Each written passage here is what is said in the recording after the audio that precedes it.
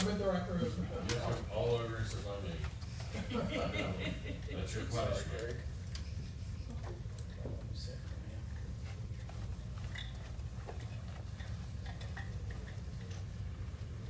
Completely different.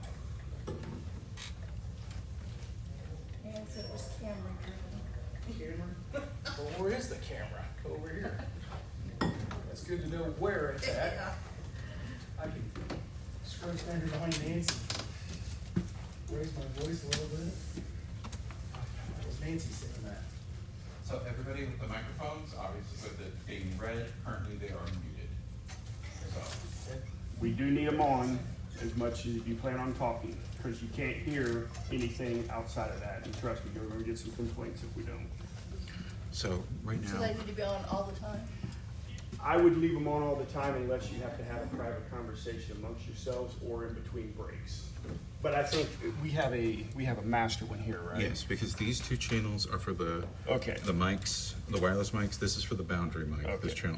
channel 3 is the boundary mic. These are the two main mics. Okay. So right now, are they muted? They are all currently muted. It is live, Okay. but just started mute. And then so that makes it live? Yes. Makes it live. It's just for them. Something here? Come down today because I've seen that. so You could unmute your mic, please. Want to verify? I thought I was gonna More hide too. comfortable than us. Yeah, can you go ahead and unmute those mics? I got them muted over here. There's nothing happening. Just want to make sure that there's levels coming out. I'll just mute you, Doug. Let's see. Let's get out of this screen. No. Is it because these are muted? Yes. I mean, we're seeing, Yeah, we're stuff. seeing Any it. other So that's good. crayons or any other kind Okay. of utensils here? Listen in on it. Yes. When I started. And I'll let you know. Yeah. And then If if we we need to need to come in here, step in. It's invisible, so you can step in through here if you need to, or just send us to. I didn't update the meetings, the minutes yet, or the agenda yet. We need to update that on the link. It's still last year's. Okay, yeah. But I'll get that edited, because I just gotta find that on the website. Yeah, that works. I just wanted to get, I was like, So we don't 1, have 2, the- 3, Yep, and then and it's because it's already live. All It right. should be live right now. Double check. I'll go ahead and bring mine up as well.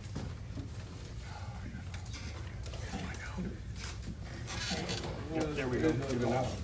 All right, cool deal. You can see it? Yep. I'll monitor it on mine as well. Yep, there Okay, we go. cool. And then I'll have it on my tablet too. Thanks, Alex. You're welcome.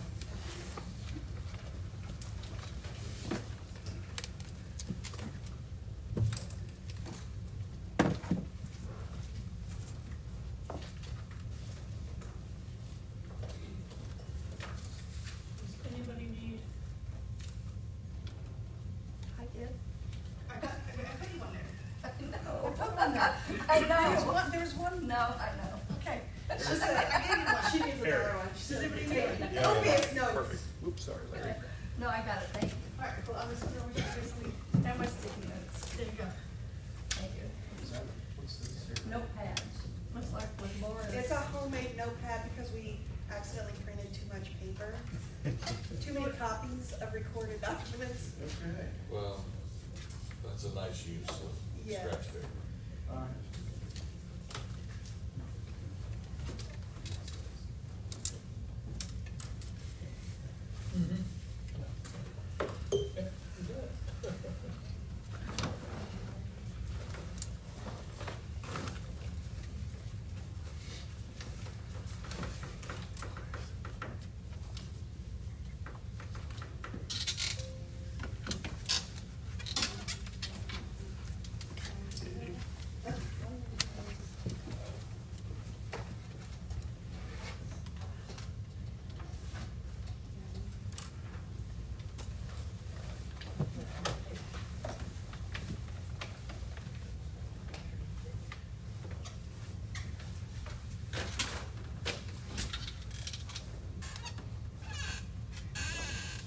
Did you see those moon pies?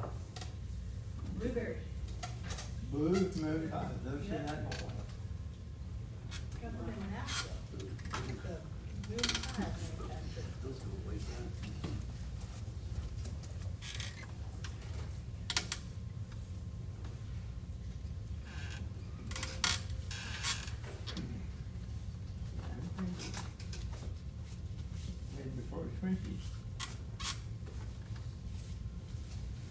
this the quiet before the storm?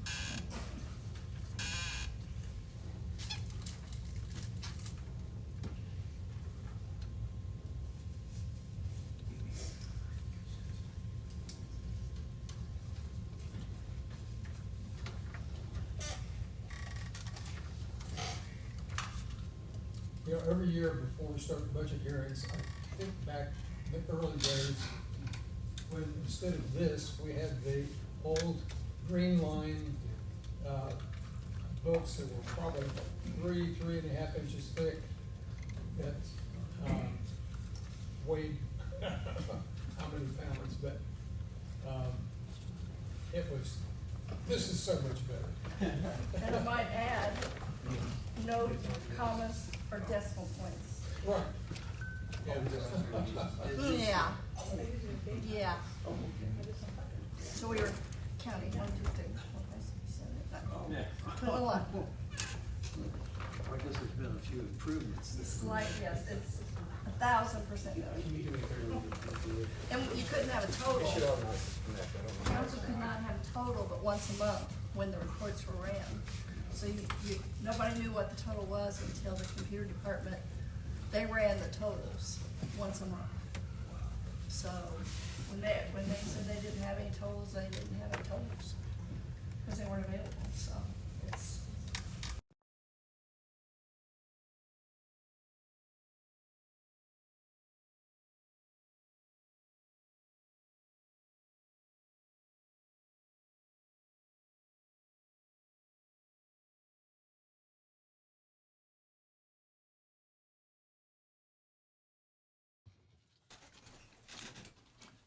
I pledge allegiance to the flag of the United States of America and to the republic for which it stands, one nation, under God, indivisible, with liberty and justice for all.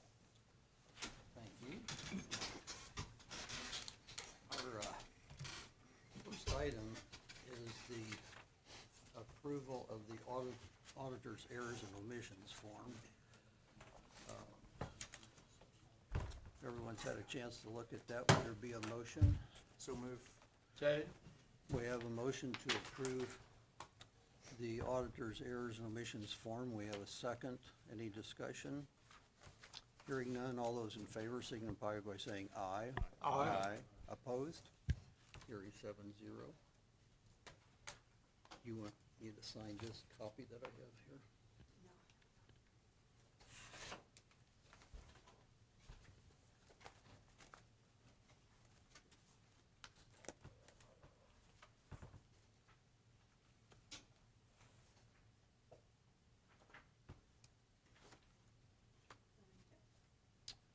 All right.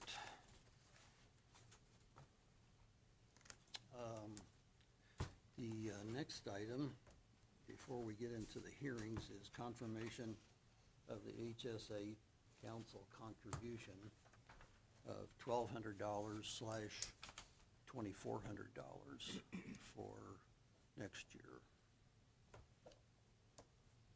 Discussion? Motion? The silence is deadening. Motion approved. We have a motion to approve.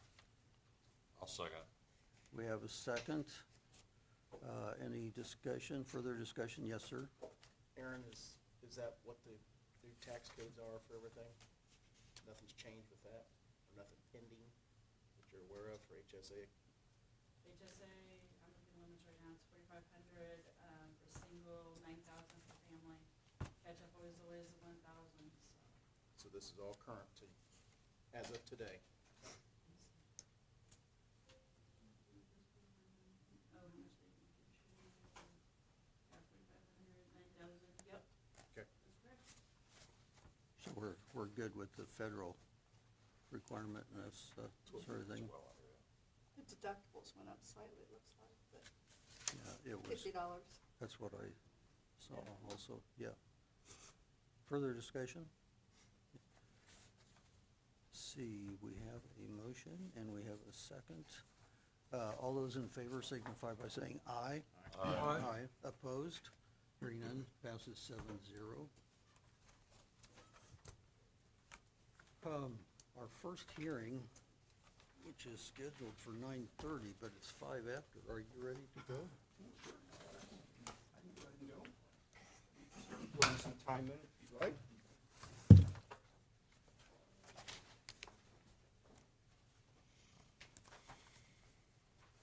And did we have to give him that max amount for rate of it?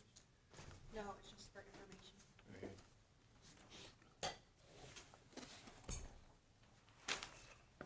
Okay, we've got Doug Morris, the IT director, as our first victim. Morning, everyone. I kind of always like to start off and just kind of be the first one more to get it out of the way, because I'm kind of playing babysitting this thing, but also to kind of hopefully set the tone for everything. Where do you want to start? I do have, I guess I can start with my request for a new employee first. That'd be probably the best thing to start with. I know you don't necessarily do that right yet, but at least want to start the groundwork. I'm requesting one additional help desk employee for 27. Right off the bat, our biggest thing that we're going to have to worry about in the coming year and years forward is this new ADA requirements for government websites. More or less government documents in general, but anything you post online has to be they have to be ADA compatible. It's a federal regulation. I called it a mandate in my notes. It's just a regulation part of the ADA, the American Disabilities Act. There's certain standards you have to have when a impaired person views content or goes to content on the internet, albeit if they're blind, deaf, whatever. There's multiple different technologies that help assist those people in accessing that content, whether they call them screen readers. For someone that's hearing impaired, it will look at objects on there or anything that's audio and kind of demonstrate or give you textual commands on what's happening. Or if they're visually impaired, they will scan a website, and if it's a PDF document or whatever, image, anything, it will give an audio cue of what that is. We are currently in the process of evaluating new website vendors. Our current website vendor is no longer doing that function as of December 31st. We've got a little bit of a fudge time. I'm hopefully going to give the commissioners a couple of proposals next week to go down the path of a new one. All the vendors I've checked with, a new website we develop will be ADA compatible. However, there's a lot of cost in moving forward. It will be ADA compatible. What's current content on our website is not ADA compatible. Like, for instance, images. Images have to have, again, this information, underlying information embedded into, it's called metadata. It's basically information embedded into the image. So when this technology comes in and sees an image, if it's a county courthouse, the technology will see that. This information tells the audio system to say, this is an image of a county courthouse or sheriff's department vehicle, whatever. Most of our images, because they're backdated and older, they do not have that information.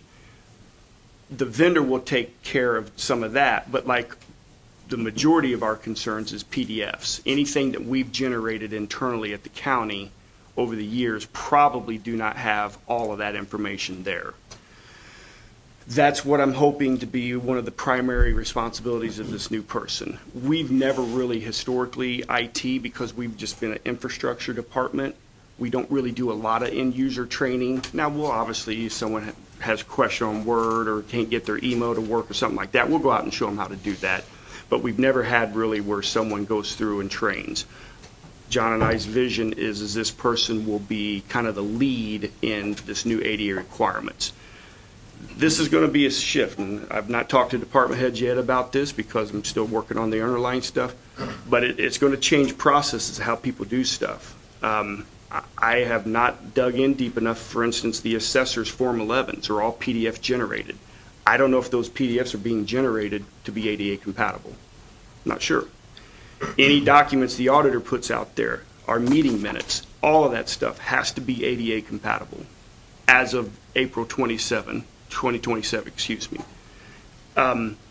There's some caveats, there's some grace periods the federal government will get you, but I mean, there's vendors that will scare you and tell you, oh, that's like a $5,000 per instance, fines, all that junk. Mostly what I hear is there's grace periods, but it is a requirement that we have to meet. So part of my vision is this person is going to go around and start helping departments with workflows and configuring all of our applications are capable of doing this. It just has to be configured correctly, and the users that create these documents have to understand how to make that change when they do the creations. So that's kind of one step of what I envision this new employee will help us do. The second rationale for the new employee is just to have a floating help desk person. I've got myself and 2 other employees. We all have 20-plus years in at the county. Nice to have that tenure, but we all generate 36 days a year of vacation. I have a lot of vacation time through the year of that, and the rest of my employees are long tenured as well. So I have a lot of time where I have multiple employees that need time off. Having an extra person that can float around the different locations is going to be a helpful benefit for us. And in the same vein, with us and the growth that we're experiencing, we have more users. I mean, over the last 10 years, we probably added, I don't know, Aaron, 100 more users, employees, and I've only added 1 person over that 10 years. So just to have a extra body in the department is kind of just would be a benefit as well. I mean, like, I just did some quick and dirty comparisons. Tippecanoe, which is similar to our size, has 15-plus IT staff. Hamilton County, which is, like 75% bigger than us, they have over 20. I don't think we need anywhere close to that, but nevertheless, an extra person would definitely give us an opportunity to better serve everyone. And then the last rationale is I do have 1 staff member that is very close to retirement, pivotal role in our department. Not 100% sure, but likely if that person retires, we will probably promote someone within the department to that position, which will free up a spot. I don't anticipate that being something hard to replace, but I'd like to have someone in place now floating around, cross-training in all of our different locations, so if we do promote within, we're not in a bad situation when we do promote that person and then have to hire someone from scratch to fill in a position, for instance, the courthouse or something, and the intricacies there. I will have someone that's already cross-trained in those locations with this new staff member to help fill in those gaps until we can get staffed again. So that's the rationale on the new employee. I don't know, I have notes here. If you look through my budget, there's 7 or 8 lines that I've got an additional request or additional funding increases. So 14708 is the new employee. 101-37300, I've requested $50,000 more dollars. That fund is kind of large already. That is what we pay our Microsoft licensing out of. So that's about $300,000 a year. That consumes that budget. The extra $50,000 is to cover our current, it's technology called CrowdStrike. It's our advanced antivirus software. That software is currently being provided at no cost through a federal grant through the state of Indiana's Information or Office of Technology. That's part of what the grant was called SLGCP, State and Local Government Cyber Program, I can't remember. That program went away when the Trump administration kind of sidetracked the Department of Homeland Security and CISA and all that. They are working towards a new one, but there's no definitive funding mechanism behind that new grant. They haven't gotten to that point yet. IoT has enough funds to get us through the early next year. The $50,000 will cover our portion of that software if we don't get that grant. They are telling us budget for not getting that grant, because it could be a year or two before that comes through, and then who knows with the new, if a new administration comes in, what happens. 50,000, that's about average on what a county our size would pay for a quality antivirus software solution, so that's, it shouldn't be a problem. I should say it that way. Covering that cost is, we're gonna have to regardless, let's put it that way.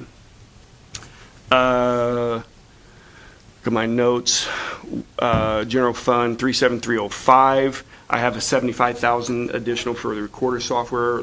Recorder Laura came to me a month or so ago, and apparently she's been paying her software out of her perpetuation fund. That's right. She requested to have that moved to my department.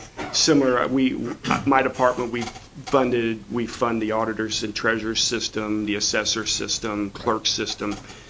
Just, that would be basically just us covering the recorder system as well, kind of like the other departments. So that's really the only reason for that increase. Yeah, she spoke with me about that. Okay. And I said I think that's the way to go, because for several years now, the commissioners have been drifting things towards your department away from the others. It makes sense to kind of keep all that in one location. I know a lot of other counties do that as well. The other two lines down in Fund 1138, the QCAP Fund, 30311, that's 60,000. You can see the note in there, moving it from facilities to IT. Facilities had that fund in their, or had that line in their fund for a long time. That's what pays for the building access control. When Dennis was hired, we had a conversation with the commissioners. We were in the process of getting ready to upgrade all of our door control systems, consequently all the new badges. It made sense because it was so heavily technology oriented that we just, and my main guy, John, is the person that does most of that work anyway. It made sense just to move that, the responsibility of that system under IT. So consequently, we moved the funds to pay for ongoing support of that into IT. So that's what that is. And then the next one down, 30314, same thing. It's their trouble ticket system. The trouble ticket system they had historically prior to Dennis getting here was problematic. It was it was called Dude Solutions. It just did not work well. Users begrudgingly used it around here, but not very much. We had already had an IT ticket system that could easily incorporate another department, so we were able to make a facilities under our tenant. So that is that, moving that funding over here is just helping cover the facilities portion of that system. So that's all that was. And then that's all the changes I had made to my budget this year. Any questions for Doug? The computer maintenance line 37305, is that mostly software, or what is that? Yeah, mostly. So that normally gets paid, the LAO system renewal. I'm just wondering why that's under maintenance and not under contract and licensing. It doesn't matter, just... Yeah, I mean, it doesn't matter to me either. Historically, when we look at maintenance on our side, it's maintenance of systems, not necessarily equipment. Right. So I've always out of that, when I usually pay LAO, I usually pay the assessor system, and it made sense to pay that. The clerk sometimes will come out of that, depending on funding, or it will come out the contract and licensing. And then computer equipment line, 250,000 was budgeted, and we've already spent 341 this year. What's... Oh, well, that I had, so all of our, if you haven't heard, computers are crazy. At the end of last year, we had, I was trying to order replacement desktops. I got them ordered, but they weren't going to ship until February, so I was able to encumber, yes. I encumbered funds from last year into there. Historically, yeah, 275 is where we're at. And then Right Stuff, budget's 15, we've spent 90,000 so far this year. Same thing. Last year, we had a contract with Right Stuff out of there. I encumbered funds into that and used that for this year. How many computers would you say the county has? We budget and we license 800. Now, we can sometimes go over here and there as we're building new. How many employees do we have? 550 plus. Why do we have 300 more? So we have 120 servers. Okay, I'm just talking about like actual. Yeah, actual computer users, 700. Somewhere in that area. Now, there's, obviously, we've got, judges have 3 computers to themselves. They have a computer on their bench, they have a computer in their chambers, and they carry a computer. IT usually has a couple computers per person. There's other department head, there's some field people that have a computer at their desk, and then they take a computer out in the field. So there's some extras like that. How many do we try to replace a year? Well, COVID did a number on us.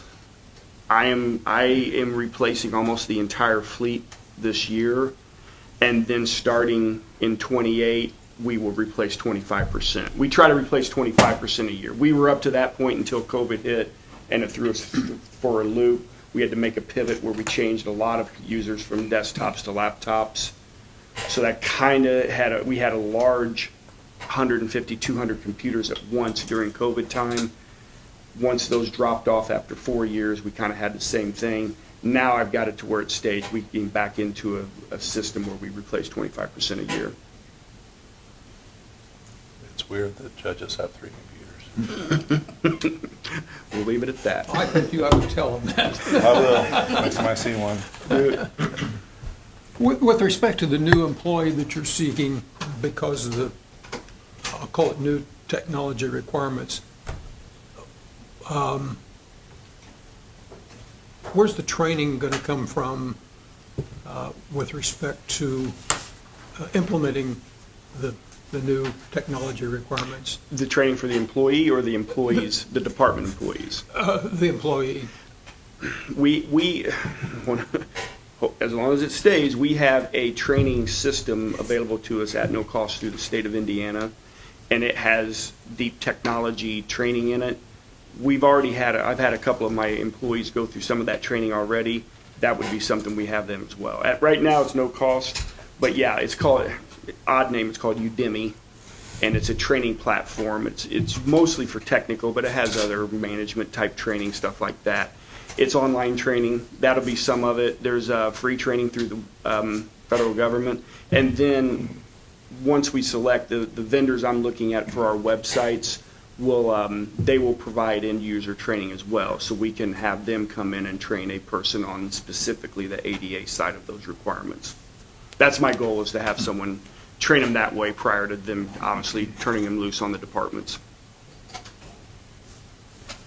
Doug, you have a part-timer going out? I have a part-time, we've not used that for a couple of years. I've entertained the last couple of years, but obviously with everything, I've entertained trying to use that line to bring in some maybe, what am I trying to say, Aaron? Yeah, interns, kind of a work intern program. Us being as close to Indy is not as easy. We've got other, I shouldn't say it that way.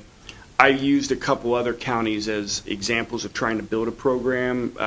Tippecanoe has one.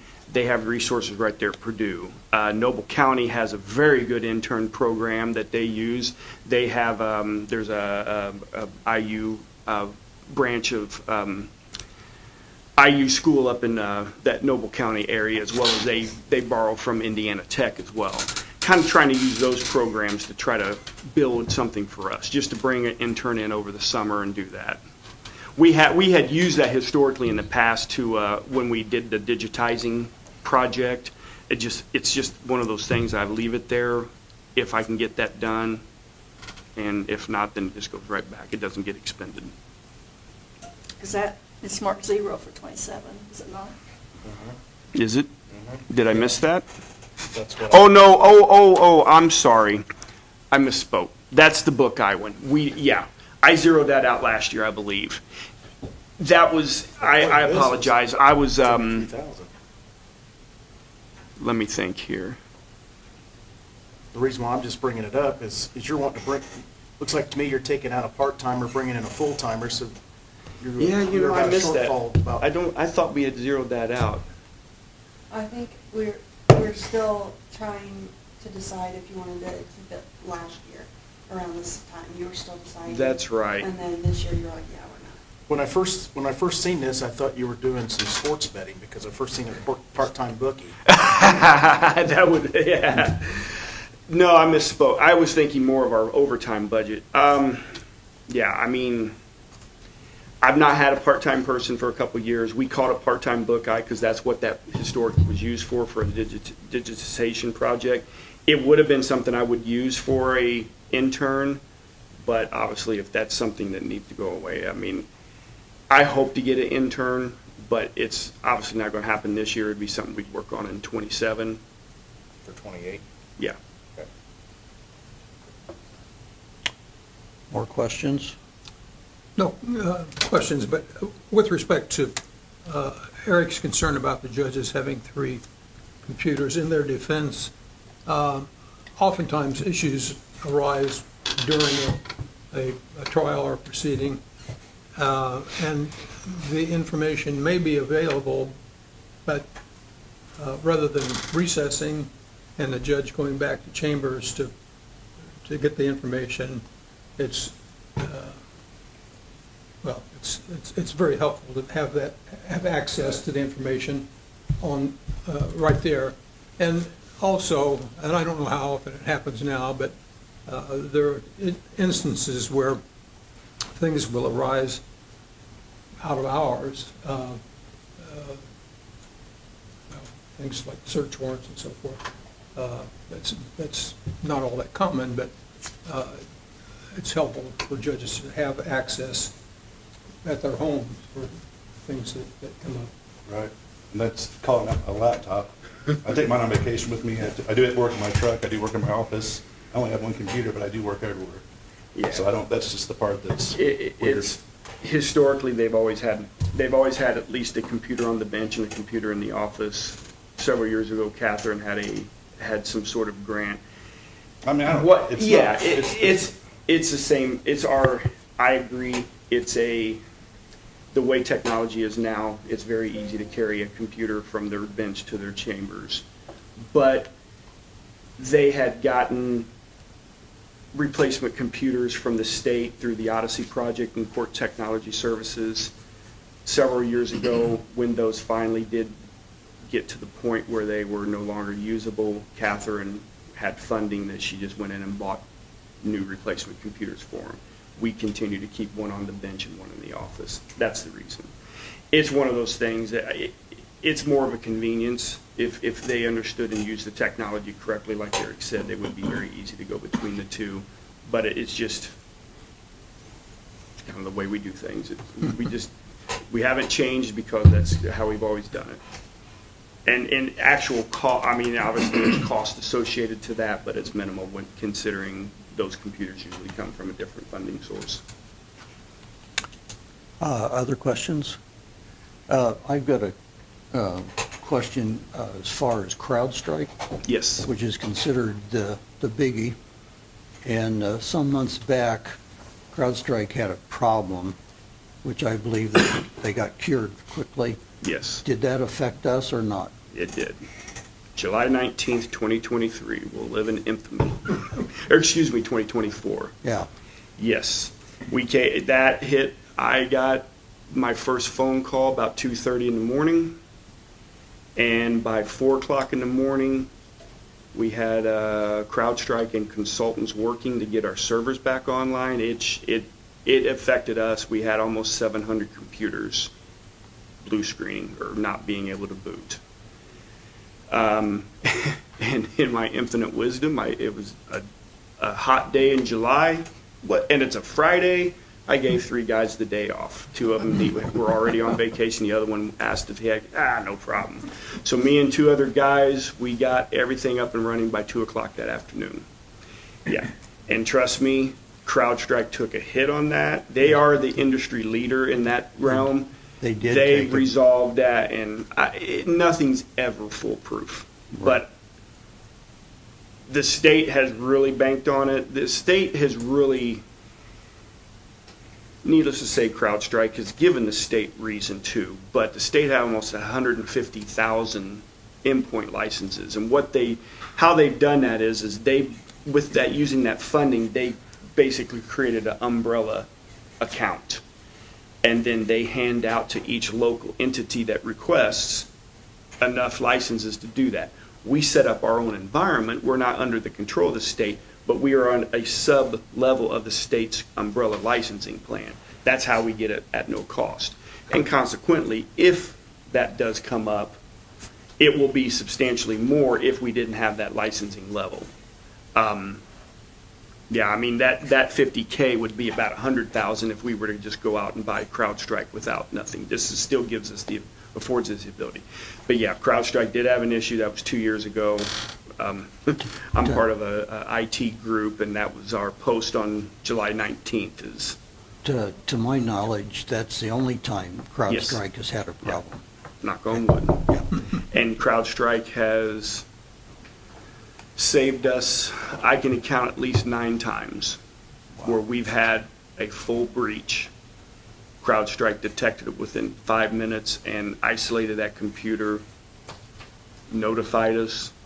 One night I was sitting at dinner at Cooper's Hawk and I received a phone call from somewhere in Illinois, and I picked it up weirdly, and it was CrowdStrike telling me that we had an issue and they had already isolated it, and we went back, remediated a couple of different issues that was result of it. It was a vendor that hadn't patched a system for a while, unbeknownst to us, and it was, they wouldn't say, but it was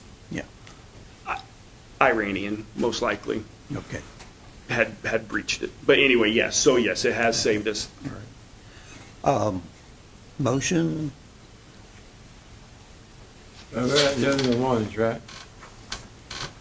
I am assuming that we are not, but I thought we were going to this year. I think except for the people who are requesting position changes, you can approve them as they are. The budget is set up with a 3% COLA for employees. So that's what you're seeing is the 3%. So if you decide to change that, those numbers will change, but they're built in with 3%. So approval now doesn't affect that part of it? Because I hate to approve them at 3% and we do something different, and then, Yeah, because that'll be tomorrow morning. yeah. But I still suggest holding off on the one. Which we could then do that tomorrow for everyone. Can we go ahead and approve the new position? No, I don't, I It's up to you. think, Not necessarily the pay, but the position. how does the council feel about that? I'm not sure that there was. Commissioners are supposed to make a recommendation to us on new positions. I don't know, were they commissioners contacted? You know, I don't think, I did not do that. You led me to believe that I didn't need to, that it was. Well, you submitted your budget to them, yes, the commissioners. I didn't, I never have. And the reason why I like that is, I mean, they're in charge of these departments, they should have it, I mean, they're, Yeah, statute says they're to recommend, but I always send Okay. them right. a reminder, but whether they, I don't know. I don't know if Todd, I, maybe yeah, I you don't could answer think that I've seen better. that this year. They generally do, and you're correct, you usually did send a reminder. We should send them a recommendation. I would say I can We can make certainly them a email them. recommendation if we're for or against it. I make a motion to approve the 2s, 3s, and 4s. Second? We have a motion to approve the 2s, 3s, and 4s, and I believe we have a second. Yeah. Yes. From Mr. Cox? Yes, sir. Oh, And we have a second from Mr. Cox. Discussion? Hearing none, all those in favor signify by saying aye. Aye. Opposed? Passes 7-0. That's they're with the account number, so all the employees always start with 1s, everything else is. Thank you. Thanks, Doug. Okay, I'll reach out to you.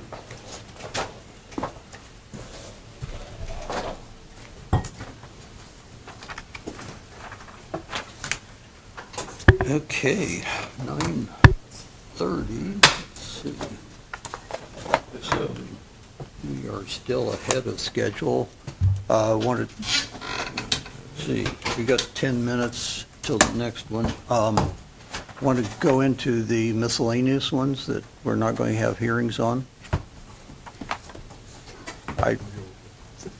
or we can wait. Those are in the very back behind Thursday.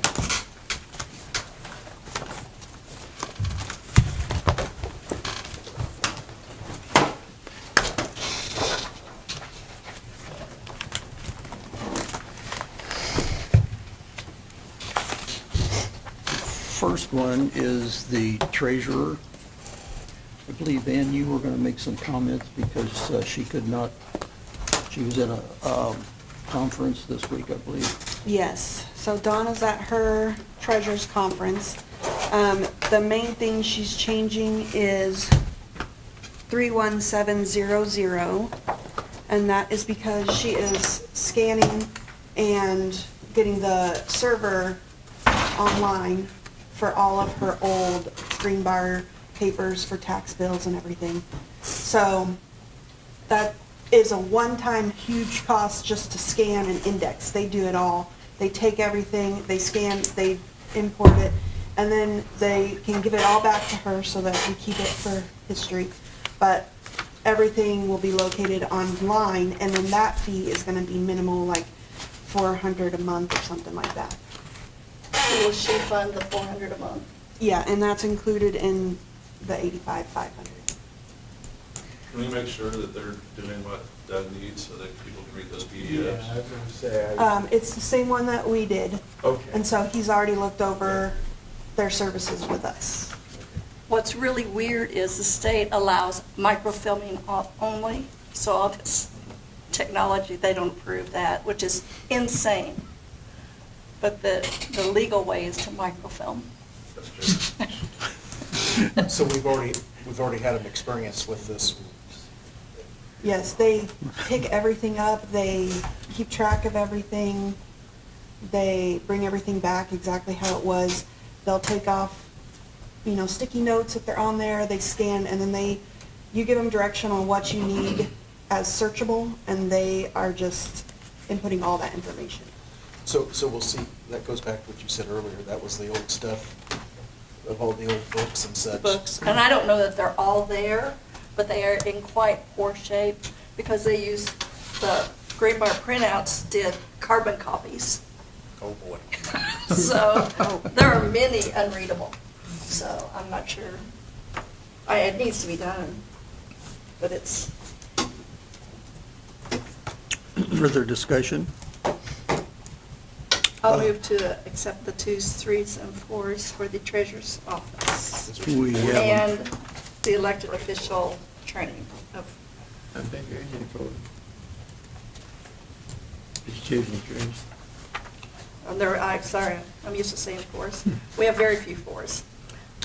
Elected officials training fund also. so we have a motion to approve 2s, 3s, and 4s if there are already. Is there a second? Second. We have a second from Mr. Wyeth. Discussion? All those in favor signify by saying aye. Aye. Opposed? Hearing none, passes 7-0 for 2s, 3s. Now we'll go, you want to go back to Dennis? He's here. Yeah. Good morning. Morning. All right. Good morning. Are you prepared for this? We'll see. They're brutal. So I have seen. We have to initiate the new guy. Yeah. We have to do some jumping back and forth from a time standpoint. Mr. Facilities, you're on. Yeah, I've been with the county now for about 4 months. I'm still in the evaluation status of what I'm doing. First was equipment. Now I'm starting to get into our PM contracts, our vendor contracts, our cleaning contracts. Basically, I pulled most of these numbers from last year's budget, brought them forward. I'm hoping next year I could have more of a refined budget and give you better numbers on all of them, but for the most part, it is what it is right now. If you have any questions, let me know. I currently do not have a part-time employee, but it is still in the line item. I talked to Ann, and she said for now, leave it in there. I'll see how things go in the future. So you're not sure at this point that No, you'll... I'm not sure fill at that. this point. This week was my first week with an assistant. Prior to that, Paul was only with me for a week, and then I was by myself for the last 3 months with Brian, is all I had. So I have 3 total in my staff right now, an assistant and a superintendent. Is the assistant a new employee? No, he's from the county. Jason Stevens came from the highway department. Okay. Are you satisfied with how the cleaning contracts for your short period of time being here? The contracts or the contractors? Or the work? Both, and is it truly a money savings, which you probably are too new to figure that out yet? The way the contract's set up, and I just did an overview, like I said, I'm just evaluating. I think we could get better value for our money. That GSF contract, just so everybody's aware, is an auto-renew contract. I don't like those. I just canceled one with AMS we had since 1991, and most of the assets on there were incorrect, so basically the contract was obsolete. They were performing service on equipment, but it wasn't the correct equipment. So I'm gonna do the same with GSF, because the county's always evolving, and there's buildings, like the new highway's gonna be in there, the old highway's not in there, the East Campus building's being demolished, so that one doesn't need to be in there. So I need to reevaluate it, and then we'll go over. They have reached out to me and asked, for the most part, their service has been adequate, but there's room for there's always room for improvement.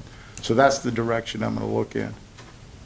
Can we, or can the commissioners look at that, at Mr. Stillwell, and change the automatic renewal? Oh, yeah. He's not in favor of those either. No, I'm gonna put an end to all of those. Okay. Any other questions? Is the building, is the building maintenance super, is that a new person? Is that why their pay's going down? No, Ann could explain that. He's not the superintendent. That's Or, I mean, just whatever that position is. Christopher Clark. I asked Ann why it looked like it was down, and she said it was due to, Oh, no, that's just because it went from 4% to 3% COLA last year. You're talking about 13611? Yeah, but it's lower than, $600 So lower. Yeah. it's basically gonna be funded the same, it's just the adoption for 2026 was a 4% COLA, and then we had to reappropriate we had to reduce everyone's appropriation to 3%. This 26 column is Okay. not correct. okay. It comes out 2, and I'm like, I finally figured out it's because that's what it was, the 4% last year. Okay, So- Yeah, then, I had another one. What, the fairgrounds, we've already spent 232,000 this year, we had nothing budgeted. And now you're asking for 150, do you know what that 232 was spent on? Yeah, that was that new building out there. right, I believe that was for the new facility that, well, they actually Voting machines. built a new building for the fairgrounds and gave us one for the voting machines. Okay, There's still, I've got everything completed in there, except I haven't installed any shelving yet, so I'm not sure quite what that's gonna cost. But the HVAC is hooked up, the building's been insulated, the propane is hooked up to it, we're good to go. We were just there this week doing a PM on the new unit, so everything's fine there. I just need to figure out what they want as far as shelving goes for all the equipment. okay. And Dennis, the East Campus building that's about to come down, I'm Yeah. assuming everything is now out of it? Yes. Okay. Because that was part of the holdup, I think. To Eric's It- point, with this it- building, that had the voting machines in it. And Yeah, they moved it out everything for should be election. out of there. Yeah. I think Doug might have said he got one more thing in there, but yeah. Everything, as far as I'm aware, is gone, and we're good to, they're gonna start demolishing it this week. Okay. The $100,000 for courthouse furniture, what was that? Catherine reached out to me earlier this month, and I wasn't exactly sure what to do or what not to do, but I guess she ordered some, or we ordered have on order some judges' chairs. She wants to get some of those replaced. And as well as the jury chairs, there's a lot of those that are gonna need replaced next year. So I just figured I'd put something in the budget prior to, based on what I'm getting. I think she mentioned 31 jurors' chairs, which will probably turn into 31, 41. And furniture for courthouses is not cheap. So it's kind of my best guess. On Fund 4613, can you tell me what the balance is in that project fund? I see, because I see the $500 GSF cleaning contract is in there, so that would be something you probably don't need. I can, but it's the. Because once that project fund is gone, that's one-time use money. Can you check the cash balance in 4613? Yep.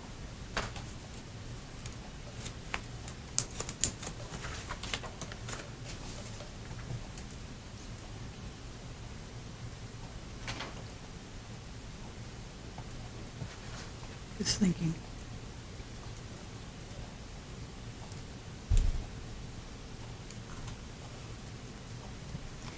$1,789,331.52 as of today's date, cash balance of Does 4613. that, okay, and then $1 million's appropriated from last year.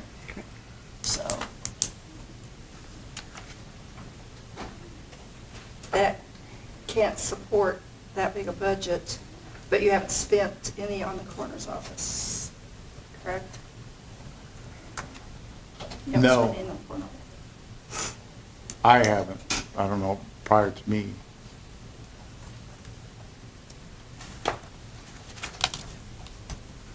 So Nancy, did that GO bond that we did back then, did that remodel this current coroner's office?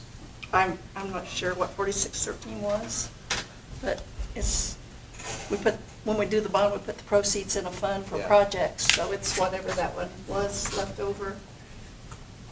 Can you tell what that was? The So- original bond was for? Well, the fund says it's a 2021 Go Bond Project Fund. I It was don't like have my 5 bond million book or with something, me. if I'm not mistaken. I think it was around 5 mil. So.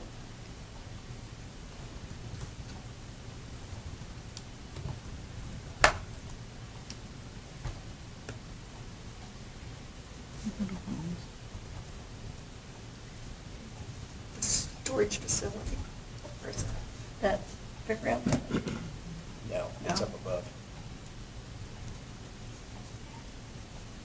Anyway, my point was that 500,000 won't be there forever. So, plus it's not enough to fund this budget, what's left over. But he hasn't spent the 700,000 corners. Have you made any payments to the GSF, 186,000? I'm Yeah. answering my own question, sorry. We might just need to look at that to make sure it can be funded. Which one, Nancy?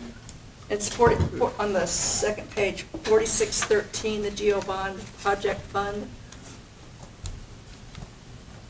What did you say that balance was? I'm sorry.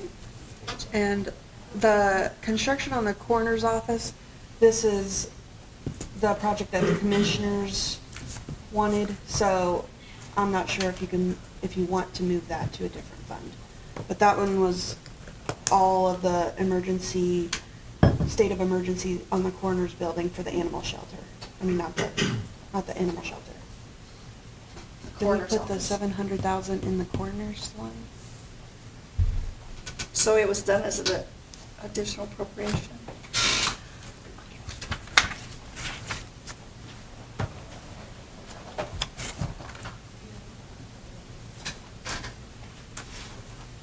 Hold on.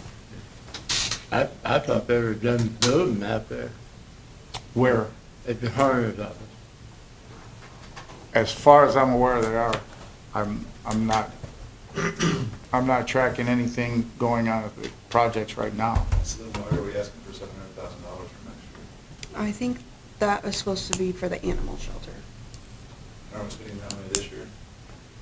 Yeah, so this is I budgeted in case it didn't get appropriated this year. So I think, but let me double check. The animal control, we budgeted $750 at last meeting, so Right. if it's not spent, it can be encumbered into next year. So that line should not be in there, or it should be For animal. And It's still not enough money in the fund. the balance again in the fund is, as of today, is $1,789,331.52. Yeah, no, the animal shelter one was budgeted into CCD. I missed it.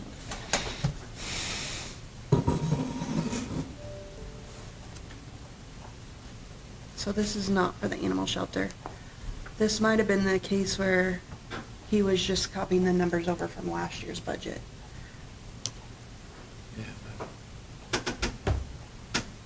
I don't think that's needed. Yeah, my interpretation of this would be that there'd be another 200,000 for the animal shelter next year, the way this is set up. And there was 200 for this year, of which this is showing 154,000 spent already.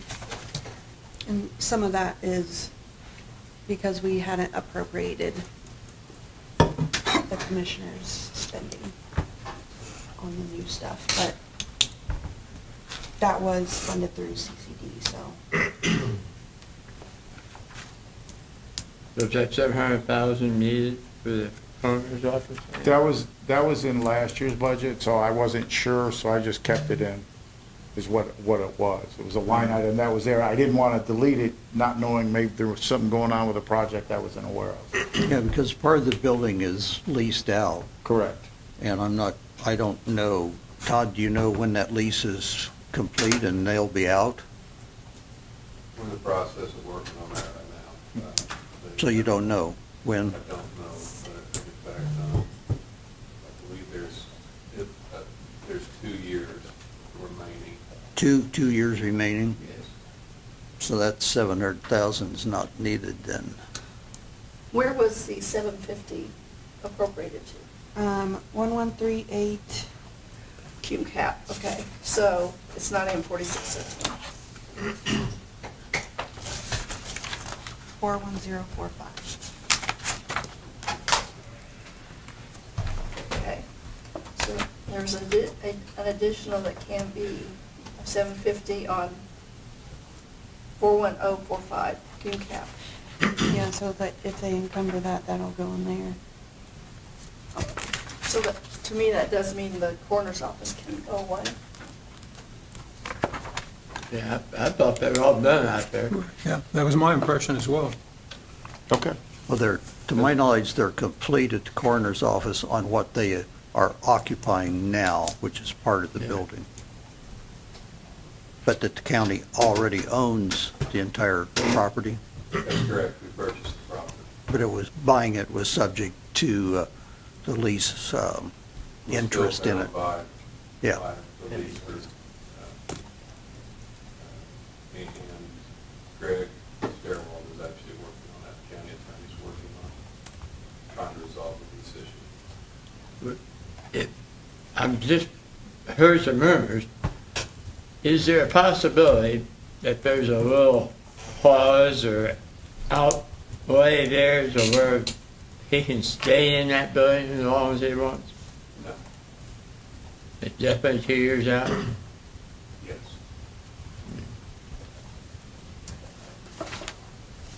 I will, on this one subject, move that we remove the 27 requests for the coroner's office of 700,000, because Dennis agrees, he added it on based on last year's.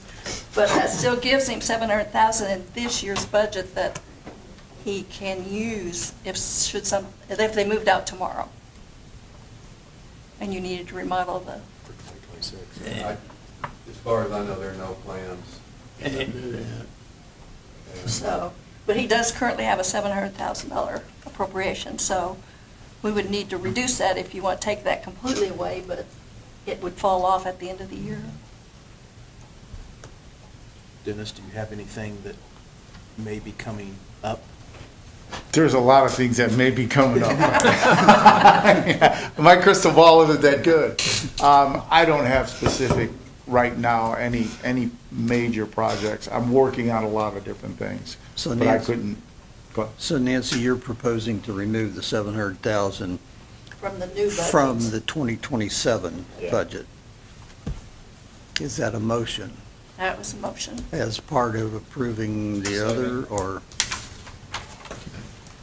Approving everything else? I'll approve everything else. Well, Is that the okay. twos, One, threes, twos, and and threes, and fours. He does have fours. I have before we do that, I have a question about the furniture, 44100, the $100,000, for which, where is that furniture purchased for? We haven't purchased it yet, but the auditor's office has reached out to me. The clerk's office, several different offices have reached out to me. I haven't evaluated the furniture. I've done the treasurer's office. They're getting the new furniture. So I budgeted some money. Last year, I believe they said 63. This year, I went up a little bit because I think the treasurer's furniture was 24 years old. And most of the office furniture that we have in the building is older. So I just figured I'd go up a little bit in order to accommodate any required needs for next year. But have you really not spent any this year yet? Oh, no, this year I've spent all of it. Okay, because it still shows 0. Right. I just paid the half for it. I think last week it went out HCH, and then 50%, the last 50% will do when they install at the end of September. So it's all completely gone. Okay, so it's all accounted for? Yes, Maybe spent. 100%, and then some. But then you were thinking you might need another 100,000 next year. For next year, yeah, for the other offices. I don't know the exact figure, but I know it was over 63, or, yeah, a little over 63 for all of our furniture in the treasurer's office. That's all the workstations, Dawn's office, and Pawnee's office as well. I'm curious what the auditor wants, because I have on the furniture. I could be mistaken. Okay. It was not us. Okay. It might have been a different Okay. office. I could be thinking the recorders. Several people have asked me about it. I'm not going to replace the furniture. But just for the future, when the time comes to replace the furniture in the meeting room over on the other side for the audience, those chairs are so uncomfortable. And I don't know if they were purchased with the idea to make them uncomfortable or not. Short meetings. But Okay. they're horrible. Well, it could be, it's like restaurant furniture. The way restaurant furniture is designed is for certain comfortable time periods. There's like 15 minutes and there's 30 and whatever. So Yeah. depending on the restaurant, how long they want you to be there, they try to help you to leave. Well, I think I've made the comment once before that if those chairs were up where where we sit and others that hold their meetings would be a lot shorter. So, Nancy, if you had made a motion, but could we clarify that? I will move that we approve the 2s, 3s, and 4s in general fund, QCAP development, and Fund 4616 as presented, and in 4613 to delete or zero out line 38502, construction of coroner's office for 27. Second. Okay, we have a motion and a second. Is there further discussion? Hearing none, all those in favor signify by saying aye. Aye. Opposed? Passes 7-0. Thank you very much. Thank you. That wasn't so bad, was it? Not at all. You did good, Dennis. Yes. I've got a question, Ann. Sure. No, you can go, this is for Ann. Okay. So I'm still confused. So the 2026 adopted budget salaries include the 4%, but we would change that to a 3%. So the person, buildings, that account 13,611, that person really made 54,085 last year instead of 54,611. For this year, there'll be, 548 less than that. That doesn't make it, that's not, your math is wrong. somehow. Some of these people have changed positions. So depending on what their new hourly rate was, could have changed how much I had to reduce in February. So when Paul left, and he was assistant for a little bit, and then he left. So some of these are not gonna be a total of 1% different Okay. that you see there.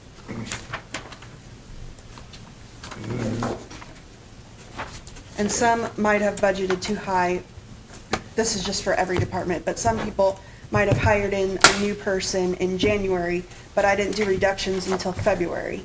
So what I'm doing is taking the excess that was in that account, depending on what they're making now, and reduced it. So some are not going from 4% to 3%, they were going from whatever they didn't need in that line. Okay.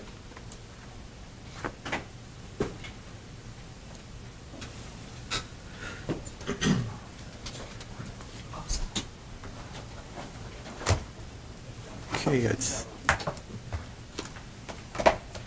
all right, so we have, I believe we have 7-0 on that, so now we're going to move over to the clerk. And she's out there. I saw her at one point. Quarters out there. You know, while we're talking, Eric, while we're talking about these Hey. percentage things, Can you leave the I door open? checked some of these percentages that are in here on the, for the pay thing, and comparing the 26 with what was shown in the 27th, and indicated that they were going to do 3%, but I'm calculating more on the order of 2%. Well, because these numbers were 4 and we changed them to 3, so you have to subtract 1% off the Okay, 2026. all right, thank you. That's what I'm trying to do, and that's why it's still, Okay, thank you. I still am not getting it to, Okay. Try for next year, run a list of the current employees and their wages.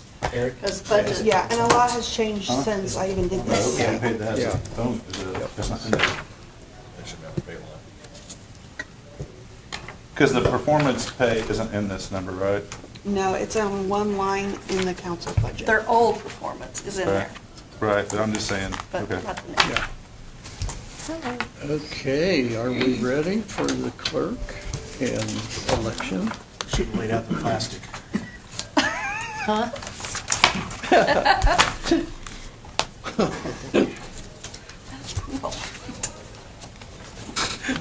Got her attention.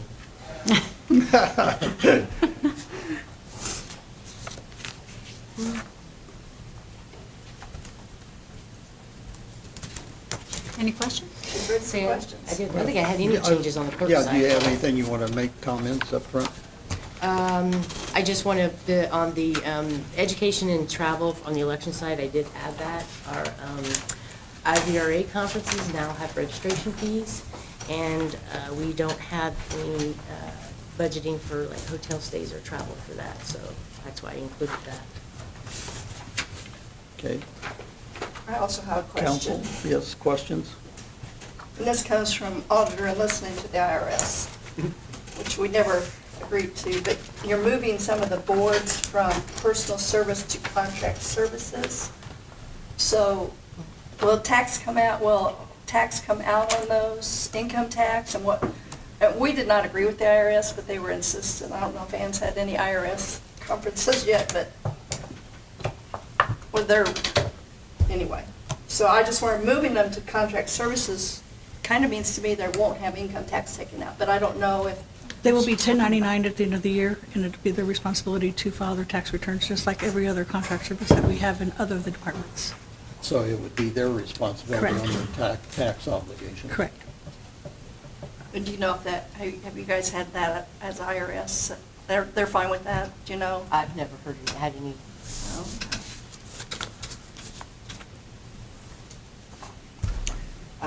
If they get 1099, it's fine to me. Yeah, we got notified. That's not what the IRS tells the auditor, which is a big problem, but for election, you gotta do what you gotta do. Yeah. So, I just wondered about taxes, so 1099 is fine. So, Hertz office, staffing good? Yep. Yeah. So Nancy, your question was resolved? Yeah. Okay. Questions from the rest of the council? Sounds like you got a new building for your voting machines? Yes, yes. Because Dennis was just saying they are prepared, but maybe getting some racking to some. Yes, shelving, yes. And you're happy with things? Yeah, yeah, Wonderful. very happy. Are they still in the East Campus building, or are they? No. No. No. They're It's at out the- there. It better not be. We really haven't had a chance to get out there much because we had that recount and everything's Yeah. locked up. Oh, It just got unlocked a couple weeks ago, so. Forgot about that. Questions, any other questions? Wow, this is too easy. For the Hertz budget, I make motion to approve the 2s, 3s. All right, we've got a motion. Is there a second? Second. Okay, we have a second to our motion. Further discussion? Hearing none, all those in favor signify by saying aye. Aye. Opposed? Passes 7-0. Thank you, ladies. And then for the election budget, make motion to approve the 2s, 3s. We have a motion for the election. Is there a second? Second. Okay, we've got a second from Mr. Parsons. Discussion? All those in favor signify by saying aye. Aye. Opposed? Whoops, all 7-0, yes? Mr. Wathen? Yeah, you're okay. Passes 7-0. Much too easy. But congratulations. Thank you. Hurry up and run. Good luck on your week.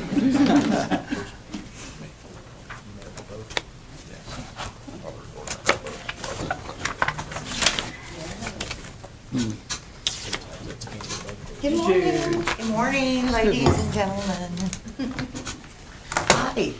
There's a lot of you in here. Wow. Yeah. And Nora, I was happy to see you. I'm happy to see you too. Laura, would you turn around and roll that plastic out from under you so we put new plastic down? What's he talking It's about? a joke. It's a joke, Laura. Oh, I don't get it. He's gonna, We try to keep the carpet we're clean. gonna throw things at you. Oh, gotcha. Rotten tomatoes. Well, that's quite a welcome for you guys. Right. Just So being neighborly. anything you Yeah. want to bring up before we may have questions? Yeah, a couple things, just in general, to report that I have the best staff in all of Hendricks County, and we are all doing great. We're just a well-oiled machine. I'll disagree with Office record. And I want to thank Nancy and Paula personally for straightening me out on a fund that I misunderstood, that I'm completely aware of now. So that's my report. It's okay. Council, Questions for me? questions?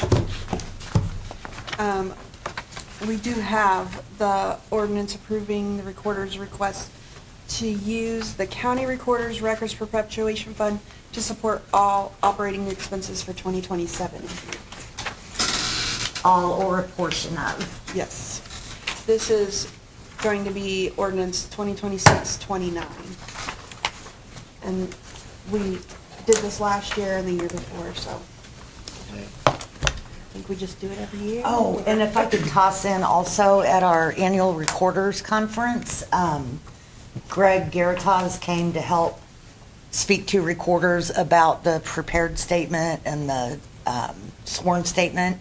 And he used Hendricks County for an example, which is to my benefit because it was an analysis of, you know, from, you can see the decline in recordings since 2020. The recording fees have remained the same, but everything that we pay for continues to go up. So just so you're aware of that. Who has the authority to change those fees? The association is addressing it right now. Yeah, and they're a little bit hesitant because I guess it's a really big deal. My personal aim as part of those fees is we give a lot of money to the Surveyors Cornerstone Fund. Like just July, we gave them $17,000. And I've spoken with Dave and Tiffany about it, and it's an important fund. Yes. But I don't know how it affects the other 91 counties. Like, we're doing fine. But anyway, that's all conversation going on with various committees in the recording world. So, I have go ahead. I wanted to say, as history, Larry and I have been here a while, there was a time when we had no money. And we both were in office. A painful time. Painful. So the recorder very graciously agreed to allow operating expenses, not employees, because it was forbidden to pay employees at one time. And then she ultimately allowed employees and kept the two, recorder and chief deputy, separate.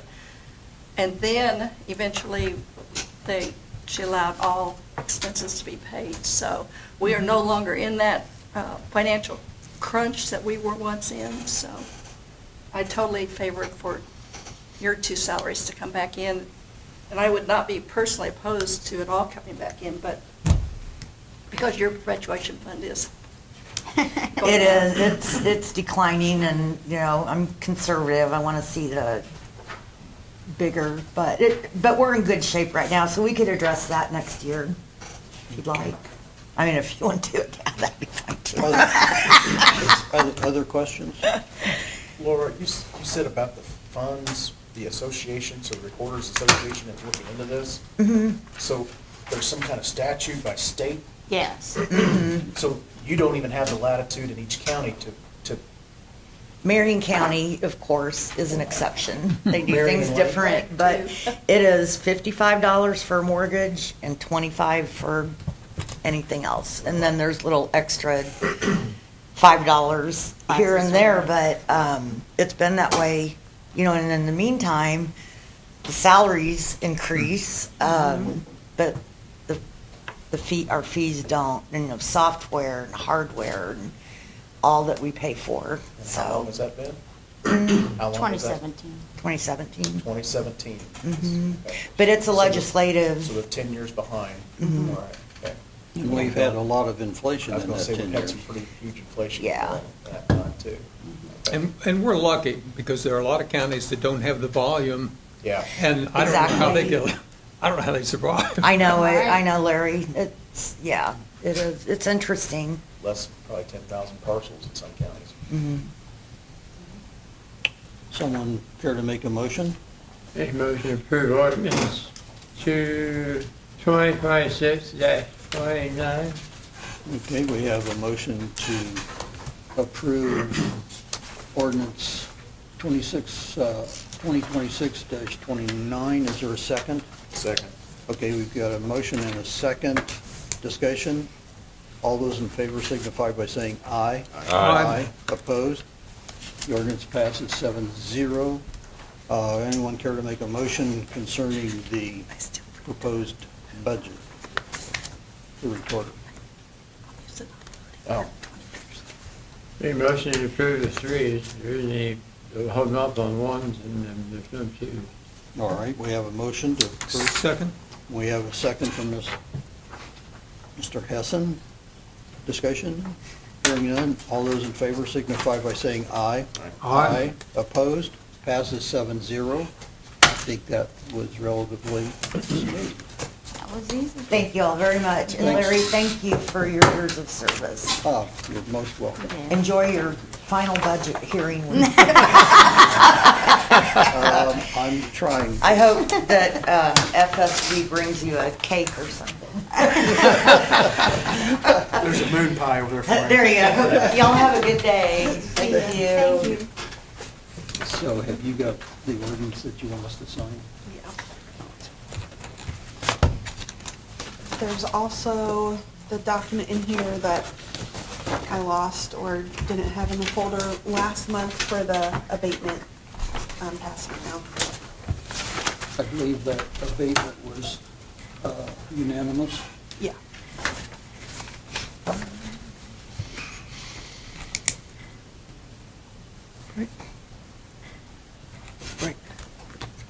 While Larry's doing that, I just wanted to remark that I mentioned the hefty green line budget books that we used to have. And when Nancy became auditor,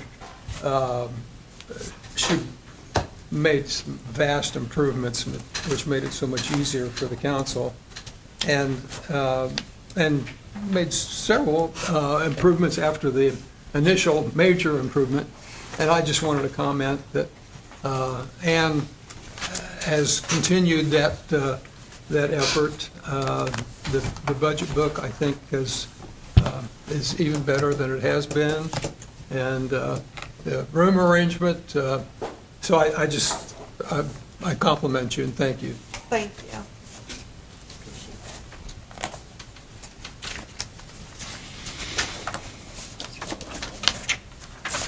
I don't know if the sheriff, would you want to go ahead with the sheriff? And our break is scheduled for before him, but we're running 15 minutes ahead of time. He's got an hour written down, whether he's rested, whether take a break now. I'm sorry, I didn't. I'd rather take a break now, if good. Take the break now? All right, we will break for, until 10:30 then.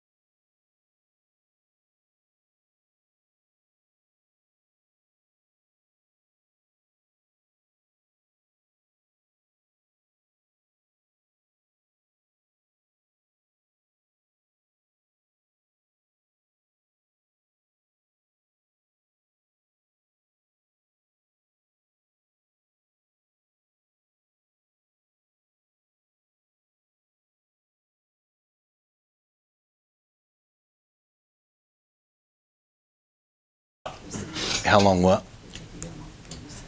I don't think they got off of 36 until, it was after 6 PM. It was later into the evening. Okay, Will. Yeah.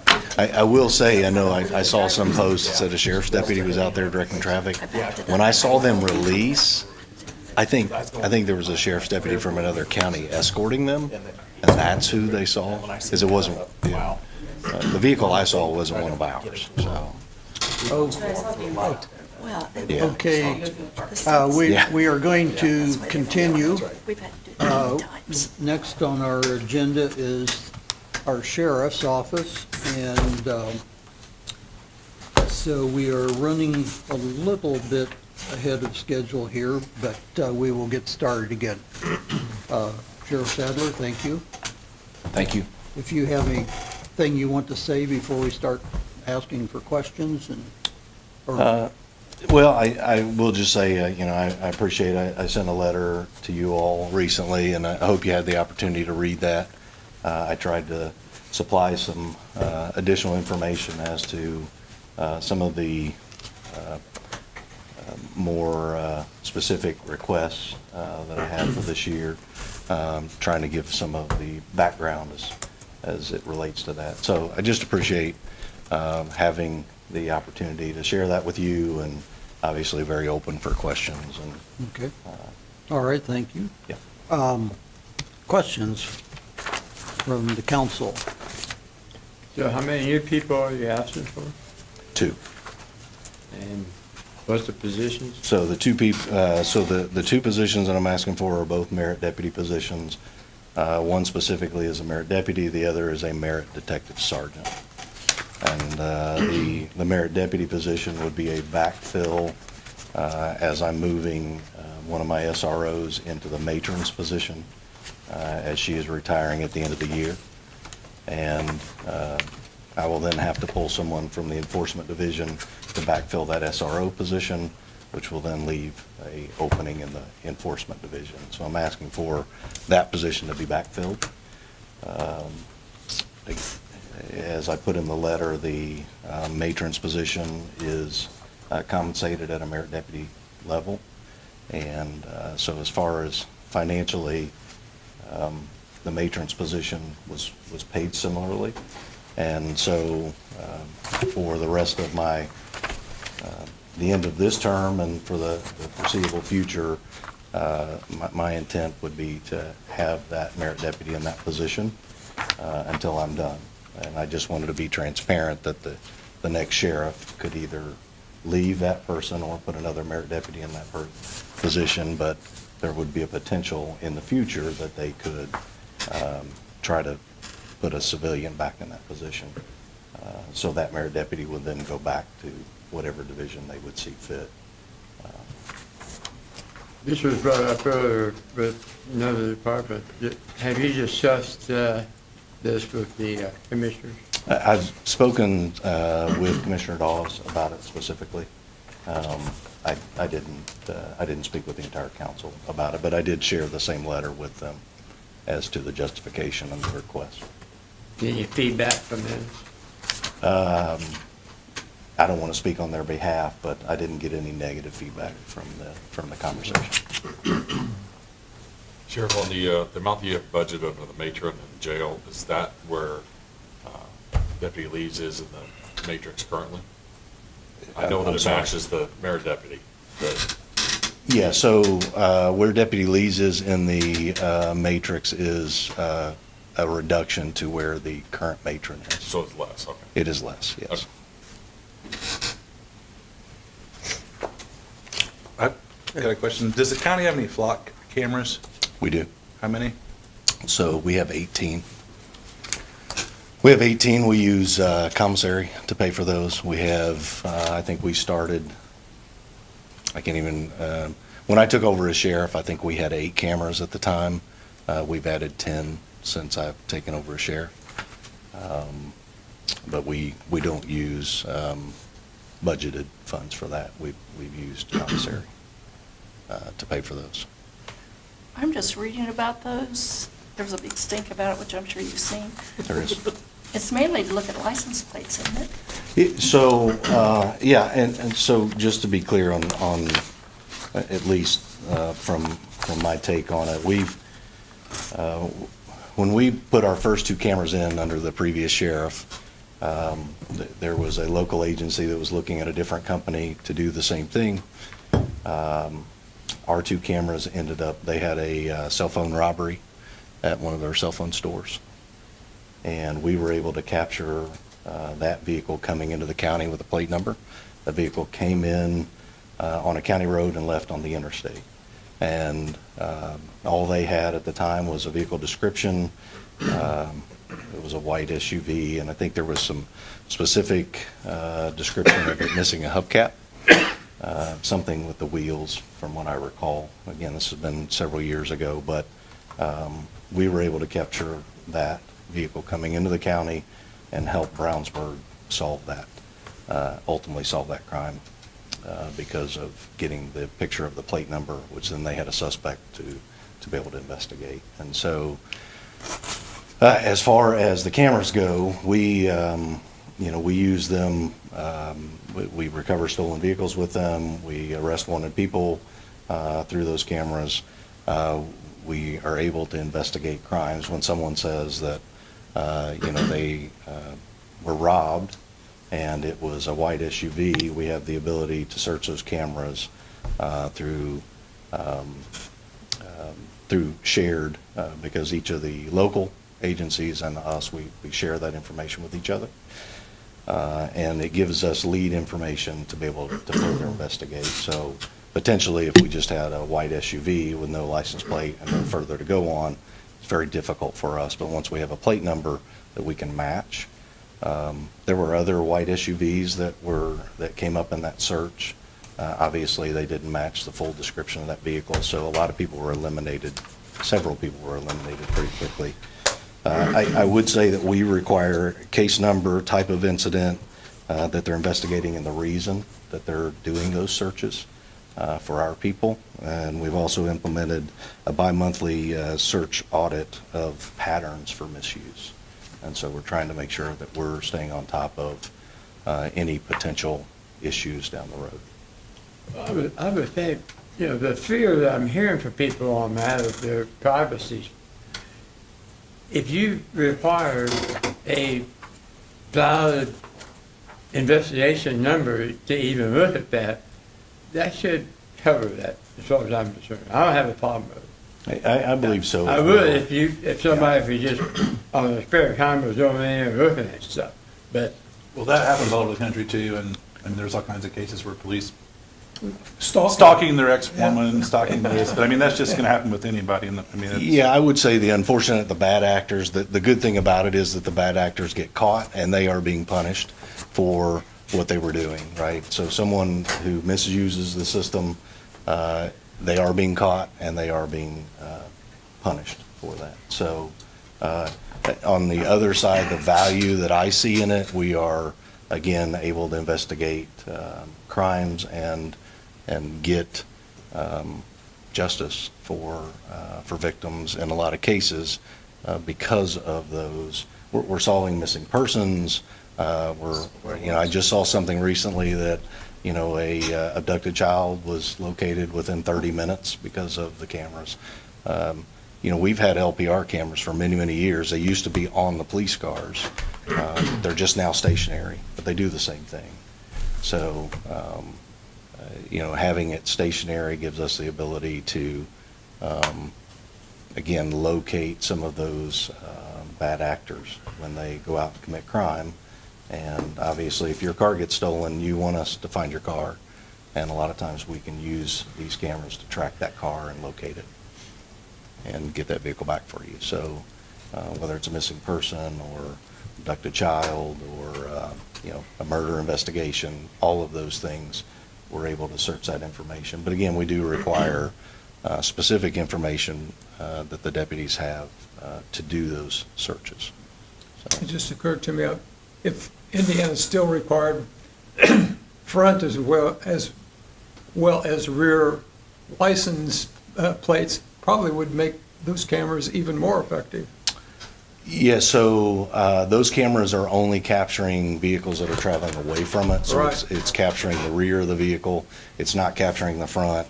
It is not taking speeds. It is not taking pictures of the drivers. It is literally taking a picture of the back of the vehicle and the license plate. Yeah. Yeah. So Jack, you answered Eric's question with 18. That's 18 that the county has. That doesn't include the towns? It does not. That doesn't also include independent businesses? It does not. Because I noticed like Lowe's stores have them. That's correct. And I think the airport has them. Yep. So there's a lot of them are doing it for their own personal security as well, especially leave merchandise outside for in case it gets lifted during the night, then they can have some kind of camera system. Yeah, and again, it's not taking a picture of anything but the rear of the vehicle, right, and the license plate, and then we can then search that type of vehicle if we have a suspect information, or, you know, again, if we know that you had your vehicles broken into in your neighborhood, because there are neighborhoods that have put them in as well. If they, you know, we know over the night that you had 10 cars broken into in your neighborhood, we can search who came in to the neighborhood and who came out of the neighborhood during a period of time, and obviously, you know, eliminate a lot of residents who are just coming and going, and be able to at least have a better opportunity to identify a suspect that we can look into. What's the retention period for those videos? Well, I don't have that. I don't mean to put you on the I don't spot, have I'm that just curious. specifically. I mean, I've heard someone say 30 days, but I don't know that specific. I don't know if that's accurate or not. Sheriff, I know you mentioned that you're paying for this out of commissary. And I know some of the recent statutory changes have reduced the amount of commissary funds that you get. Yep. Do you anticipate this being something that in the future you may have to fund through another source? You know, I hope not. I will say, and I did want to update on the letter. I did ask my matron to speak with the State Board of Accounts regarding the 2 cents stipulation through the Martha Wright Reed Act, and trying to figure out how we need to account for that 2 cents. And what the feedback we got was that we just need to continue to do what we've been doing. And so I thought we were going to be at about a 75% reduction. It is going to fluctuate from month to month, but we're probably going to be anywhere from 45% to 75% reduction in what we've been bringing in previously to April. So I don't know. You know, obviously, if we get to the point where I'm unable to fund those, then I obviously would come back and have that conversation with you all. I hope that that's not the case, but I will share with you, we ran a report of kind of some of the things that we're expending that money on, which is Comcast, AT&T phones, Verizon phones, inmate expenses, meals, car washes for the commissions, iTouch Biometrics, Magnet Forensics, a lot of software licensings. We purchased a shooting simulator for the Sheriff's Office for training, medical expenses for inmates, cable inside the facility, K-9 expenses for medical. Essentially, what we came up with all of that is we spent $209,000. Looks like January to December of 25 was $791, and then 2026 expenditures January through June is $209,000. So again, a lot of things that we've been able to purchase for the Sheriff's Office that we have not had to request in the budget. Jack, do we have, or do we need an ordinance that covers the misuse of those cameras and that? I don't think so, because I mean, statutorily, we're covered with. I think what we're seeing is a issue with stalking. Really, I think Eric, you know, discussed the officers that are tracking someone in particular, maybe a family member or ex-family member I potentially. just would wonder if an ordinance that would cover that misuse would be needed, that really clarify that issue. Yeah, I don't know. You see that, I think criminally is the best way to go I was on gonna say, I think those, the legislature's gonna work on those situations. And I will say I Probably have already spoken exists. to some legislators who are working on some legislation specifically as it relates to the flock cameras. For And sure. that would cover all 92. It would. It would. More questions for the sheriff?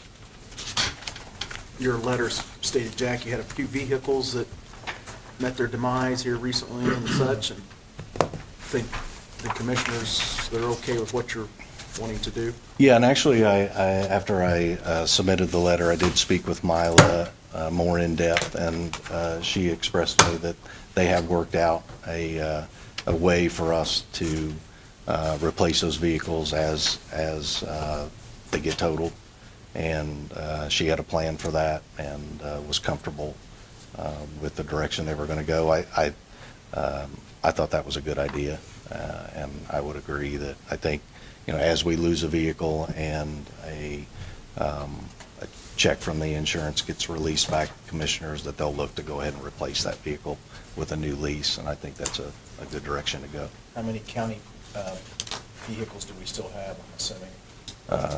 Total? Well, I mean, have you gotten the new enterprise ones in yet? So we've only received one so far. Oh. Yeah, so we're still waiting on the marked patrol cars. We've received one investigations vehicle. We took delivery on that just a few days ago, and so we're still waiting on all the marked patrol vehicles to arrive. So that means there's 14 more to come this year? 14 or 15, yes, sir. Yeah, Yeah. okay. Is that running behind what you had anticipated? Just have one by August? Timing-wise? Yeah. Just slightly. I mean, we knew it was going to take a little bit of time, obviously, with the new transition and trying to get everything worked out, specifically trying to make sure we're ironed out with the equipment and everything that needs to be placed in the vehicles, and that they're all being equipped the same. And so, there's been a lot of back and forth. I will say that my fleet manager he's been a few sleepless nights and a lot of meetings and a lot of conversations.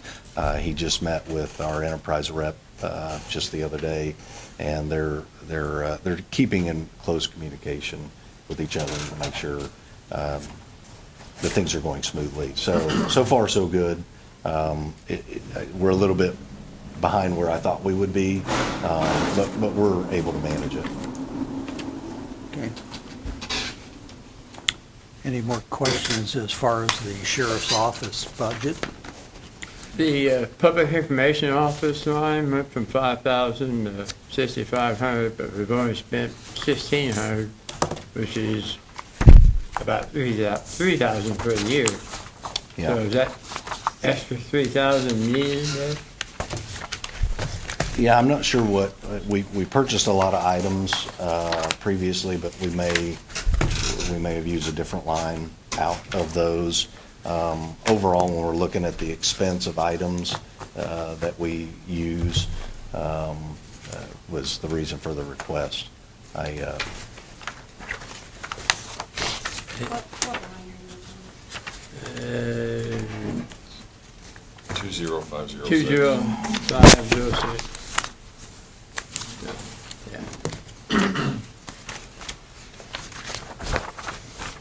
And then the other question I had was the SWAT, that went from about 8,000 up to 16,000 too.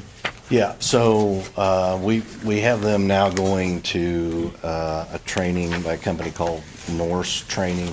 That is costing us about, I think it's close to $11,000 a year for that specific training. It is in state. It's multiple trainings throughout the year. We have 11 members on our team, and so when you look at it, that's about $1,000 per member.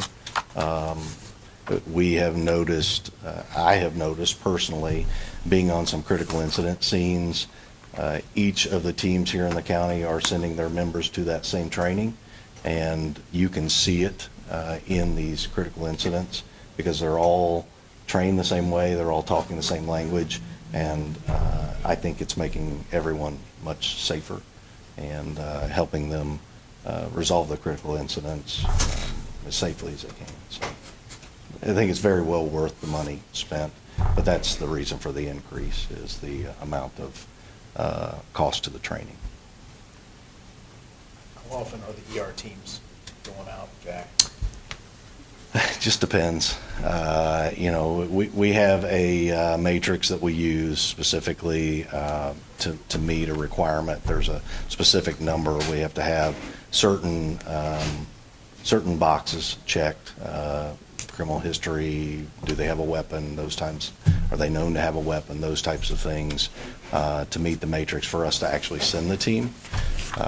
But they're not used on a daily basis like some communities, some areas, but when we need them, they're critical for what we do. The teams today, and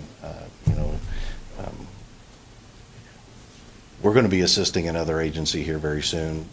They'll do an inner perimeter, we'll do an outer perimeter, and so they're doing some planning as it relates to that. And I think us assisting one another and having 3 teams in the county is a really good thing for us. When we had the gentleman back in December that was fired 30 rounds at us, we had all 3 teams there, and they being there with their armored vehicles, we had our armored vehicle shot that day.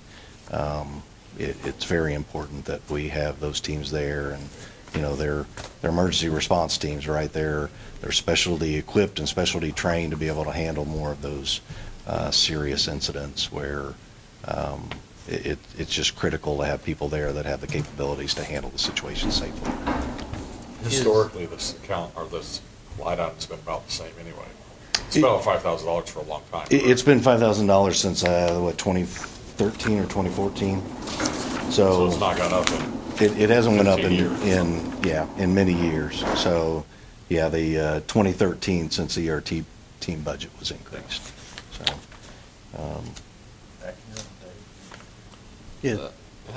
Is our armored vehicle in service now? it is. Okay. It is. Because Yeah. I know last year there was, after the one incident, it needed to be repaired. So after all of the bullets were flying, we will say. So. Yeah, we got it repaired. The only other issue we've had is we had a window crack in it, and so we've had to work through getting that replaced. That's very spatial glass. Those doors are extremely heavy. Yes, they are. And so, yes, it's back in service and serving us well. Okay. A motion? No? Question? More of a comment. Are we talking about jail too? Oh, Same time? I wanted to cover the sheriff's first, Okay. and then we'll cover the I want to jail. talk about the jail lit whenever. Okay. I will move we accept the sheriff's 2s, 3s, and 4s if there are one. Yep. For the sheriff. We have a motion and a second, I believe, by Mr. Wathen. Discussion? Hearing none, all those in favor signify by saying aye. Aye. Opposed? Passes 7-0 for the sheriff. Now, Nancy, we'll move to the jail. All right, I'm jumping over the county general, and this is kind of a question that we all need to keep in mind, and Greg Giritas probably can help us with this. When we got the jail bond, we were, statute allowed us to use 20% of it to fund operational, which you are, and I don't know what's going to happen with the new jail lit, if there's still going to be that 20% component. I think it all just goes away. We have so much left to spend. Well, we get to do the lit bond, the Right. bond portion. Right. So we got to make sure that 2 million's covered Going in the future. for in the new lit. So we're still learning on that. So I just want everybody to think about that. Because we don't want to lose that ability, because then we'd have to find it somewhere else. Right. That's for sure. Questions? And you didn't ask for any jail employees. I did not. Move to approve 2s, 3s, and 4s for jail. We have a motion to approve the jails 2s, 3s. Second. Is there a second? Second. And we have a second. Further discussion? Hearing none. All those in favor signify by saying aye. Aye. Opposed? Passes 7-0. Thank you, Sheriff. Thank you. Is that it? Any other questions for me? We kept you pretty clean over there. No, I appreciate that. No, thank you. And, yeah, I will just say, if I can have a minute, you know, I just appreciate you all and our relationship, and obviously I think everybody has the same mindset. Public safety is important, and we take it seriously here, and I just appreciate all your efforts to help us do that. So, thank you. I can put a word in for our sheriff's office. Last year I attended the Citizens Academy. I believe that was the second year that they had held it. And I thought I knew several things, which I did, but there was a whole bunch more things to know and to understand what all they do. I was impressed with many things, but it's unbelievable how much training that they do, just over and over and over and continuous. And it was explained to us why. So because quite often they're on the defense, and so they have to anticipate, and it has to be like automatic, that how they respond or how they anticipate. And so I was, if you ever have a chance to apply for it or whatever, I would sure recommend it. So, thank you. And I appreciate that. So we are doing the Citizens Academy. We do that every year in the fall. It's a huge time commitment. It is 10 weeks, 3.5 hours in the evenings, but I think it is well worth it. It's a great opportunity for us to really showcase the community what we do and why we do it, and all the facets that we have within the sheriff's office. You know, with 156 employees, it's a lot of moving parts. That are, and it's so well coordinated, and they're volunteering their time to do that, and it's quite. The academy is put together very well, and it was your staff that did that. So it's a good thing. It's when I almost didn't apply because 10 Thursdays in a row. And, oh my gosh, 3.5 hours. And, oh my goodness. But I finally did, and then there's a committee, and the only person I knew at the sheriff's office is the sheriff. At that time anyway, and it's a committee of their people that select for the applicants to attend. And at least according to Jack, because I didn't reveal anything about my position or what I've been involved with the county. And so they bring the list of the 20 people that they're suggesting. And he looked at the list and he goes, "Do you know who this guy is?" and nobody did, so that made me feel good that it was not taking advantage of my position. No, not at all. But again, I thought it was a great opportunity. Oh. And I can sit here and tell you over and over again how blessed we are to have so many amazing men and women who work at the sheriff's office, and how much they give of themselves. But for you to actually come in and see it, I think, is such a great opportunity. So I would encourage any of you who are willing to do that to please apply. Until you attend that, you have no idea how much protection we have for our citizens.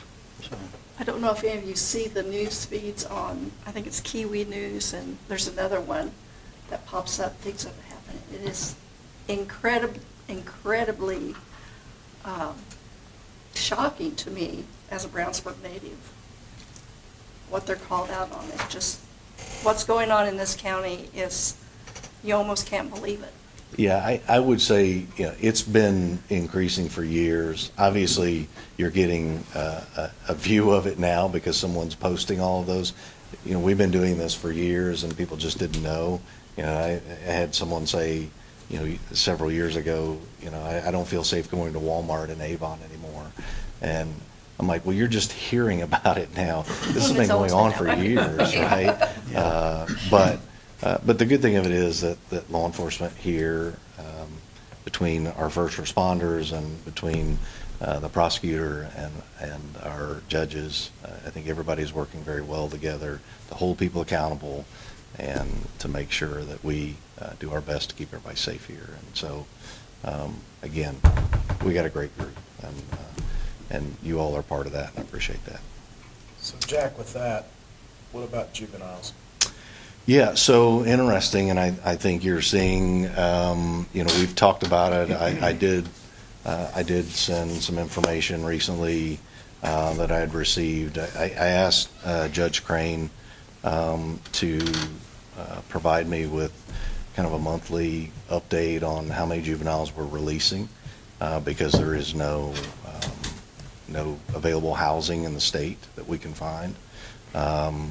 The two juveniles that Avon just chased, I know there's a lot of scuttle on that, but those juveniles were released to their parents because there was no place to place them in the state. And so, you know, you're not talking about kids that are, you know, stealing bubble gum from 7-Eleven.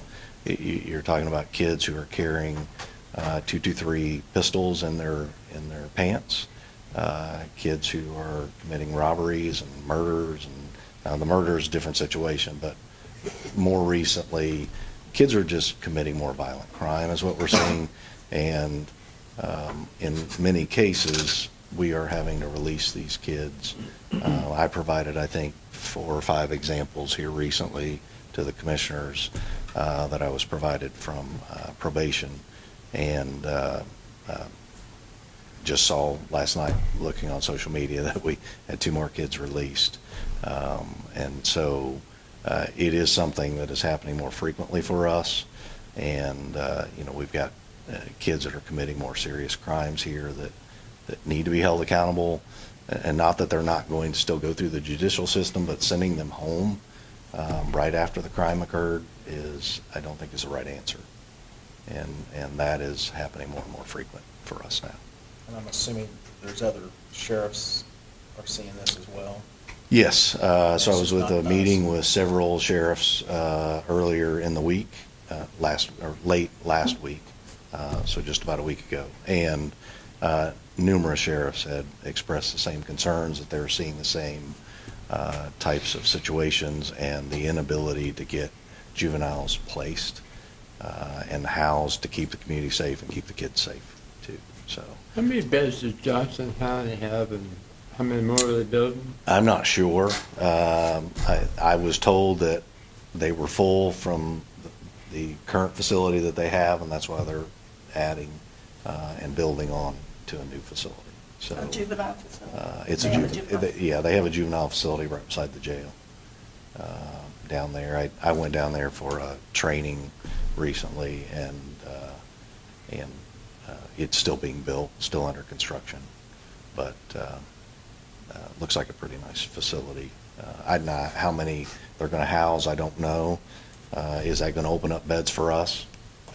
It's hard to say. A lot of these counties are deciding to hold beds, obviously, because they don't want to be full, and then they need a bed to put a kid. So they're holding some of the beds out. They're leasing some of the beds out. But ultimately, you know, for me, I'm just looking at overall public safety. Some of these kids are very dangerous, and not having a place to house them at the time and having to release them to their parents because there's no other option is not good for us. If you arrest a juvenile for armed robbery and you let them know to their parents, there's something wrong. I agree.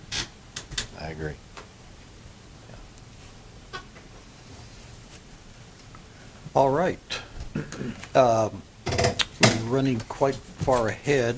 I'd like to return to the miscellaneous things we have at the rear. Thank you, sir. Thank you all. Appreciate you. Question before we Oh, do that, Larry? Not for you. Nope, thank you. thank you very much, Sheriff. Do we have the project income for work release? Like, can I get it back from 2020 to now, 4 years?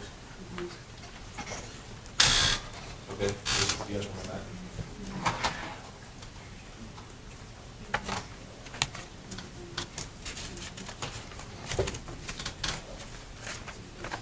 Eric, under work release, we're part of that community corrections program, so we're mandated to spend a lot of money on stuff. Right, I just want to know how much money's coming in from the people. Do you know if it's even possible to move back from community corrections to just work release? That, I don't know. That'd be a question for Bridget. It is. Are you on, you're on the board, aren't you? Are you on the board? Because I don't know if we need all those programs that the state mandates, and that's a hell of a lot of money. And the initial work release program, as we started it, did what it was supposed to do, yeah. And then they started up with all these nicey-feely things, and the state started mandating, and once you moved to community corrections, you had to do those things. And every year they add something, you have to add it. And it's just, our budget has just really grown up, where I think we could help people a heck of a lot better if we went back to just plain work release. I think That's a thought. to do what you are suggesting may, and I don't know this to be the case, but I suspect it's the case that we would lose some state funding if we just went back to a pure work release. We save a lot of money. Yeah, I don't know. Weigh it out. No savings benefit, check. I'd like to move on to the prosecutor and the child support. And I think, Eric, I think Paula may be trying to find answers for your question. The prosecutor did want me to say that he is in the trial, the very big one, and he couldn't make it, so I'm sorry. Okay. Any questions, thoughts? Doesn't look like he's asking for anything new. I'm sorry, Eric. He's not asking for anything new, so. Doesn't look like it. I moved to approve the 2s, 3s, and 4s for the prosecutor. And child support. That's under him too. Second. Okay, we have a motion to approve the 2s, 3s, and 4s for the prosecutor and child support, and a second. Second. Further discussion? Hearing none, all those in favor signify by saying aye. Aye. Opposed? Both pass 7-0.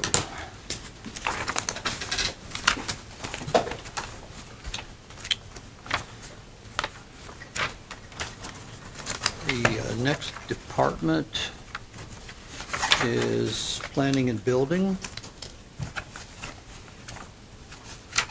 Questions, discussion? Make a motion to approve 2s, 3s, and 4s. We have a motion to 2s and approve 3s. 2s, There's no 3s, and 4s for planning and building. Is there I'll a second? We have a second. And further discussion? All those, hearing none, all those in favor signify by saying aye. Aye. Opposed? Passes 7-0.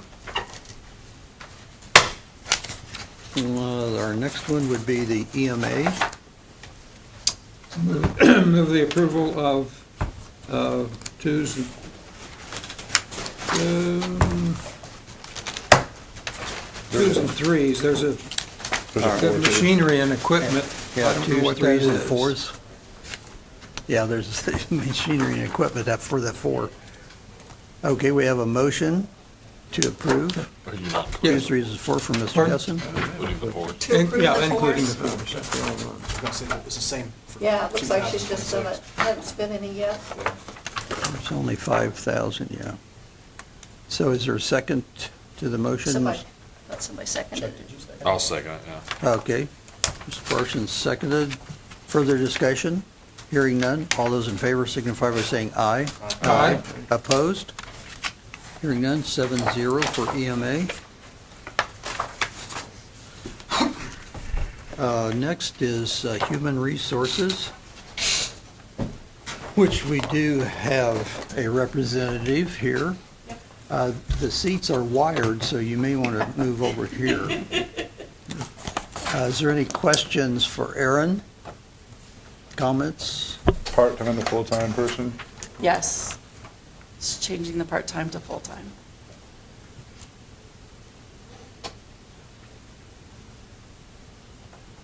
You had a discussion with your bosses? Yes, I have. I've had discussions with both Dennis and Larry. And their feedback was okay. Yes, their feedback was okay. I used to be the full-time assistant when Ron Love was my predecessor, when he was the HR head, so. Well, we've got a lot of questions and discussion here. Anyone care to make a motion? Approve the 2s and 3s. We have a motion to approve the 2s and 3s. Is there a second? Second. Mr. Wyatt, second. Further discussion? Hearing none. All those in favor signify by saying aye. Aye. Opposed? Hearing none. Human Resources passes 7-0. I think that was much too easy for Aaron. Our next one would be the council.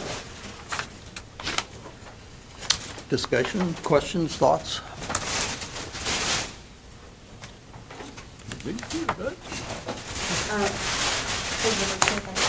Oh, sure. You usually have emergencies through, I mean, we have rainy day, but we usually have it in food and beverage. And then last year, FSG advised us to have both. So that's why last year we didn't have 500,000 in the rainy day, and this year we do. Okay. You also advised us one time not to have it in there. I know. So it comes and goes, does it? The recommendation? The rain. It's just Yeah. like the rain, yep. Same.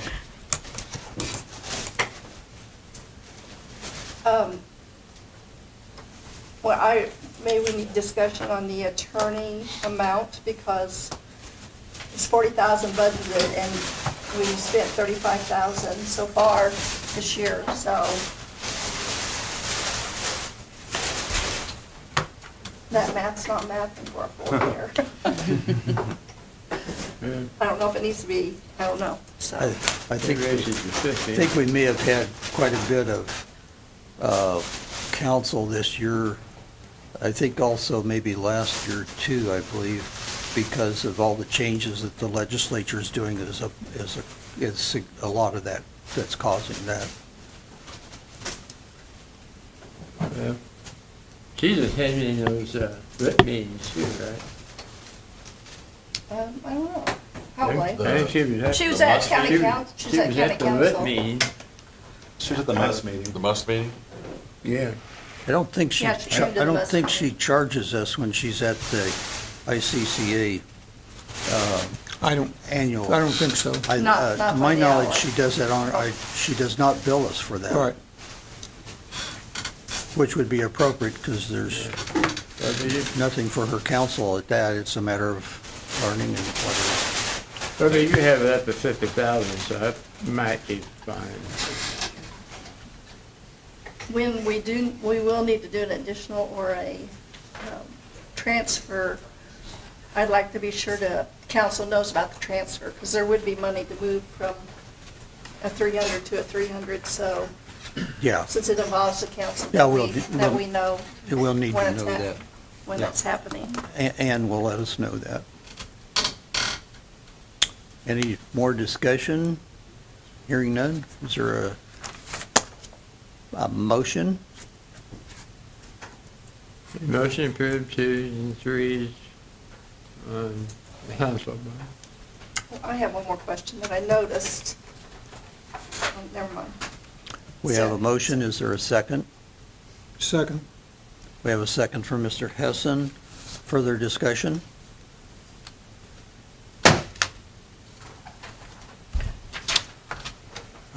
I do have discussion. Looking at these numbers again, I looked at them when I picked this up.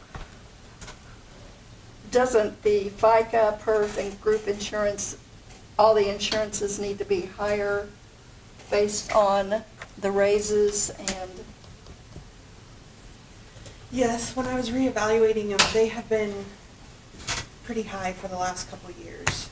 And so I feel like we could skip a whole year and just leave it as it is. I think I increased FICA the whole year, that way we catch up, because right now they're overly funded,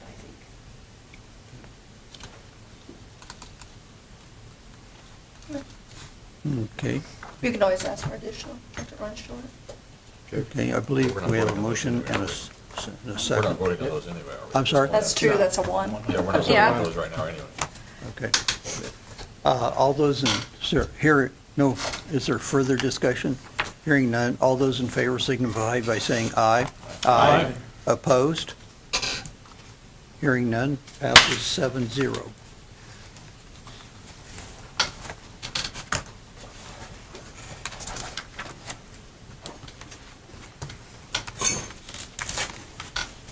Let's see. Drug-free community? Yes, we have the drug-free community. Questions, thoughts, comments? Care to make a motion? Move to approve 2s and 3s, drug-free. We have a motion to approve 2s and 3s for the drug-free community. Is there a second? Second. Mr. Wyeth, second. Further discussion? All those, Do we have any explanation of why it went from 500 to 3,000 on office supplies? On what? On office supplies? It jumped from 500 to, they've only spent 200, they're asking for 3,000 for I do not know. What's your location? that. Yeah, especially with only 200 expended so far. They've only spent 200, they're asking for $3,000. I can tell you what they spent year to date, so you can see.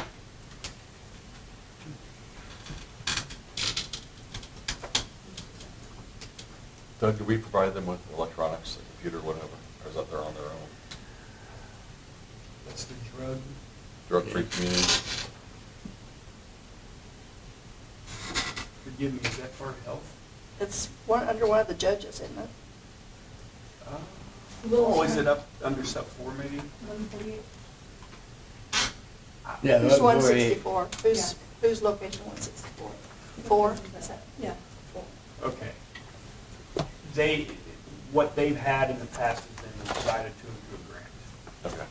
That's been several years, so maybe that's what they're including is that. I was just wondering, because it seems like $2,500 would probably be It could be, computer-esque type Yeah. pricing. I think when they initially started that, they Or did a printer. grant. Yeah, some kind of electronics. Systems still thinking are I'm not saying that's what it is, but Well, they've got a line for grants, that they've spent 67,000 out of 147. Sometimes things are paid, like there might be something due July 1 and it's not included on here. So it's really hard to judge by what they've spent. is this the LCC? The Substitute Task Force? It's a drug-free community, it's treated through the Little Center. Okay. Scott, is it? Chase? Cotton. Cotton. Who came from here, is Yeah. over there. I'm sorry, the system is still. see. Further discussion? I believe we have a motion and a second. Hearing none, all those in favor signify by saying aye. Aye. Opposed? Hearing none, passes 7-0.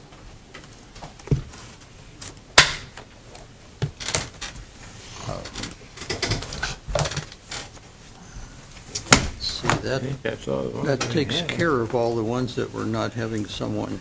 I have your information regarding project income. Okay, so in 2022, Where are you, Paul? project income for the work release. I asked for the. There's a question here. Oh, excuse me, sorry. Sorry about that. So in 2022, their income was $320,221.46. Their expenses out of project income, and this is just that fund, $316,899.97. Not counting the grant at all. In 2023, their income was inflated because the county gave them $1 million in January. So their income in the system showed $1,361,662. So if you take that million away, Right. it's $361,662. Their expenses in 2023 were $919,364. That's why the county gave them $1 million. Okay. In 2024, we swapped over from 4909 to the new fund that we were told to use by Department of Corrections, which is actually the old project income. So there's a little bit of kind of craziness of monies. So their actual total income was $809,508.61. And that includes some leftover from the That includes some ARPA. leftover from our, From ARPA. That was $451,371. So the ARPA was left was 451? Yeah, 451,371 was, part of that 809 was ARPA. Yes. Their expenses were 803,714. Okay. In 2025, their income was $282,501.73. Their expenses was $85,449.44 because we started to move some expenses over to county general in 2025 because we knew they were not going to have enough cash to cover. So they probably still spent around 800. They probably still spend around 800,000. I can pull up county general from. Do you have 2021? I can get that. I can get that, and I can give you 2026 to date. They received $158,545. And we literally have made all, we've not taken anything out. We've now made all of it to project income for expenses, because of last council, instead of moving everything. Currently expenses $164,454, keeping in mind that they did have a carry forward cash flow. Let me put you 21. Say that again about the carry forward cash. It's got a little bit of cash. In what fund? In the project income fund from 2025 to 2026 that they didn't spend. Okay, but you didn't send any to general fund to No, supplement? we did not. So Okay. we've not, in 2026, we've not put anything over in general fund except for the one person that they actually have paid from general fund that was approved in the budget. So we literally making all their expenses come from project income. We've not made any claim adjustments, not done anything at all. So current to date, 158,545, and expenses current to date, 164,454. Keeping in mind though, that's more expenses than income, but they had a balance carry forward of cash. So how come we've only spent, if we spent 900 in 2023, 800 in 2024? We're still running the grant. The grant's not ran out of money yet. The grant will run out of money. But you're not looking at I'm not looking grant at the grant, I'm just looking at all. project income. Right. So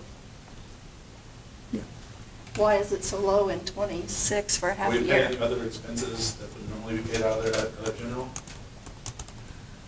They're paying everything out of general now, I think. They're paying her, her budget was approved for, office supplies from county general last year. Let me get into here and I'll show that to you. What was set up for project income from last year's budget was to move salaries from the grant to project income. And that's what you see going here. You'll actually see, if you look at last year's budget, her operation fund, her operating expenses came out of county general. That's what was approved last year. But right, last year,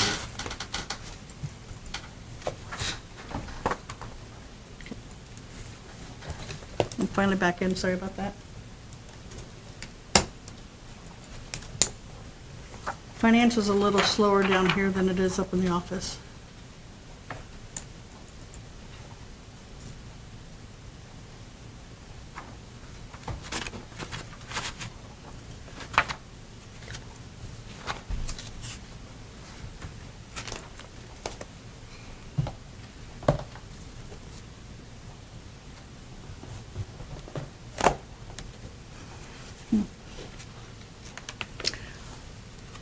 Sorry. Here's what she's saying, which I forgot about.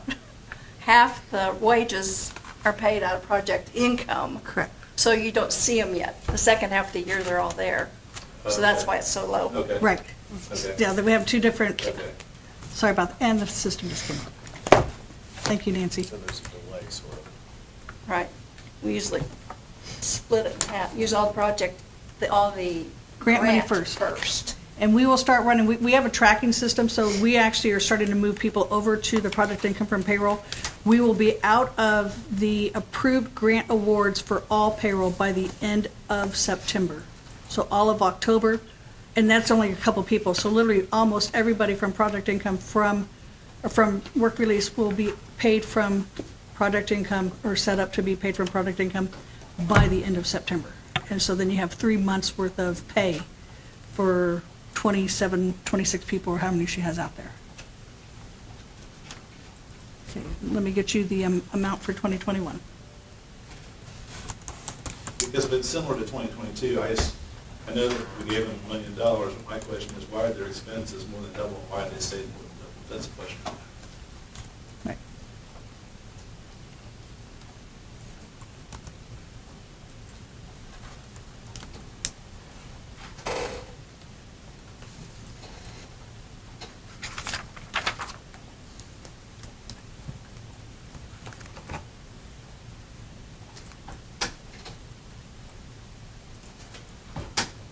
If I knew how to juggle, I'd entertain you guys by juggling, but I don't know how to juggle.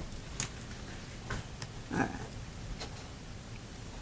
So, the income for 2021, $209,058.19.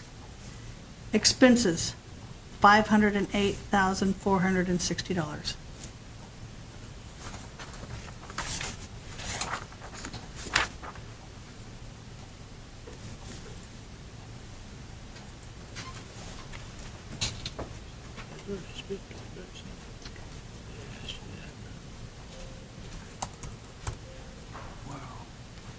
I'm gonna pull a report over that shows everything for her, for all of her different funds. In that 3 months of pay thing that you Paul just mentioned.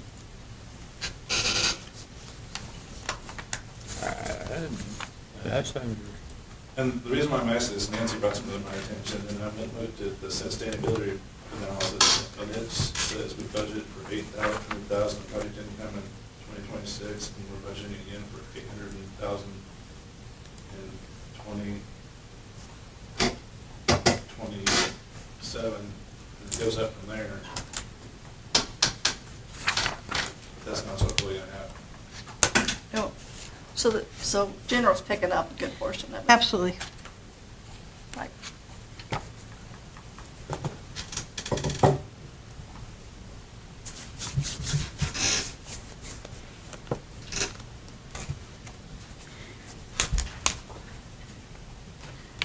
And we've gone out and we've tried to get us some understanding of her funding and stuff. And unfortunately, the Department of Corrections just slashed another $32,000 from her award, just because they don't have it, and they slashed $32,000 from probation's grant for 2027. So we took a hit. Our county took a hit of $64,000 losing of grant money. There's other counties that took a bigger hit. So now, what she took, she adjusted, she didn't cut anybody's pay, but she adjusted her grant application out of benefits, which normally benefits don't cover, the grant money that we get for benefits doesn't cover it enough anyway, but it's just a little cushion that we get in to help offset benefits. County's always paid for the benefits for the employees. Can you go through those years, and is it easy to tell me how much grant money came in from those years?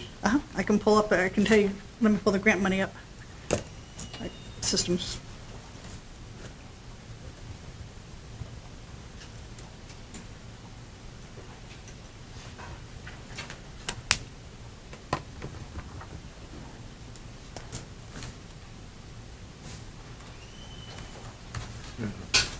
Sorry, system slow. This one, I think, is the one that is higher than hers. Yeah, But still, I know it's huge. But this one here, this is mostly 2s and 3s.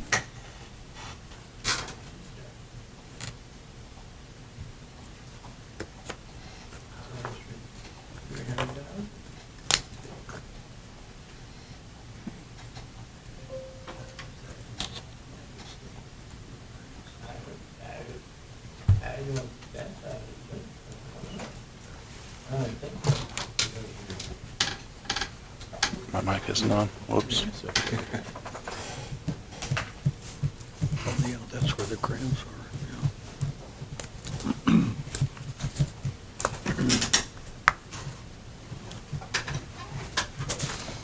In 2021, the grant,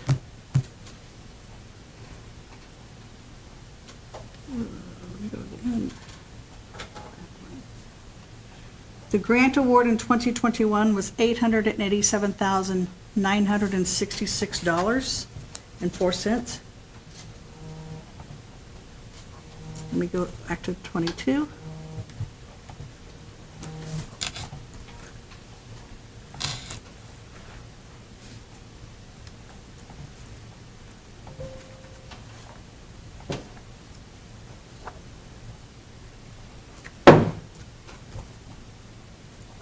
And I think the grant's gonna be about the same amount because she's never really, we've not gotten any extras for the grant. Okay. So the grant in 2022 was $890,577.96.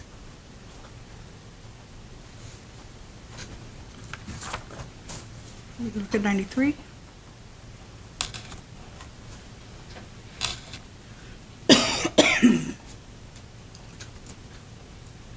I'm trying to wrap my head around this general fund that's about $150,000 extra sitting there. So And those are mostly 2s and 3s.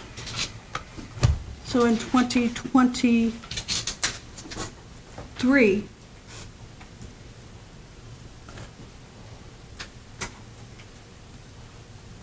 let me make sure, because this is where we also had to change. So 2023 was actually a good grant award year.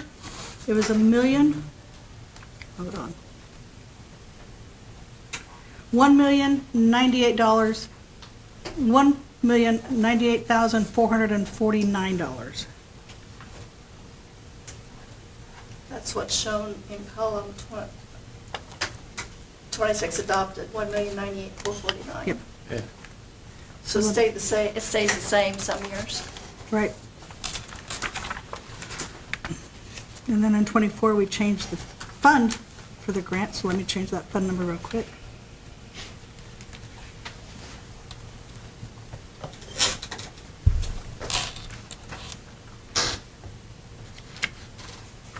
Well, in the general fund, you've got 26 adopted, 466, with only 156 spent so far. We're trying to utilize as much as we can from the grant first, because if we do not spend all of that grant money, then it gets reduced next year by that amount. So there are some things that we can't pay from the grant that the grant does not allow, so it has to come from county general, but most of the stuff is paid through the grant first. Yeah, but do we need that other 150,000 sitting in general fund there? So in 2024, right, is that the year I'm on? Yep. $1,099,409.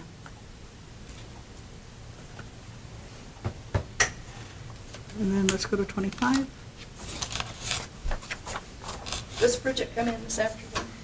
Mm-hmm, yeah.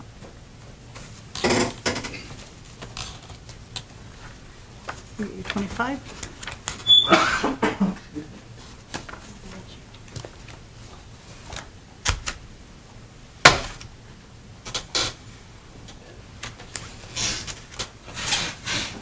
And 2025, $1,099,409. So the grant has been consistent the last 3 years. Like I said, I do know that in 2027, we're reducing it by 32,000. We already got the notification of that. Thank you. Welcome. 26 was the same as 25 for grant award. Is there another fund you want me to look up for her? No, that's good, Okay, thanks. welcome.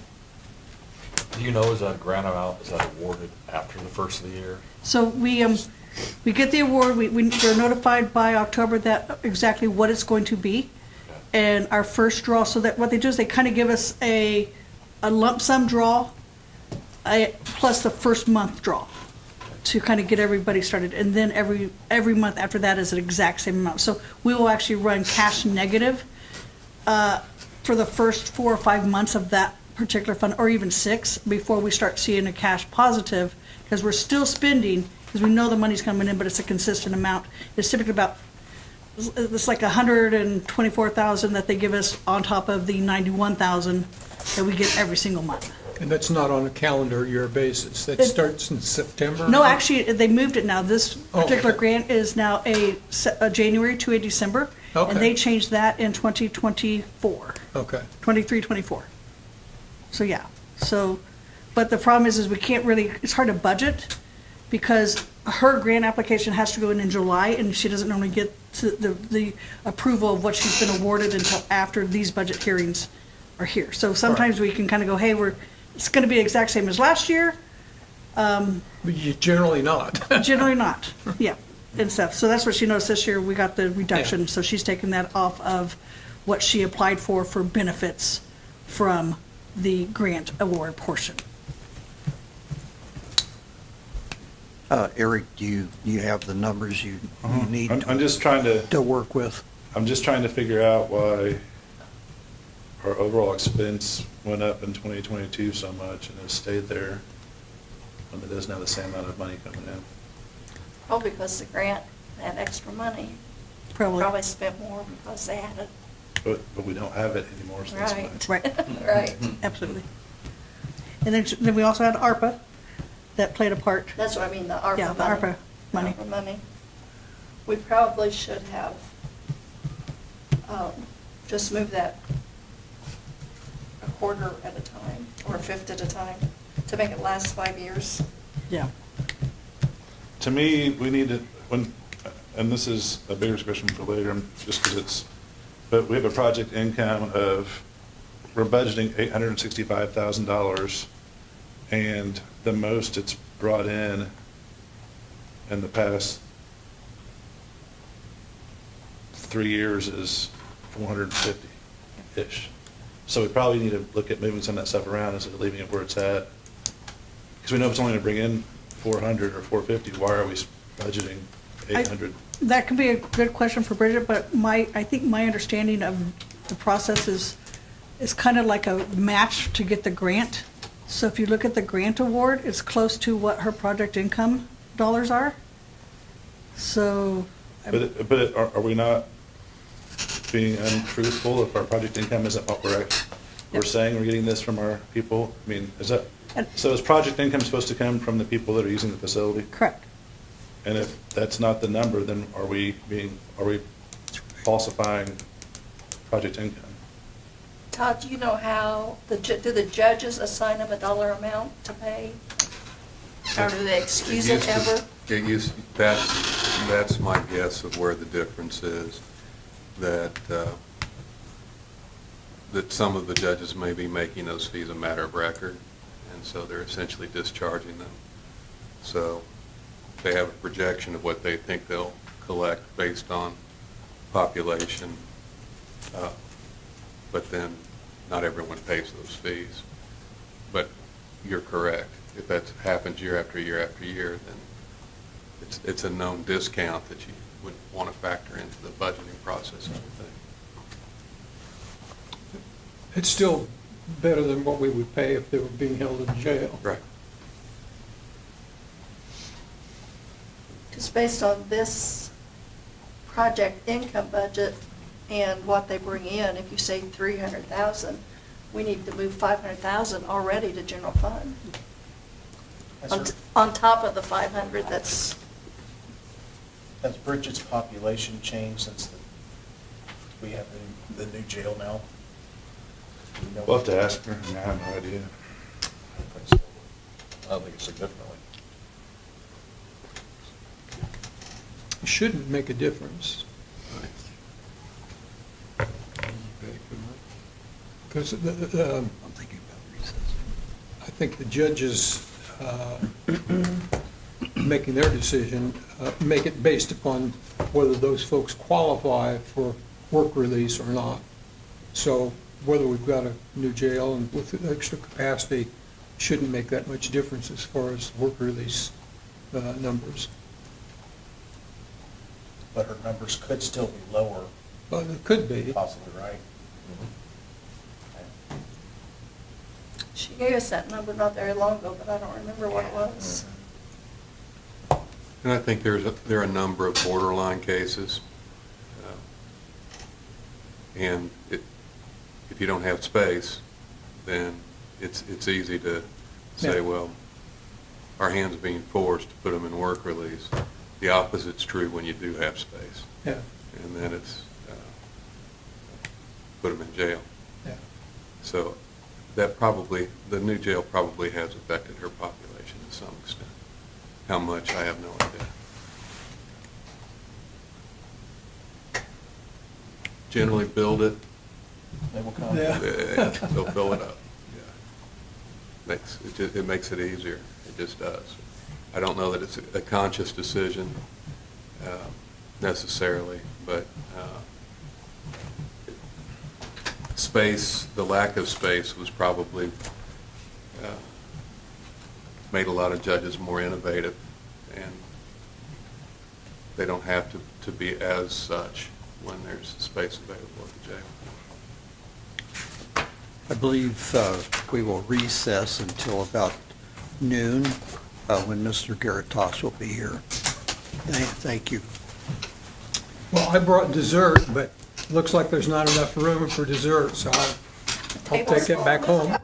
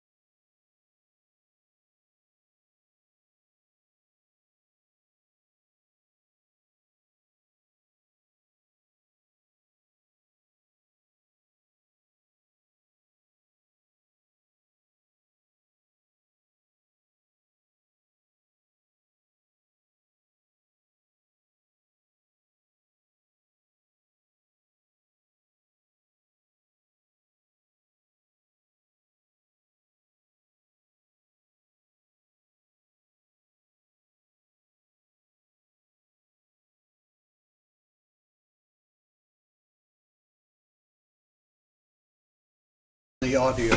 Mics are hot. Thank you. So, take one, pass it around. We're gonna go by a script. How you doing? Fantastic. Good to see you again. Nice to see you. So, for the next hour, I'm gonna talk about 26.82 pennies. And ultimately, I'm hoping to get council to kind of give you guidance on what we're gonna advertise in the form for the base, for specific funds that get. One real quick question. Have we received any of the information we requested from the towns, the original, we get all from all of the original, when we made requests, did we get back from everybody? Not the first one. No, we got Brownsburg, Avon, I think. For the first? Yeah. We got about 6 or 7. We got some Some of library those were ones. fire and library, but Brownsburg had done both requests, I think. And I don't know if you saw on the second one, we put, it would be really helpful if you please fill out the first one. You know, because we're just trying to help you, right? So, you know, it's one of those help you, the door stays open, right? So we'll, you know, your answers will help us formulate where we need to go. Okay, so that's it on the bus. Okay, so I'm going to go through these, and did you give them the sustainability? Because you'll notice on this document, I refer to specific pages. And then this is the pennies from, they put a clippy on there for me. They knew I'd probably throw them on the floor. This is the pennies from heaven sheet, okay, which gave us really, really good news, also known as the supplemental lit, okay? And so let me go through, I'm going to go through this kind of slow. Is that what, where is that sheet at? The supplemental lit, it's coming around, Terry. Okay. Yeah, so. I was just waiting. So, the first point I want to make is, and I'm sure you probably have mentioned this to them, that the growth quotient is an all-time high of 6%. Okay? It's only going down from here. Yes. and probably capped again, because they're going to have, you know, that would be news to them also, because remember, it's the non-farm payroll rolling 60 months, which, you know, that's the calculation, and it just was calculated about a month ago. And so, you know, I'm sure they're going EGAD too, okay, being the state. Now, so I still want to make this 5 almost to 4, but the net revenue increase then is expected to be about 5%. Now, why do I say that? Well, and I still believe it's going to be maybe around 4%. I kept wanting to mark out the 5. Staff kept saying 5. I kept saying 4. The circuit, everybody will take the 6%, right? So Plainfield, Brownsburg, libraries, county, I'm assuming will get their maximum levy. They'll go for that. And so all of that will just do nothing but drive up the circuit breaker. Okay? So circuit breaker, you get $100. Everybody gets their 6%. The tax rate goes up. Circuit breaker eats into some of that. Okay? So it means your net effective dollars that we put into the sustainability, we put in a line called property taxes, and then we put a line in called circuit breaker, and for anyone that has that, that's on page 11. Okay, so just because you have a high growth quotient, I'm just cautioning you, don't go out and spend all that, because you won't get all of that, okay? And so that's kind of important. Now, the other part of the equation is, in order to get 26.82 pennies, are close to our current tax rate, which that is our 2026, just the county's tax rate, okay? In order to get close to that, then we need 6% growth in net AV. okay? And Dave, hopefully your farm went from $300 to something, a very big number on replacement cost to a lower number because they lowered the manual at the state because they really overassessed farm buildings. Okay? Yeah, so everybody should have gotten an adjustment, and you said that happened before you even got the numbers. And so that's the way it came out very, very high. Everybody had it. Boone County, everybody was having a cow over their cow house. And basically it was the manual either wasn't correct or something was wrong. We'll go back to the top assessor of the in the state many years ago. So come on, I told you I was going to make your day. And so with that, they corrected the manual, which corrected the bills, which everybody I've talked to, even our farm down in Knox County, we don't have much buildings, but it was knocked down.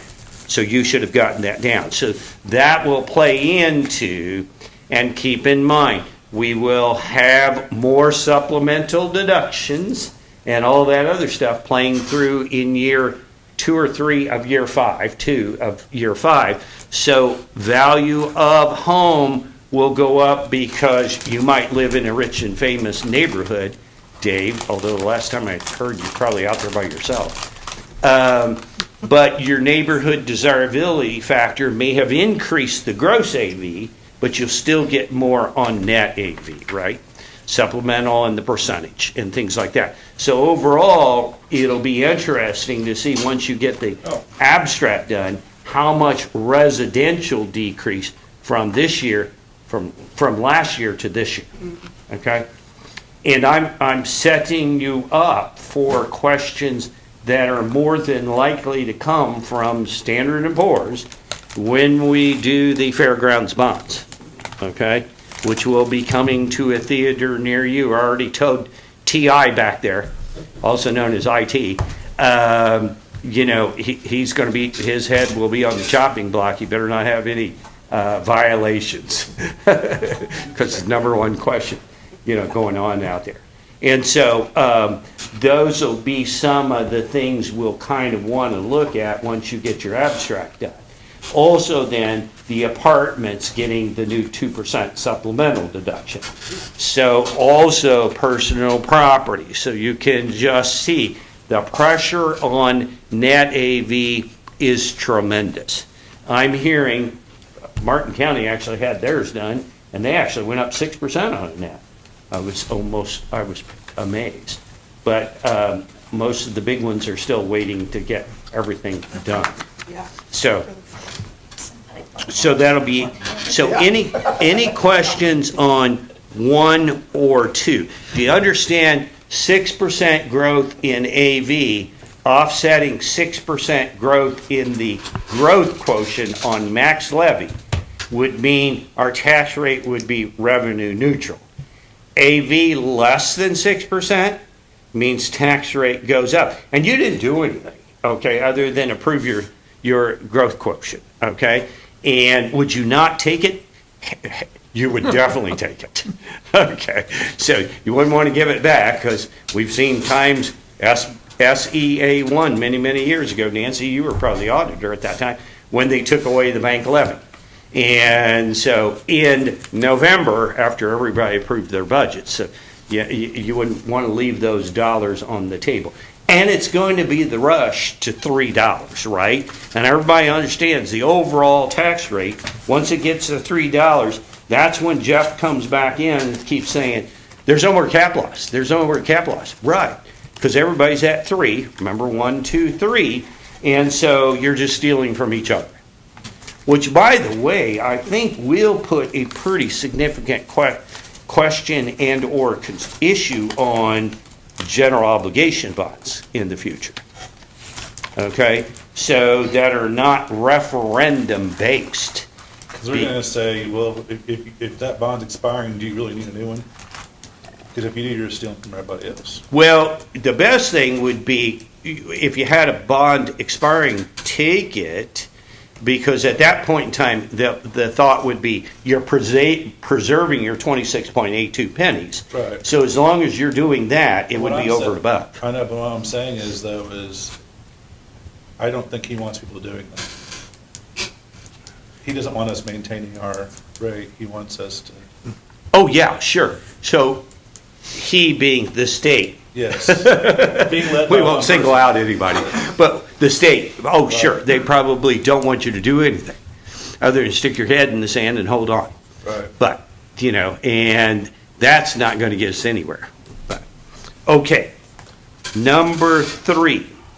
Number 3 goes back to this page, okay? So we got strong supplemental lit, and you can see general fund 3.6, edit, jail, public safety, and per this attached sheet. This is a per attached sheet. And So keep- all the towns got theirs too, is this on the next sheet, right? Yes, I didn't give you Paul Harvey page 2. Right, but this is our county keeps all that on the top right. The county is this top line. Okay. Okay, very top line township, and then there's a page 2, and you've got a copy of this, I believe, or we could email. Yeah, they You- received it too. Okay, perfect. And so, those are all alive and well, and what does that mean? Well, number 4, the total income tax are expected to increase by 7.5. So keep in mind, what this is kind of a reconciliation of adjusted gross income. And for you people that just throw your revenues and your disbursements to an accountant, that's your adjusted gross income is what you put on your IT-40, your tax return, right? And it calculates down. And so when those numbers go through the system kind of like 18 months later, okay, that's why the 28, 29, and 30, okay, they're still behind. When they reconcile this should push up adjusted gross income. So when you see our new MUST calculations, it was not in AIC's MUST calculations, and I don't believe it's in there yet, that it does not include supplemental lit, okay? Supplemental lit should mean we have more AGI for everybody in the county, and it should mean more AGI for the municipalities if they would select their own rate, right? Does that kind of make sense to everybody? Okay, so that's a reconciliation, and they play catch up, and when this increases, it's usually, sure, there's some people that didn't pay that caught up and things like that, but usually a reconciliation of adjusted gross income.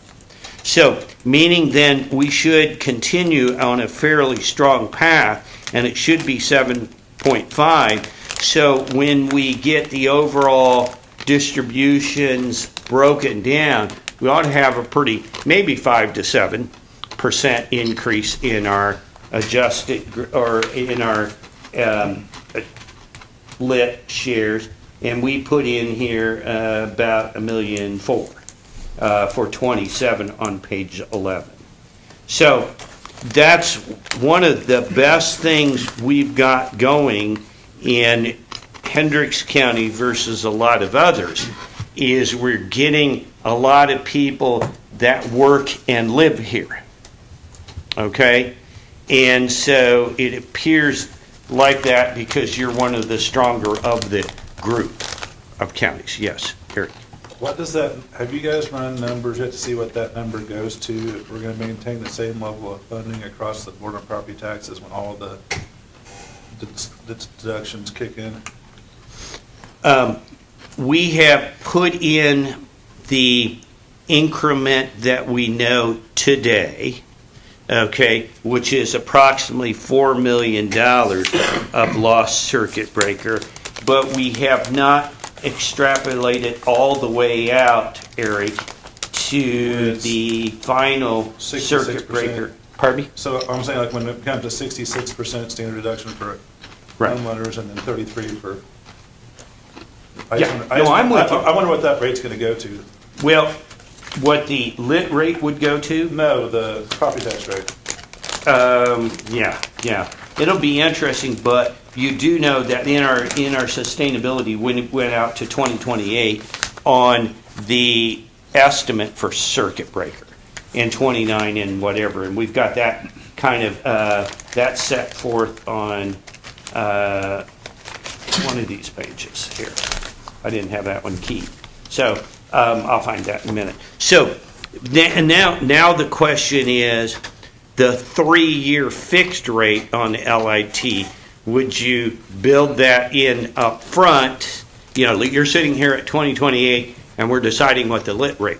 Would you go to 30 or 31 and take that increment, that not only the impact at 28, but the incremental impact that grows?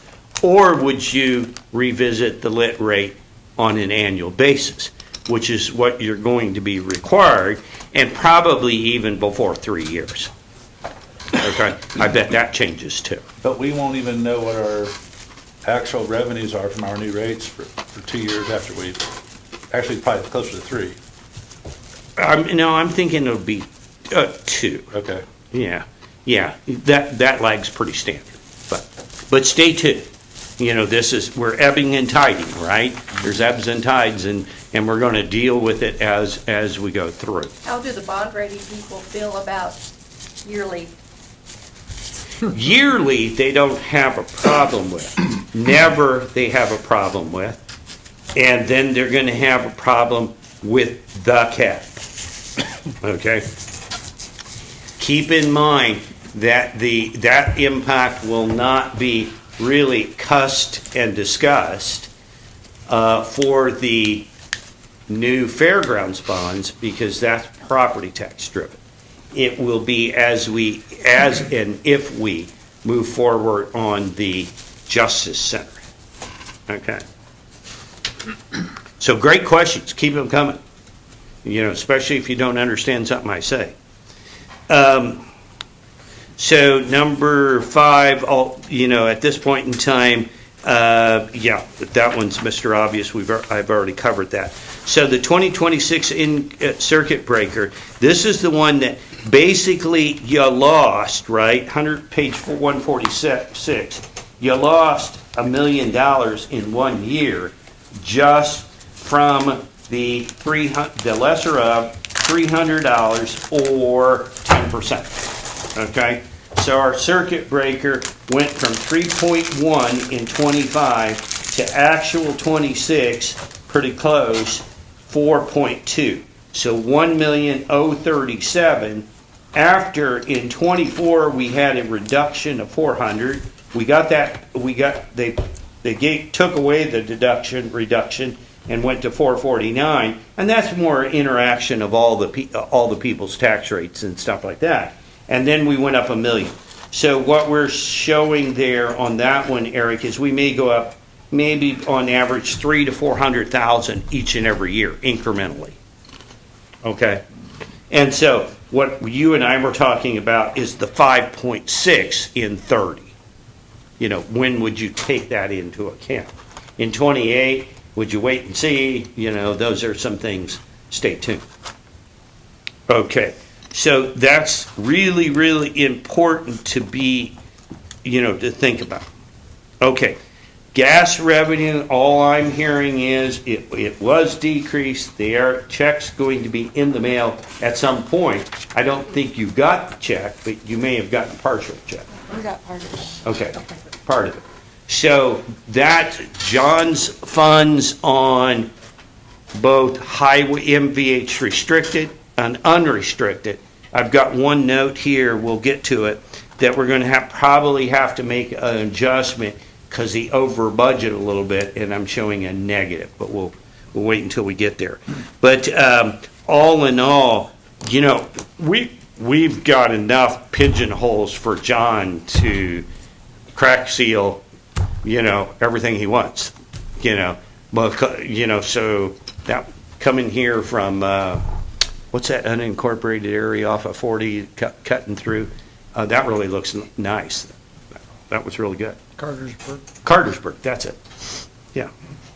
So, okay. And helping that is number 8. Okay. Council should all be aware that you have received $433,000 in new lane mile distribution, and that's because you have the wheel tax, right? And so, you know, there's people we're rushing to try and get the wheel tax in place, especially cities that didn't have it, because this is paying dividends. Okay? And so now I like to say what we're saying for anybody enacting a wheel tax is you're creating a 2 for $1. You're getting $2 for every dollar, almost. And didn't the state make it so that doesn't stack anymore? So we don't have to, do we still have to distribute out to cities and towns or no? Not this part. This part I'm is... talking about the wheel tax. Because Plainfield was getting both theirs and... Yeah, I think that's still the case. It's if you enact a new one now, it's not stacked. Because I was doing that in DeKalb County. Right. Yeah, and DeKalb County, actually, it was kind of stupid of them. They threw it up on first reading at $5, let it sit. All the cities came in and enacted theirs and went ahead and did theirs. Now it will stack because they came later. So, you know, it's called, you shouldn't have done that. If you aren't aware of the ball game, you might want to ask what ball game you're in, okay? Because there's little nuances like that, you know, kind of catch you. So this is, as I said, should, and I think you guys did, deposit in 1242. I have your fund report. And so used for a great match on CCBG. I think I said those initials, right? MG. MG. Sorry, I knew I'd get those all. I think that's the warhead is the CC. So those can definitely be used for a match. And so we've got so many pigeonholes in the 2027 budget for paving. John's done a good job. That, you know, now probably at some point in time, you might want to kind of put a priority of where you go first, you know, or kind of work with him on that, okay?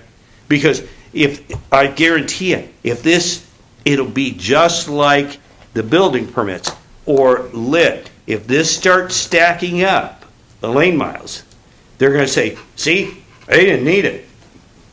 You know, so I drain that sucker every year, you know, to prove that I'm using it, you know, because that, you know, if it gets tight again downstairs or downtown, you know, the boys and girls are going to look, and, you know, that's the way it's going to be.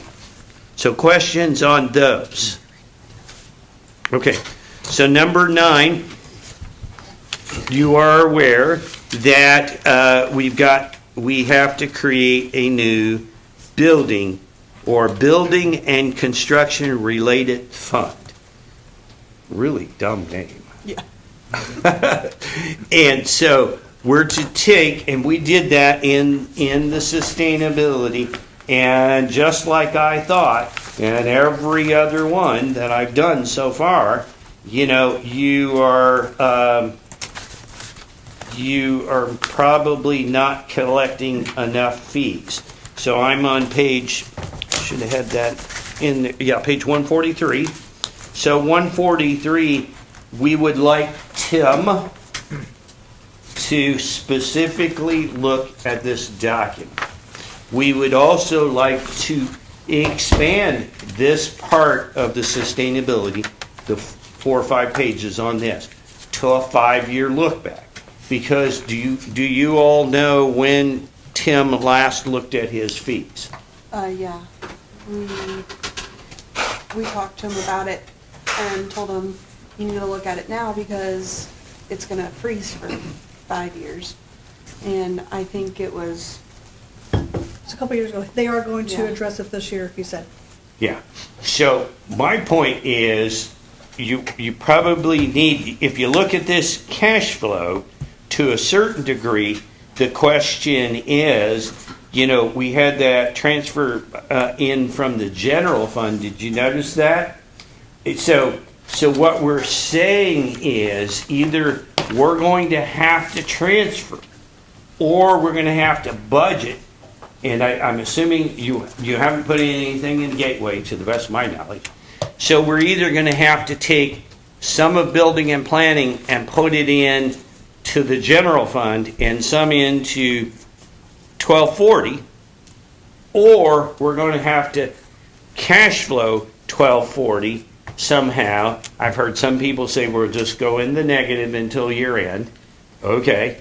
I'm not advising that. Or we put it in two places. Does everybody understand that? Because why? You're going to start this fund 1/1/27. Okay? Last time I looked on 1/1/27, if you have some work to do and you got to pay some payroll, which you will in January, February, you may not get a lot of revenue in January, February, and March. So what we've done is basically said you may need up to 6 months of your budget. That's how I calculate it. About 6 months or $600,000 to basically fund that. And then maybe what we do is transfer over or move to our 1240. So we pay our first 6 months of expenses out of general fund, and then we transfer over to 1240. Anybody else got a better idea? Leanne? Yeah? Well, Paula? What we're currently doing right now with talking with him, we started Talking with who? Talking with Tim, Okay. with Planning and Building. We are currently taking his report of collections every month, and we're actually putting it in Oh, to the 1240. new fund. And you talked about the transfer. What we did is we went and looked at his report of collections and only what he collected for this year and moved over. So he should be, based on his calculations, be able to run 2027 out of his new fund and not tap into based on because you're pre-funded. correct. Okay. With his money that he's collecting currently right now. And so the general fund is short that By- for 2026. Just by the couple months that he was collected. So, yeah, and then 2026, all of what he's collecting will go into his new fund. So it will short county general, but it will build his fund ahead of I time. think for all of 2026. Correct. Yeah, so for all of 2026 then, we would lose all of that revenue in the general fund. So revenue in 2026 may be lower than what we project. And I can give you those numbers, Yeah. okay? And do but you we're not- agree We're not with- going to have to supplement out of county general next year because he's going to have the money. So there won't be, you do it this, like you said, you either do it this year or you do it next year. Yeah. So our permits are actually making us a little bit of money. Pardon me? It's costing less to run the department than the permits are bringing in right now currently, is what you're saying? No, I bet it's costing more. That's what you said. If we're putting all the money in this year, that's enough money to run it next year. Well, Plus with the money coming in, it'll be enough. Okay. right. That's what I think Paula said. Okay. So maybe with the additional, you won't after that. And, we're looking at any extraordinary building permit fees. I'm trying to figure out, maybe we put those in an extraordinary fund. Because if they sink in here, those very large, if you had it, in a data center project, it takes 2 years. So you would be getting some of those inspections and re-inspections and all that over a long period of time, and it could look really bad. Could look like you got a lot of money when you don't. Okay? And it'll be some of those extraordinary projects would be one-timers, right? So this is a mess only because Baggy said they're making too much money. They're making money off our fee. And I haven't seen one.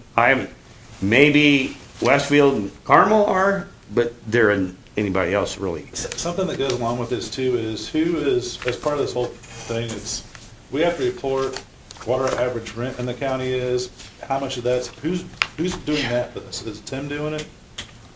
Does anybody know? Commissioners? Somebody has to be doing it. It's gotta And be the commissioners. timeline is a killer. Yes, so that's something commissioners need to be looking at, because we have to report what our occupancy rate is, what the average rent, all kinds of data about housing that somebody's gonna be doing. But who's collecting it? That's, the state told us to do it. Well, Yeah, I don't know mean, who at the state is, but yeah. If it's like everything else in the state, there's one person collecting it and not doing anything with it. One person, and he's probably 25. And gonna move on next year. Because if you haven't noticed, the age of the state employee has drastically decreased. Because I'm guessing it's like the ADA transition plans and all of those plans, there's one person at NDOT that collects all of those. That's the entire department. I think Baggy saw this, is everybody was worried about 1210 and all these other stuff, snuck this one in. Matter of fact, it wasn't on most people's radar. I didn't even see it at AIC radar much. And it killed you. Because the state, Baggy is telling the state legislatures the reason people can afford houses is because of the government's making it too expensive. Yeah. No, it's 7% interest rates. That's what makes it. So you bring up a really good point. You need internal controls on who's matching, who's reporting all that, and capturing that data and making sure. That's the commissioner's responsibility. Okay. It's not a. Well, I was looking at the auditor. So, How did you learn about that? Through a town? No. It's in the bill. Some of it. Oh, it's in the bill. At MPO. So we don't know we don't know if we're doing it. Yeah, I don't know. I think the assessor could capture some of that Yeah. because of the rentals. They have to apply the rentals rates. Okay, Paul Harvey, page 2. So, council, just tell me yes or tell me no. But on page 104, we have consistently, I know we talked about this a little bit last year, but it didn't, I don't believe the 500,000 on number 10, I don't think it made it in the 26 budget. We have all. approved it. Or did It it? did not make it into the 2026. Okay. And then we appropriated it earlier this year. Okay. And then this year, I did put it in there for 2027. Super. Is that okay with everyone? Keep in mind that I'm saying that is when the tornado wipes out this building, and we got to get a roof on it or a tarp on it tomorrow morning, okay? And we go to S&P and say, rainy day is here for a purpose of to fund an emergency. And really, that's it at this point in time, right? Everybody okay with that definition? We approved that this morning. Okay, and so, and then this would tell, this is a good management practice, is what I said in the write-up. Okay, just saying that we have a place. Now, I know you have food and beverage and all that, and you have a miscellaneous there, but this is just emergency, period. You do remember that you told me we shouldn't do that. See, I thought I told you to do it. No, one year we didn't do it. No, you So- said not to. I will stand highly corrected, you should. Okay. Okay? You said not to, because I had it in there. Okay. Nancy, could you ask when the next AIC meeting you have, who's doing the housing study collection Okay. data? Just to me, that's something. Okay. They will beat us down if we don't turn that in. Yeah. Okay, so number 10, number 11. So we went, number 11, our fund balance requirement resolution. We looked at it, and I think it's about a year or so old. What we need to do is bring it back up as a resolution and say, you know, I've got it right here, it's 2535. Okay, so what we need to do is look, the wording sounds great. We've got some county council approved minimums. These minimums, I like them. What we need to do is say we're reviewing our cash management, we're reviewing our practices each and every year, and you go ahead and just have this in front of council. They say yes, we'll type in the new numbers, and we move it on. We go to S&P and say it's like the CIP. It's an annual practice, and here's proof. Boom. You know, check it off. Does that take a new resolution, or you revise the old one? I just, what's the simplest? I mean, we can just do a new one. Yeah. Then it has a new date and new. Yeah. I did that. It'll have an updated resolution number Yeah. and everything. And then you've got proof. You've annually reviewed it and annually done it. Okay? And that's, again, a great standard management policy. Okay? Okay. Number 12. So I was staying on a very, positive 26.82 pennies, keeping there, and staying on a very positive note. Number 12, I'm going to make you aware that right now in our estimate, we have 9.5 of interest income. You can go into the sustainability and look at some of the past, and you will not find it at 15% of the revenue. That's going to come, people are going to start questioning those levels, like S&P and everything. And I'm just making you aware that if you lost 15% of your revenue, that'd be equal to probably 10 basis points on lit, Eric, or more. If we what? If we lost that interest income. Right. Okay, so that's where and if you go to the sustainability, the revenue page number 11, you'll see that, and that's why, right, that between the supplemental lit and the interest income, that's why our balance has been growing, right? Everybody kind of understands that, okay? And so you will see that, in 2022, we were 1.6 million. Now, we've been pretty consistent, and let's see, who is it? David, are you my prognosticator on this council of interest rates? I have one in Hancock. Go for it. So I think it is going to trend down in 2028. Interest rates? Yeah.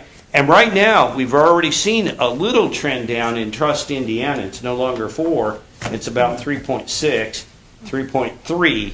So it's sliding a little bit. Interest rates aren't going to change until December. Till when? December December of? this year. Okay. So I said 28. Nothing's going to happen until they get the election over. Yeah. Right. So I went to 28, and I'm saying sliding. I'm already seeing a little sliding down. And if it slides down slowly, all I'm going to say is, as you can see, your 10.399 and 12 that you achieved in the past, you can already see it. Our cash balance was going up on the 1206, went to 10.9, and so, or 10.39. So, FYI. 15, when I calculated 15% of the revenue, I was like, ooh, that's a big number. Okay? So, heads up. So where I'm going with that is anything you decide on 2027 budget, on COLA, on raises or whatever, and that will be in place in the budget and in the actuals, and that will have to be then sustained for the future. And possibility is you lose half of that interest income. That's 7 million. That could be, or that 4 million, 5 million. That could be a lot. So, FYI. Number 13, may need to reduce 1173 restricted. That's on page 65 of the sustainability. What we're seeing there, and I saw it over in a couple other counties, they were a little aggressive on their budget. And if John uses 3.4 million, then I'm creating a negative for so with the new gateway form, the way the new Form 4B is, it has beginning cash, it has revenues and expenses ending cash. We may get a red number, and you cannot get out of it until you get that red number corrected. Well, it automatically combines 7.3 and 7.6 on the gateway. Oh, that may save you. That's right. It's always been combined. So that'll probably save us. because 1176, if you back up, thanks for reminding me about that. I don't know why that was never in Gateway twice, or two different ways. Because we got 4.5 million in 1176. So, okay. Okay, so I did make the commissioners aware in the last meeting that we need to rendezvous with one of our state reps if we are going to, I'm on number 14, which is the jail bond redemption we're shooting for. It's not 2/15/25, it's 2/15/28.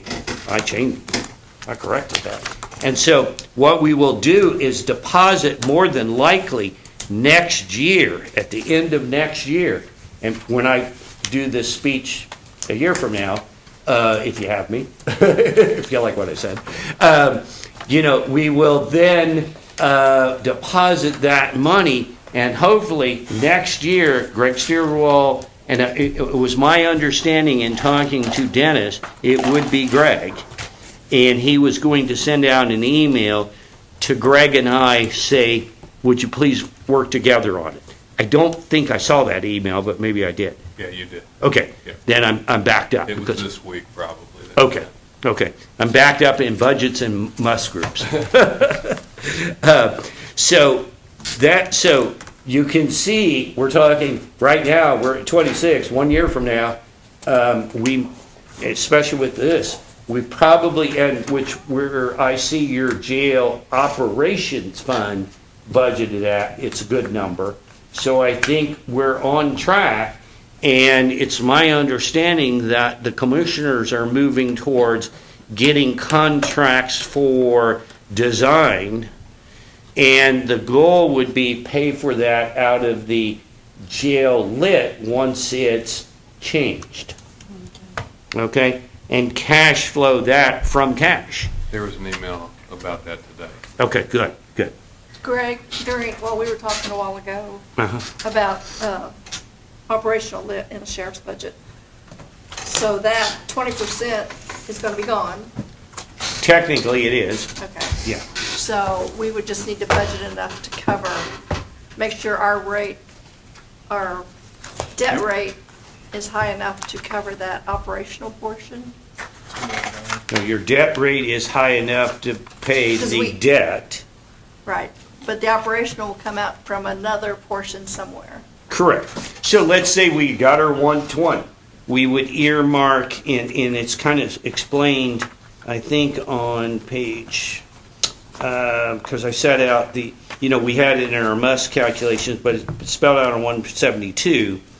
So the jail lit is about 11 million.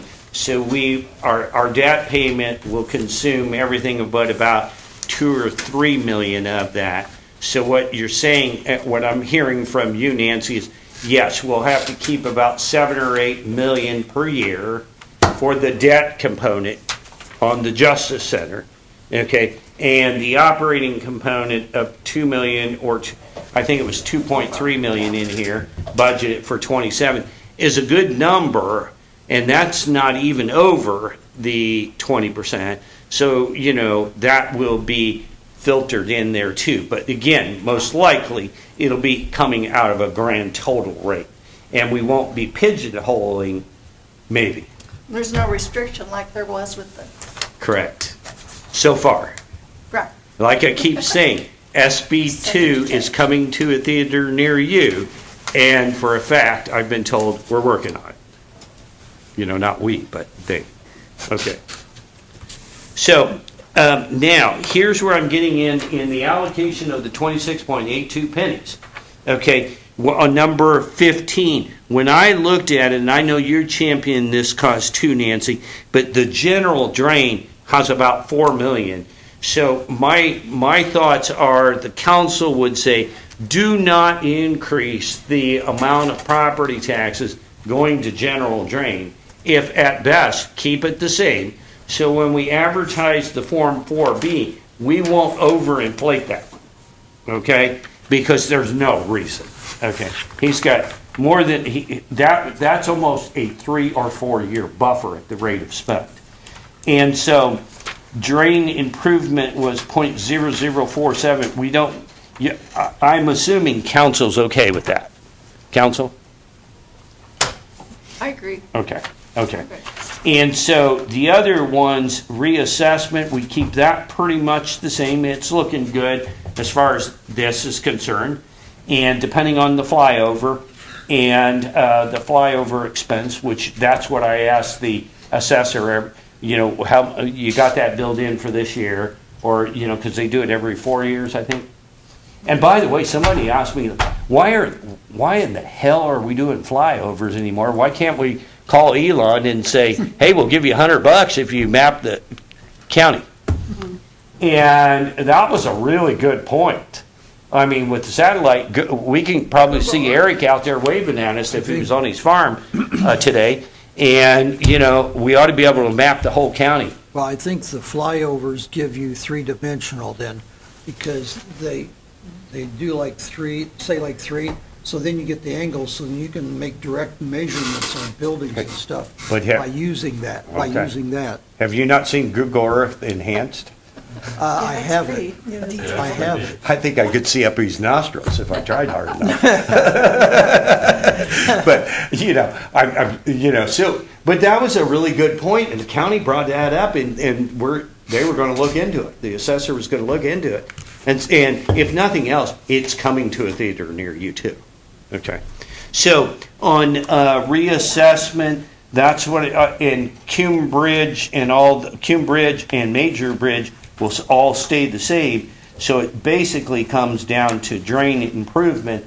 And again, if you've got any questions when you get to that Form 4B, please call 1-800-GREG or Charlie or something. The health fund? Yes.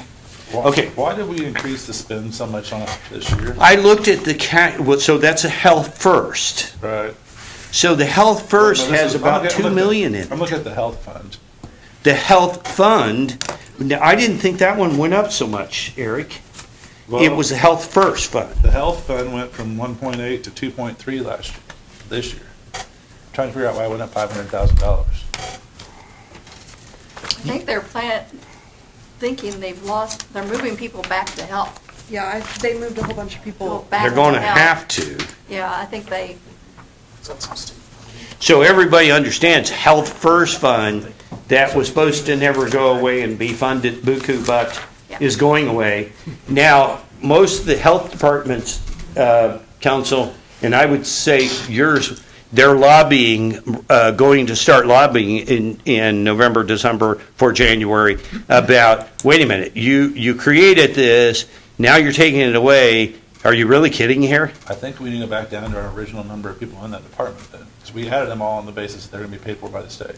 We talked about that at great lengths when we did this. Yes. And everybody did. Is it completely going away? Not for 27. It has been, my understanding, it's almost been cut in half. Yeah. But sometimes halvesies mean another halvesies. And, the concern is it's just going to go down. But next year's budget. Too healthy. Pardon me? That's what happens when you get too healthy. But the state of Indiana isn't too healthy. Have you gone around? Okay.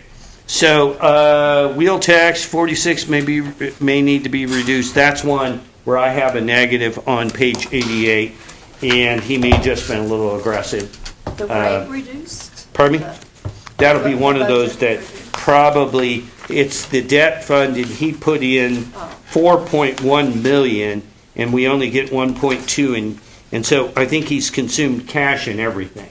So that'll be another heads up for the Form 4B. And so we may, and I don't think you'll be able to file a Form B with a negative. You'll get locked. And by the way, you have to do them sequential. Oh, yeah. Yeah. It's set up that way now. Yeah. It's in the budget meeting. Yeah. So, okay. Legislation, I already talked about the special distribution, and it's about 1 o'clock. So, questions, complaints, gripes, criticisms, I take it. I've got one. somewhere in here is the community corrections. Yes. What page is it? Let's look at the TOC, maybe that'll get us through there fairly quick. They're usually, that grant, so what I wanted you. 97? 97? Okay, yeah. When we have them in, that grant, those grants have been approved. Right. You should have that grant amount. Here's the issue, Okay. where it says total revenue. That's, is that grant or is that project income? The one in 23 is grant. So I'm gonna say page 97 is grant. And they should have a grant for their proposed budget now that just came out. So there shouldn't be, both the top and the bottom should match. Subject to check, I believe that's the way it is. But none of these numbers match the numbers. Yeah, I don't think this is correct. Oh, it's not matching your budget? It's not matching the numbers that we got earlier. Yep, it's not matching their grant awards. Well, the grant award would have come after this. This was an estimate. What's the grant award? What year are you looking at? 26? 20 year? So my question is, 27. what is in the total revenue column? What is that number? Well, that's on page 98. You see it's the state and federal non-grant. So it is project income. I Sorry. don't think 98 was included. We don't have 98. in the- So that's just project income? I believe so. So that's, We don't have 98. so the project income is not, for 2026, we're not going to get $800,000. We're going to get like 400. Oh, that's going to be cut in half. It's going to be the same. It's been that way for a while. And the reason why it was so high is because we put $1 million in it from ARPA in 23. Oh.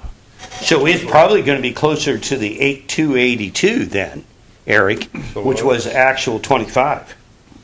Where'd you see actual 20? On page 98? Yes. But we don't have 98. On page 97. We don't have 98 in the book.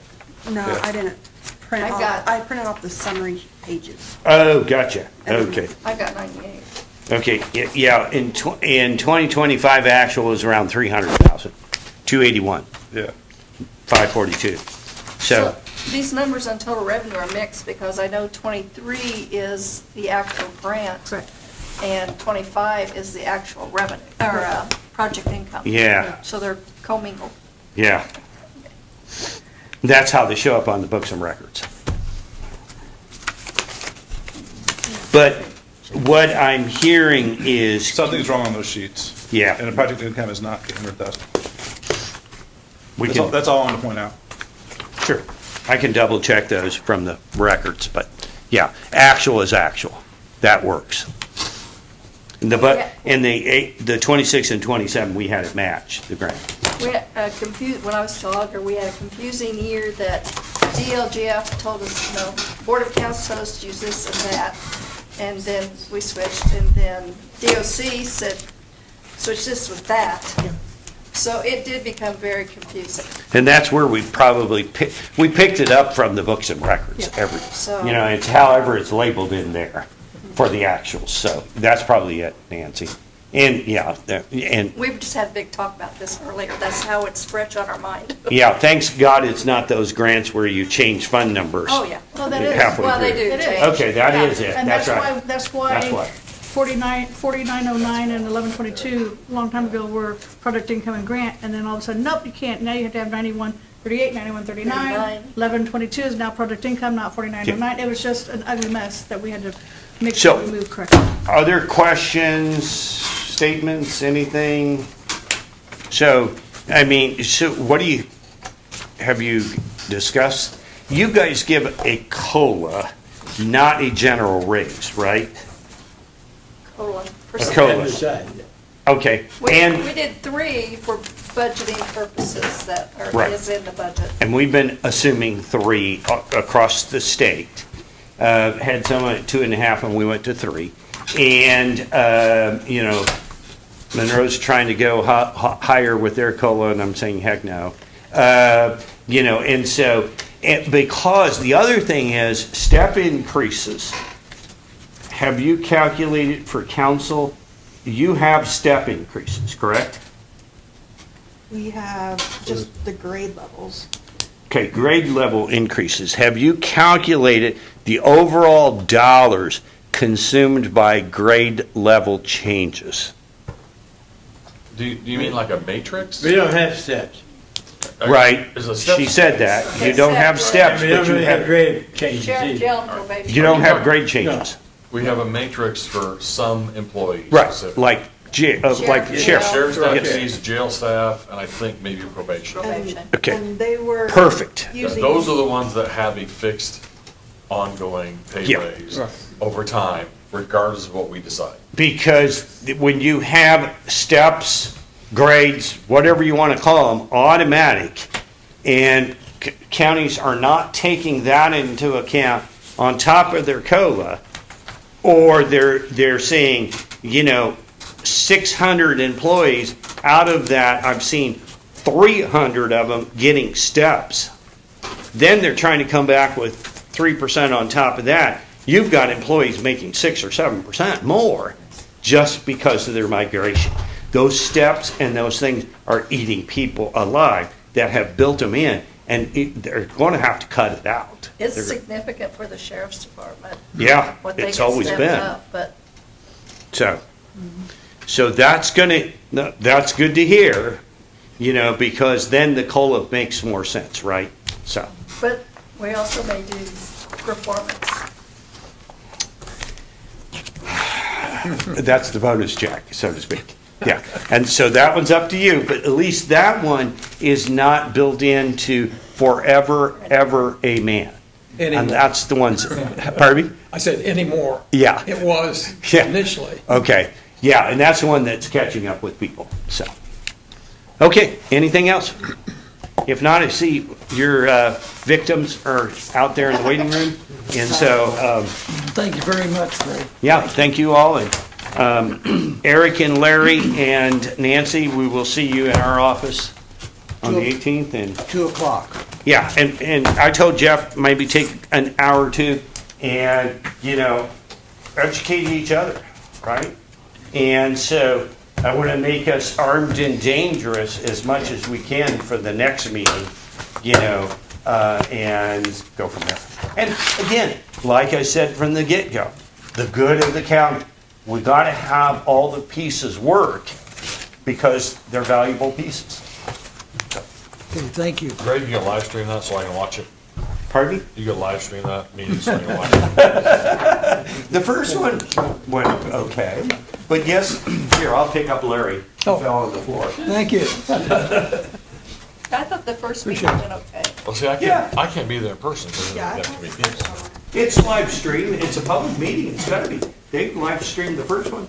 No, yours. Oh, ours at your office. Your meeting on the 21st, or the 18th. Because I happened to mention, I kind of mentioned it and someone, I think that the town, never mind, thank you, bye.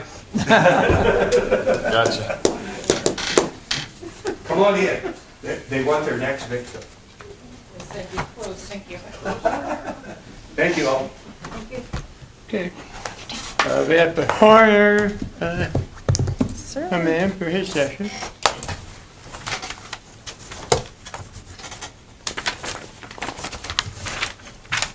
And how much you need to make there? Just a couple things I wanted to bring up. I don't know if you guys know about, and talking to David, he didn't realize it. We are actually charging fee for services now. When we go doing like cremation authorizations, insurance companies call us, they want records of deceased. We actually charge for those now. So far this year, we brought in $59.76. And then we're also charging DOC for autopsies that we do on prisoners. And then we brought in $18,050 from that, from last year's group. And we're on track this year with probably billing them about the same. Going to general fund. I think, yeah. I just send them to her, to Paula, and she takes care of them, so. We did ask for a little bit of an increase, a couple of new line items we've asked for this year. In talking to Greg Sturwald, I ran a couple of contracts by him, and he asked, he goes, is that coming out of your budget? I'm like, I don't have the line item for that. He goes, you might want to consider putting a line item in for attorney fees. We have a few things that get reviewed. Sometimes some of our abandoned bodies that we get, we run that by the attorney before we cremate, and everything else, and sign off on that, just to make sure everything's up and up.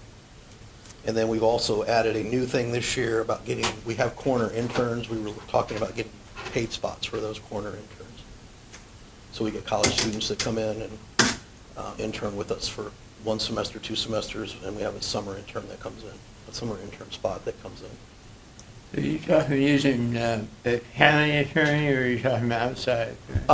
That's not been decided yet. I wanted to get the line item in place and then figure out if we were going to use Greg, or if Greg had a recommendation on somebody to use, whether we talked about maybe potentially the council attorney, because she is familiar with the coroner's office. She used to be on the coroner board and had experience with that. So that part's to be determined. Well, depending on what the need is, Greg might be able to cover some of that under how he's being paid already. Do you have any new construction going on, or is that all done? It's done. Our office is done right now until they figure out what they're going to do with our neighbor. Yeah, it's probably. And then we've talked a little bit with Dennis about expanding a little bit. I mean, we're kind of tight on room, on storage room, and there's actually room there that we could kind of slide into. So that's going to be once they get our neighbor out, or whatever going on with him, then we're going to talk a little bit. And you're not asking for any new employees? No. Nope. This morning, Todd indicated to us that the lease could go for another 2 years. Yeah, I think we're on our year 3, right, of 5, I think, with ours. Yeah. Yeah, we just started year 3 of 5 for our lease. So. I know There our are neighbors. negotiations with the tenant, but it certainly will end at that point, the point that the lease is up, but it could end sooner than that. So you don't have a lease, the buyer shop has it. Okay. Well, we've got you want to explain how that goes with them, Todd? We still have a lease for 2 more years, I think. We're starting to lease year 3 of 5. Yeah, So who owns the building? we do, the county does. So do we pay ourselves for that lease? Is that the way it works? I stay out of that. I just do We the actually pay operations in them. my office. Pay the prior owner? The prior, it was a sublease, so the building was owned by someone else. This person was leasing the building. They sublet the building to the county. We purchased the building. The sublease is still in effect. And so if we actually pay them, then they turn around and pay us. Just to keep things straight. Yeah. Okay. Yeah. Clear as mud, yes. Yeah. I wish that was not the case, but.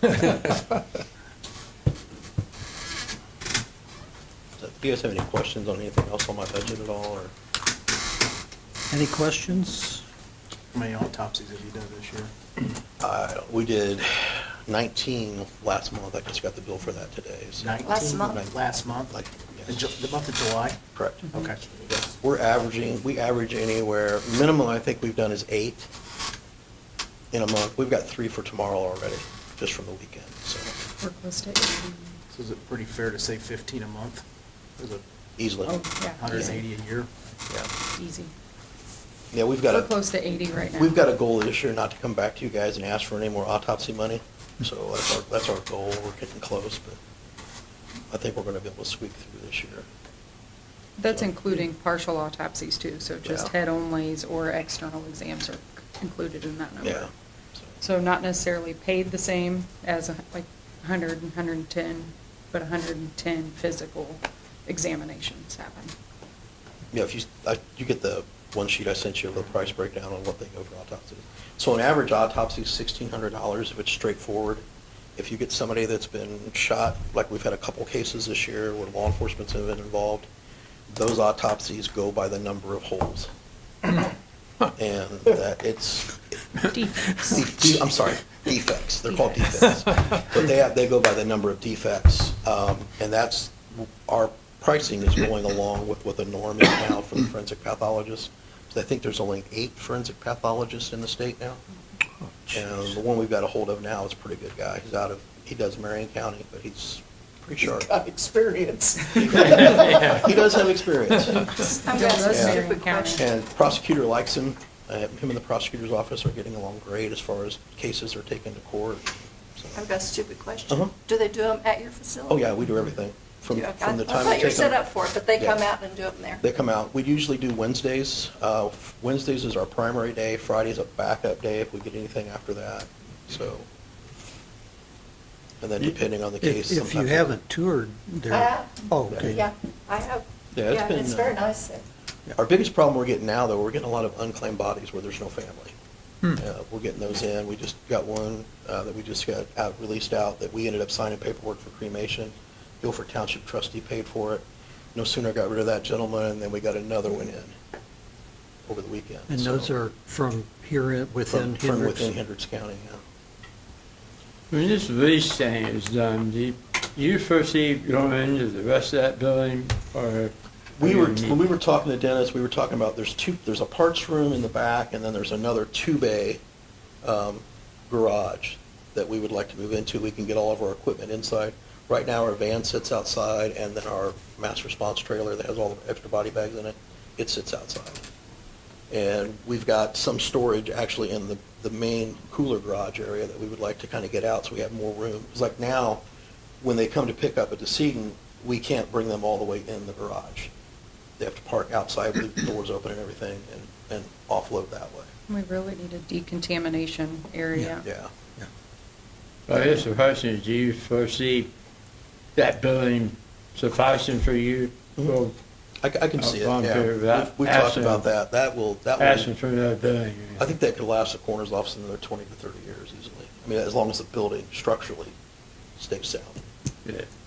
So, I'll move that we approve the coroner's 2s and 3s. We're not doing personnel as normal until the end. Okay. We have a motion and a second to approve the coroner's proposed budget. Further discussion? Hearing none, all those in favor signify by saying aye. Aye. Opposed? None. Passes 7-0. Thank you very Thank you. much. And anybody that's not come down to see our place, come on by. We'll gladly give you a tour of it. We walk out too, can't we? You can walk out. Walk in and walk out, yes. There's Thanks, a Ben. room on the left. Depends on how you're feeling. When he says, come on down and see us, well, you know, Oh, yeah. you know. Go to the bathroom first, because it's limited. Thank you. Thank you.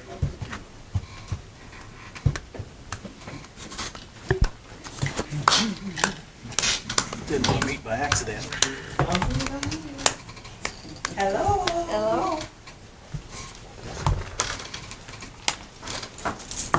Okay. Bridget, do you have anything you want to say before we go to questions? And The only thing that's changed on mine is that we did lose some grant funding this year. We lost, I think, a little bit over $30,000. I guess they made the deductions across the board. They didn't do it based on who's in compliance with the grant rules and things, so there was really nothing I could do about it. We were complying in every way, shape, and form, so we just got caught in the crossfire of a cut. that was in the grant situation. Yes, sir. Questions, anyone? We've noticed a shortfall in money for project income for what bills you're paying, but I was curious about how they pay. Do judges control the amount and whether they pay or not? Are they ever exempted? I'm sorry, I don't understand your Whether question. they have to pay to stay, right? Don't your The residents? residents? They pay 20% of their gross income on their paydays. And are there exemptions to that where people don't pay any? The judge have control of that, or? Does that happen? Yes, but I can count on one hand in 18 years, how many times that has occurred. Because even people who are on disability, they pay $10 per day. Like, they still are required to pay for something, and they do pay for their meals, they pay for their medical care. So everyone is paying, and if we have someone who is unable to find work, and it's because they're intentionally not trying to find it, we will remand them back to the jail, so that they're not utilizing all of the work releases resources because they're already scarce. Okay. The question I had was, so on this, we show project income budget of 820,000 this year, and then it's going to 865 next year, but we're only bringing in around $350,000 to $400,000. Should we go ahead, since that doesn't sustain itself, should we change that project income fund to only include that and move the rest to general? I don't think that would be, I mean, because we've been using general fund to be able to continue operations, so I think I've just always kind of followed whatever how the auditor wanted me to do it. But I'm not opposed to it because we're using general funds to pay the difference. Is there anything else included in project income other than what the residents pay to participate? No, it's just restitution. We do get some, like from the refreshments that are sold, like pop and candy. AVI will give us a check quarterly, but the majority of it is all just what is made from the people serving time. And then my other, how is the grant, what is the grant amount in the state based on? Like, how do they determine how much they're going to give us? So they have a formulary that they do, and it's based on the size of your county and all these other different factors. Okay. And I was hoping that, because when you sign the grant comes with a long laundry list of things you have to do. And there are a lot of counties that are not in compliance. And so my hope was that those counties would be the ones to experience the cut. But they didn't do that. They cut everyone across the board. So we were already underneath what our county could be allotted, but we still got a cut. Okay. And then what would you say your average population is? Depending, I'd say about 115 a day. It fluctuates. What's the breakdown, male, female? We can house up to 160 men and 40 women is what we can house. So that number, like tomorrow I could have the same number but a different population of people. We always have around between 90 and 100 men, and then the difference is always typically the females. Have you had the need to use the new pod? No, we're actually getting ready to get that open. We were still getting all the electronics and technology put in place. We are in the process of getting our policy signed off on so that we can start using it, because it would definitely come in handy with the number of people we're getting who have mental health issues, and we are racing the clock trying to get them connected to services. Bridget, on the match portion, or I'm sorry, on the grant, is there any local match that's required as far as to receive the grant funds? There has to be some buy-in from the county, but I don't know that there's a certain percentage. I know that the grant money can only be used for felons. It cannot be used for misdemeanors. So we always have to have some portion of our budget being paid from somewhere else because the grant is only for felons. Okay. And the project income, does that have any relevance to the amount we're awarded through the grant?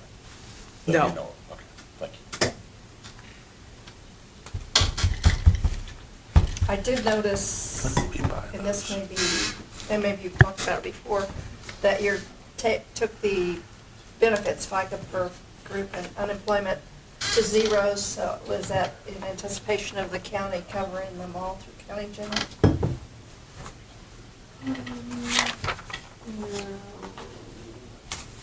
The bulk of benefits is paid through county general, and then we reduced it by $30,000 from the grants portion because that's how much we lost. So rather than take it from a bunch of different line items, I just took it from one line item, which I think was group insurance.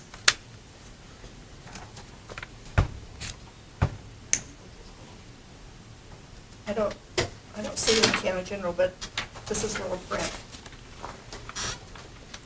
I mean, I don't object to coming from, it would make governor's life a whole lot easier if everything came from the county general line, because all the billing and back and forth, but I did notice that. The issue we've come up with is, we can't fund a budget over what you're gonna bring in, we gotta show where you're gonna, so we need to move more to county general, and that might just make it easier for the bookkeeping, because it's a project. It's a lot. It's a lot. Keeping up with how we do accounting and how DOC does it, I have to change my brain every month It's a to lot. make sure everything balances. Because it looks like you attempt to pay them all from the grant first, Yes. and then the second half of the year from the project income, and then there's not enough at the 865, so. Correct. And part of that is because if it gives us a few more months of collecting project income in the hopes that we have enough to get us through. The grant's not reimbursement. It's a set amount, and you spend it. If you don't spend it, you have to turn it back in. That is correct. So we want to spend the grant up front as quickly as we can.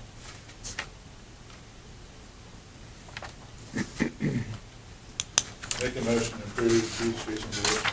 Second? We have a motion to approve 2s, 3s, and 4s, and we have a second. Further discussion? How do you, Or do we need to, we need to move it, I don't know, do we have to do that right now, or can we do that? but they've got 3s and 4s in, no, they don't, do you? I just think it's gonna. Project it needs to No, be- you have all people in project income, so it can be done later. Yeah. The select print on her worksheet is not right. On page 3, it's cutting off Fund 9139, which is the grant for next year. But all that grant is funded there.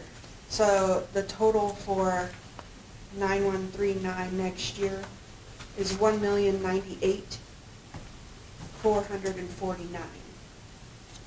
No, that number is different.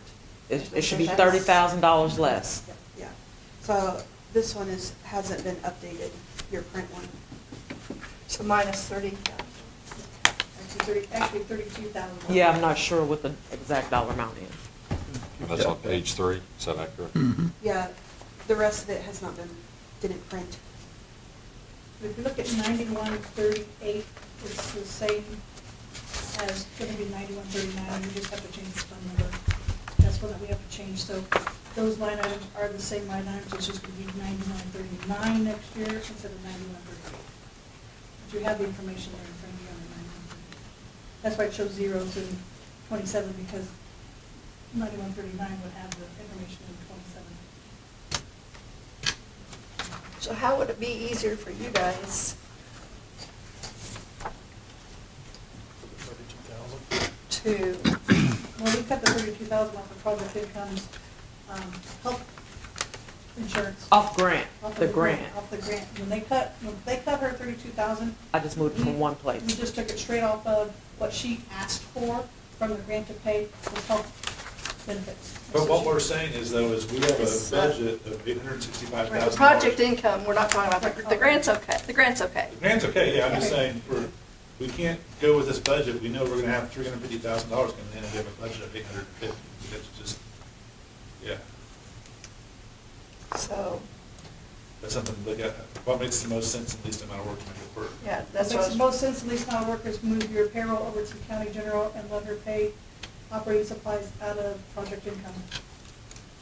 She can almost afford, with grant and what I've looked at with the grant money and with project income, she can support her 200 series, 90% of her 200 series, but she can't support her 100 series from. Switch it. Switch it. Switch it, what's in county general now? We need to fine tune that maybe, and, yeah, that sounds like I can. So it's we're hard, okay with I know that. it's This is split what up we do. lines. I understand.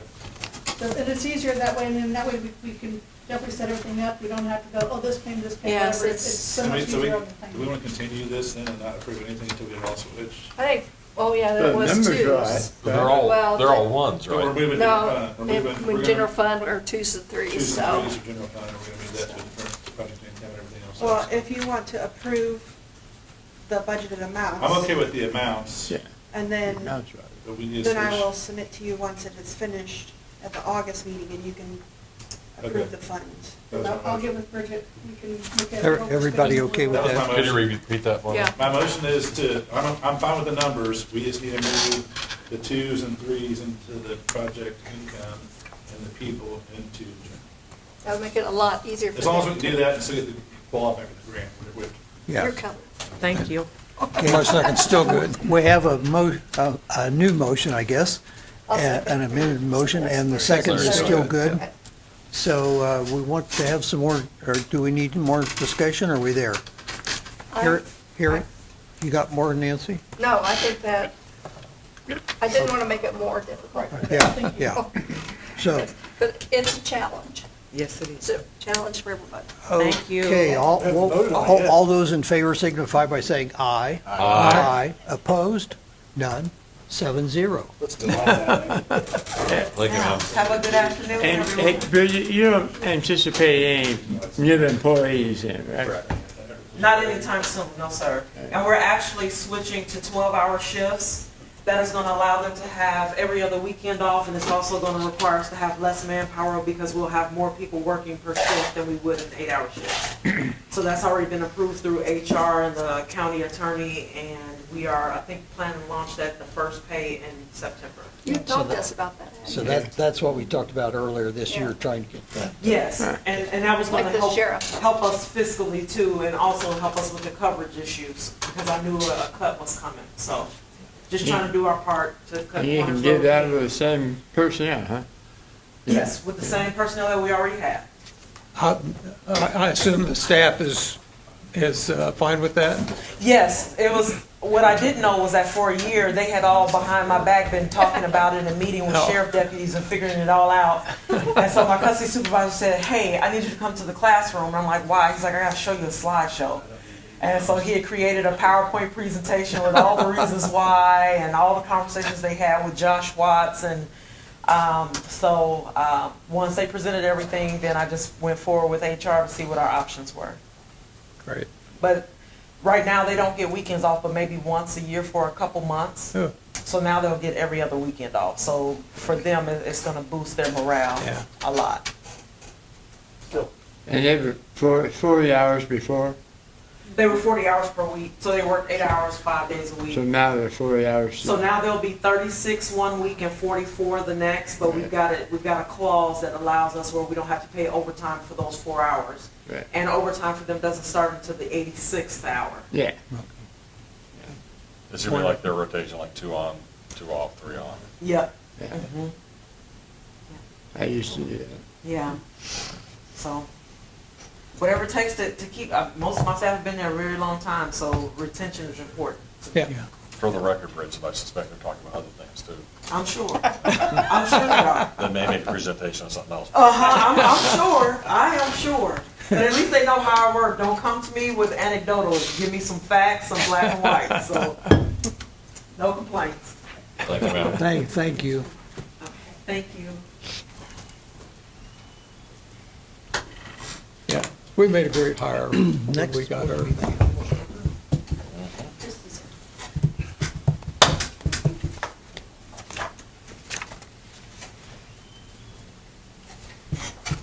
Hello.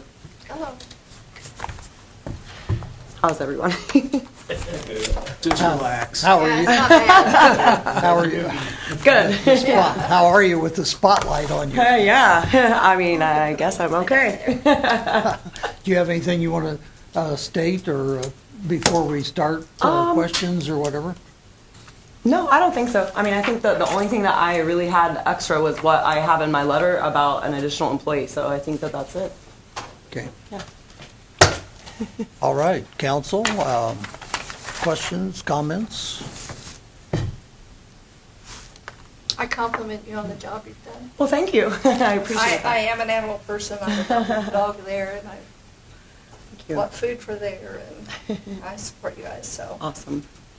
I love my animals. I need all the Last support. time I talked about it, I cried, so I'm not gonna cry today. Okay, all right. We won't talk about it. Mostly. I move the approval of the 2s and 3s. We have a motion to approve the 2s and 3s. Is there a second?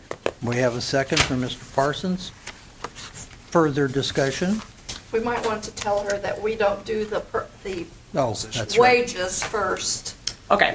We do them separately at another time, at later time, so we're not saying you don't get paid. Okay. We'll do it later. Gotcha, okay. And the position.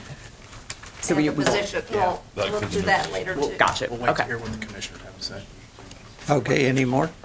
Well, being asked that question, have you talked to the commissioners about this new position? I have spoken with Todd. I have not spoken directly with the commissioners yet. I have my review with the commissioners in 2 weeks, so I was going to speak with them directly about it then. As well as run new employees by them? Yeah. See, we have a motion and a second, I believe. Further discussion? Hearing none. All those in favor signify by saying aye. Aye. Opposed? Passes 7-0 on the 2s and 3s. Thank you. All right. Okay.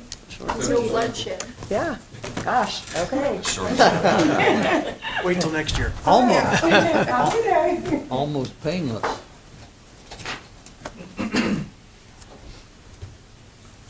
Don't know if Mr. Ayers is out there or... Big money's coming next. Might be downstairs if he's He's probably trying to add more money to these projects. Because he's got some money. He's not do, sometimes he do that. Yeah, well, we'll just take a little break here not. too. I'll run down and see if he's in. Okay.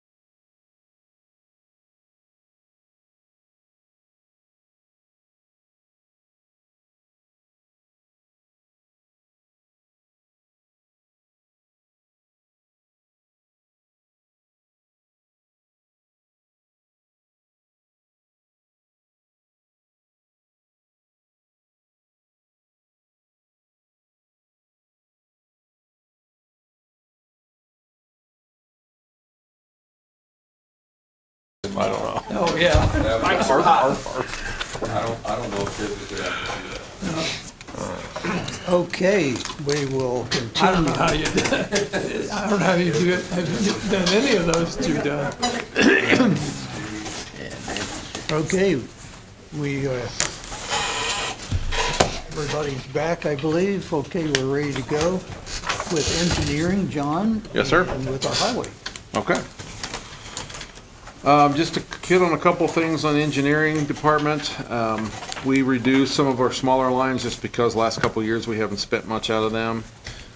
We are asking for a new position in GIS department, and I'll talk about that more in a minute. In general fund, other than that, it's just small adjustments. In edit, we're adding money to go towards the roundabout construction at State Road 39 and I-70.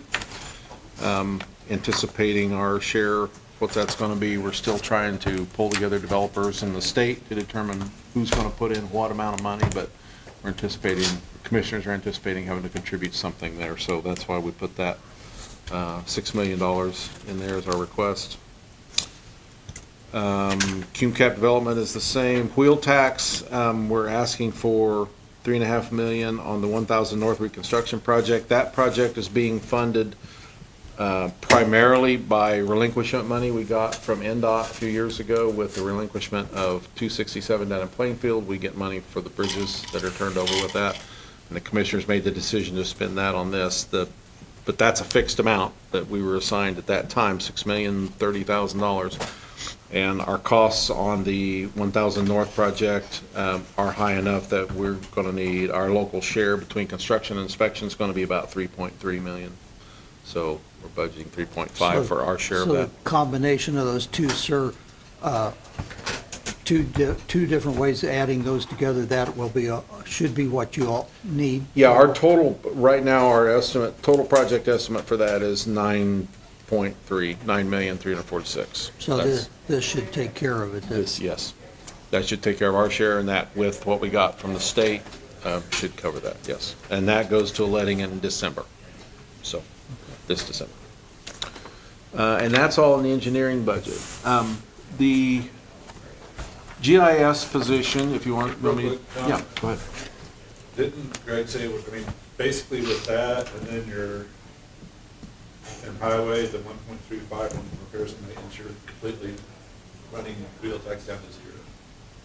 I think, are we spending more than we had in it, or is it almost what we had in it?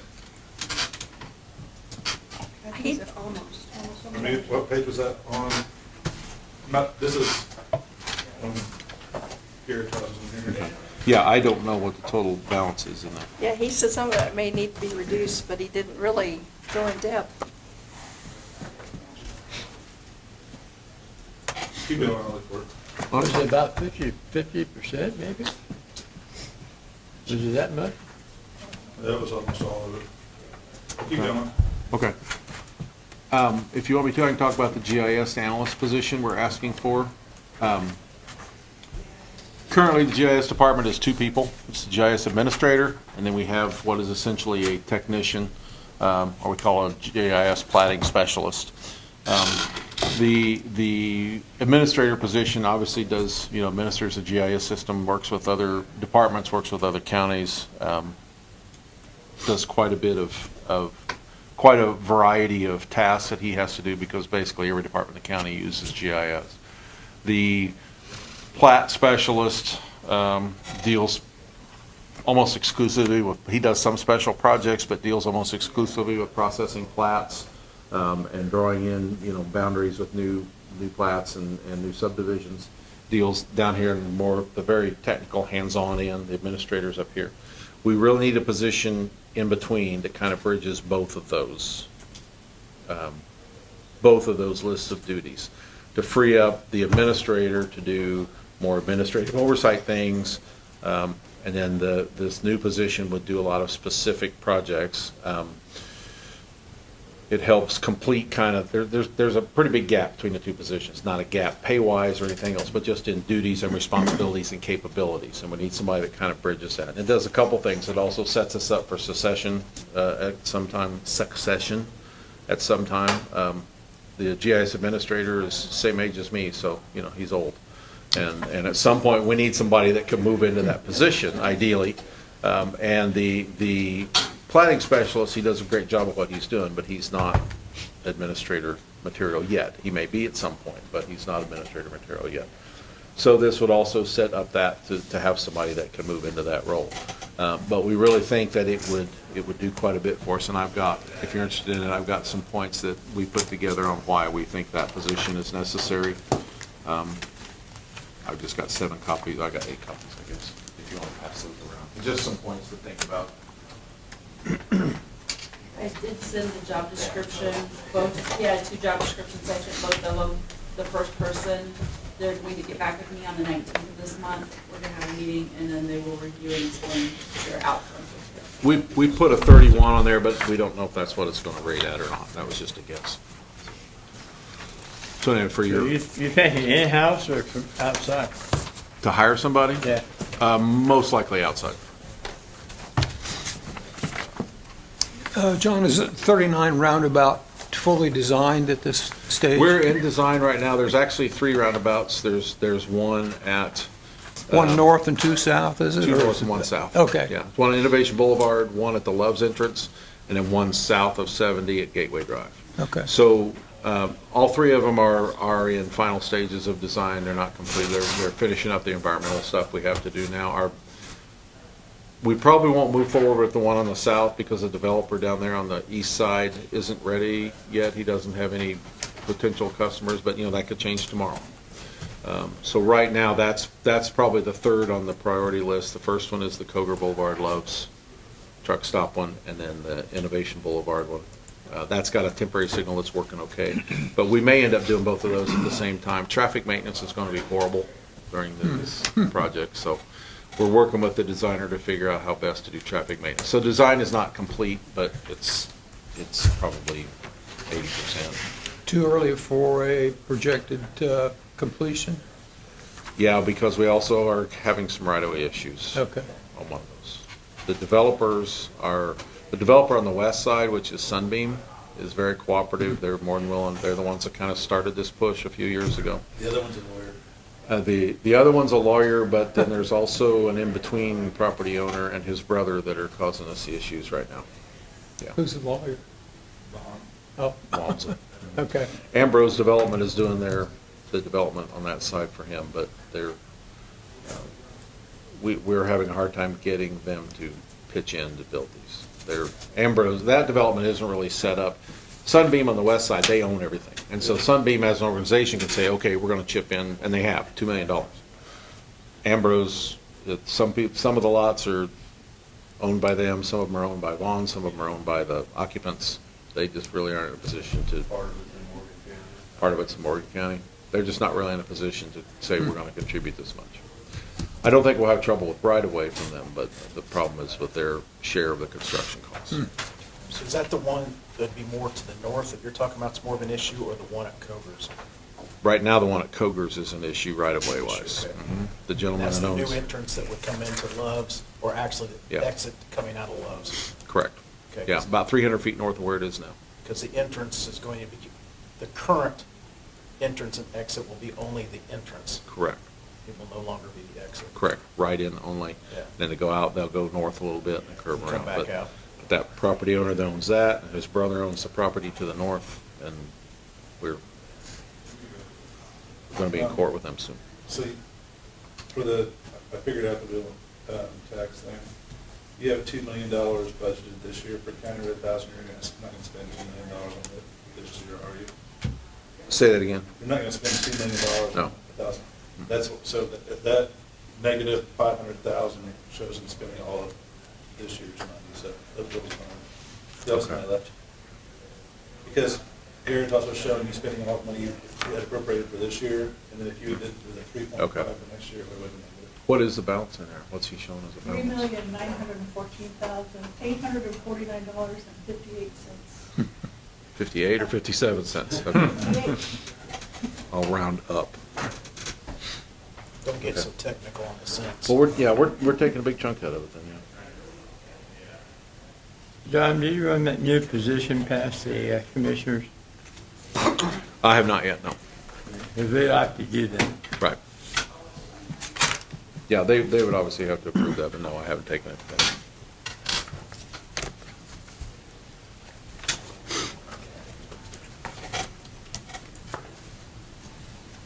Mr. President, I move the approval of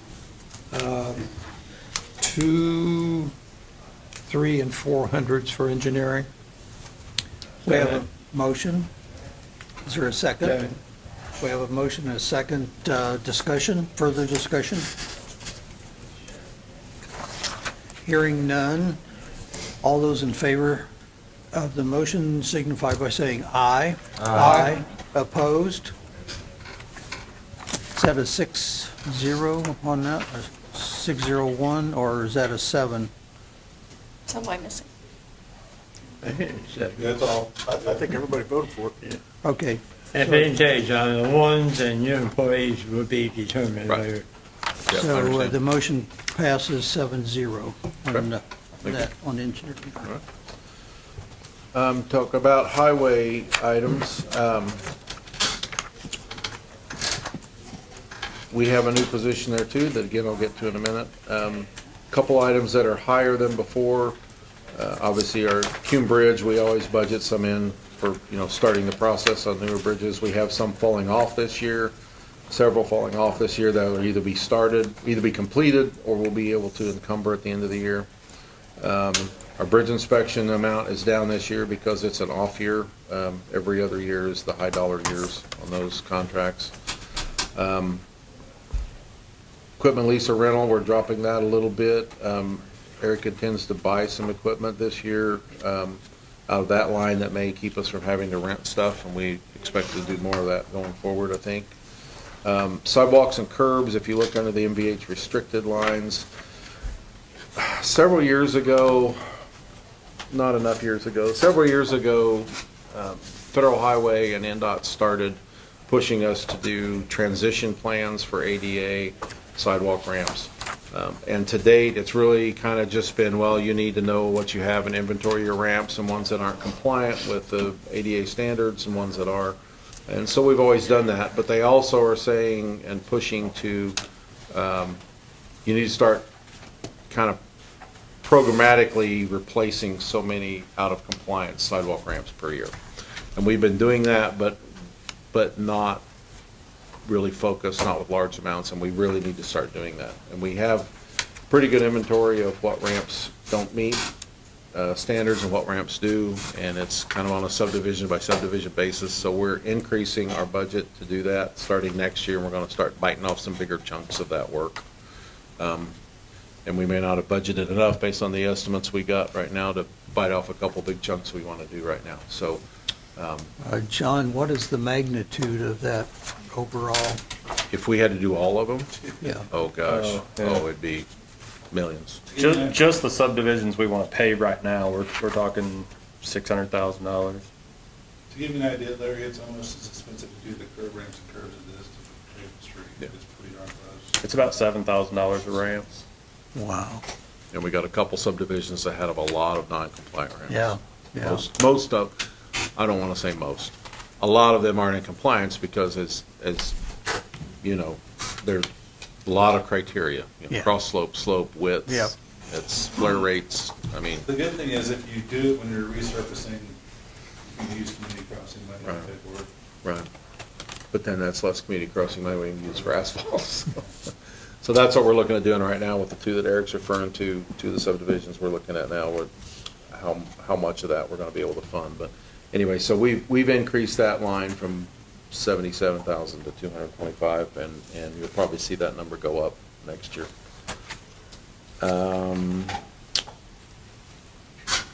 We left the lines that we've used this year for resurfacing work, the 1,450,000 in edit, 2.6 million in MVH restricted, 3.1 million in food and beverage, and 1,350,000 in wheel tax.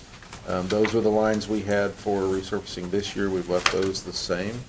And hopefully you will agree with that approach.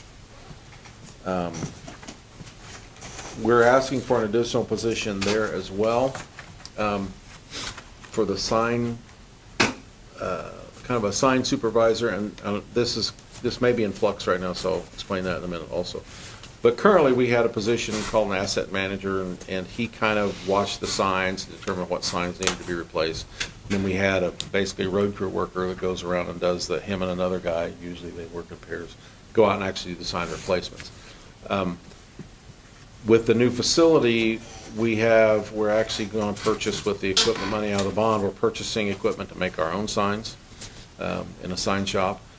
And also, it needs a more coordinated approach to the signing, to the signage maintenance and traffic device maintenance. So we propose this position as somebody kind of in between the asset manager and the road crew worker that bolts the new signs on. Somebody that can determine the need and do the traffic studies. We do the traffic studies now, but it's either somebody in my office that does them, Paul Greider, or it's the asset coordinator that's done the traffic studies in the past. This person would do that. He would do the inventory of the signs and oversee the sign shop and the sign fabrication and probably make the signs and supervise crews that put them up. So we think that helps pull together those two positions now and takes more responsibility directly for our signage and our traffic control. We may want to modify this description a little bit because the guy that was our asset coordinator has resigned a couple weeks ago. And so we're reanalyzing how those two positions fit together. And so we may shift some of those duties more into this job description and change this job description a little bit. But I still think we need it. It just may add a little bit to the responsibilities of the sign So the supervisor part of this sign supervisor would be supervising people when they're working on signs? Yes. But otherwise, when they're not working on signs, they're supervised by somebody else? Right, but I don't know if it'd be full-time, but This position would still plow snow, would still do other duties as needed, Right. but his main focus would be signs. But the people he's supervising would be most of the time, if not all the time. There's enough sign work that he would probably have somebody that he's supervising almost all the time, if that was your question. Yeah. But yeah, like all our positions, this position could do other things when we need them, plowing snow, whatever, other duties as assigned. Yeah. So it's still available for that. And the person working for him or the people working for him, same thing. If we need them somewhere else, we can move them somewhere else. Okay. But I would say that there will be probably one or two dedicated people that when we need them to do signs, they will do that for this position. But Did you those say you're people, making your own signs? We're going to start doing that, Would it be safe to assume that there will be some savings experienced by making our own signs? Yes. Yeah, because right now we have to order them, and there's usually a wait time. I don't know, I didn't analyze the cost, what we spend buying signs, but yes, there will be considerable savings in making our own. I would A lot think- of other counties have their own sign shops now, and it's a lot easier.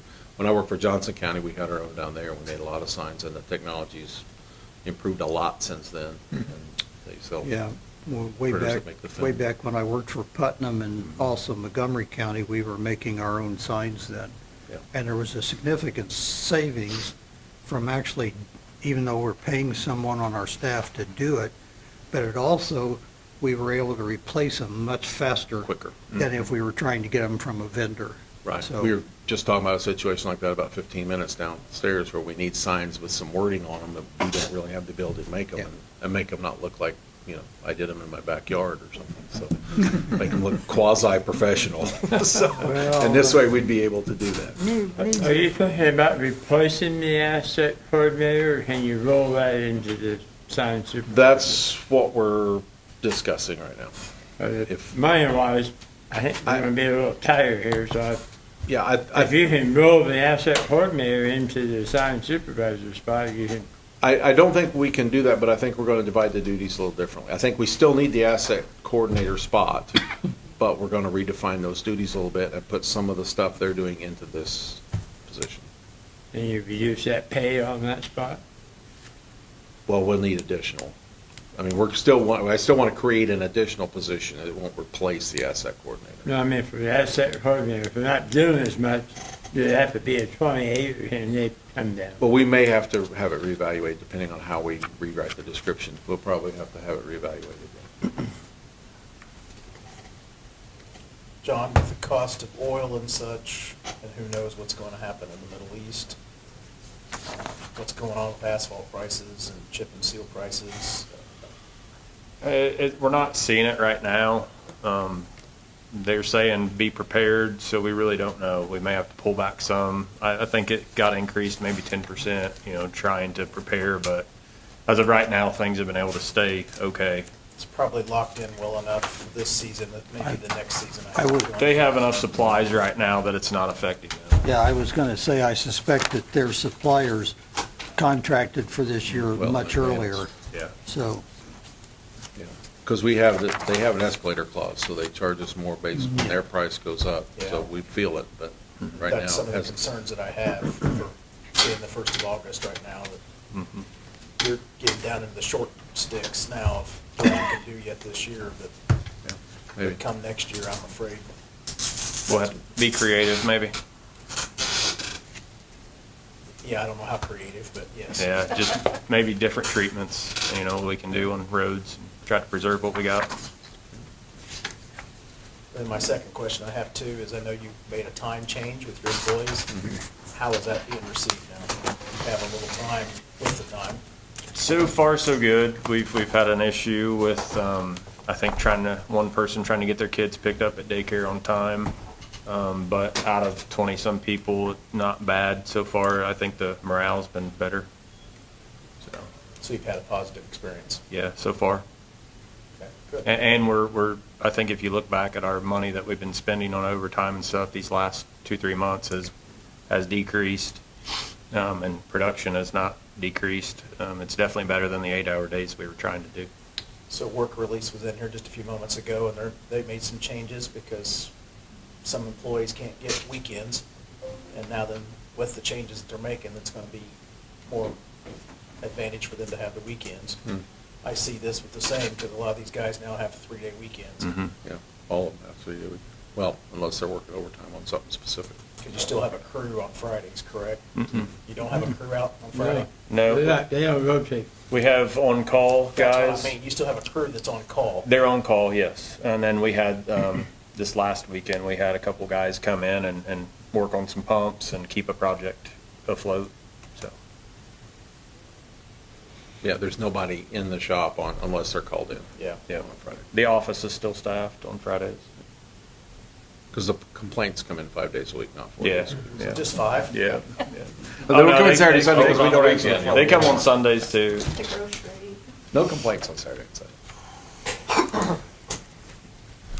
Did you have questions for us on any of the highway items? Did you have anything you wanted to add on that? Equipment costs, you said you were buying some equipment? So right now, for most of the summer, we rent like a Cat 308 mini excavator, and we've done that for years. It's $3,000 a week or whatever it is. So I want to purchase one, and we just have it. We can quit worrying about renting it back and forth. We have a loader that blew up, so we're down to one loader. Need to buy another loader.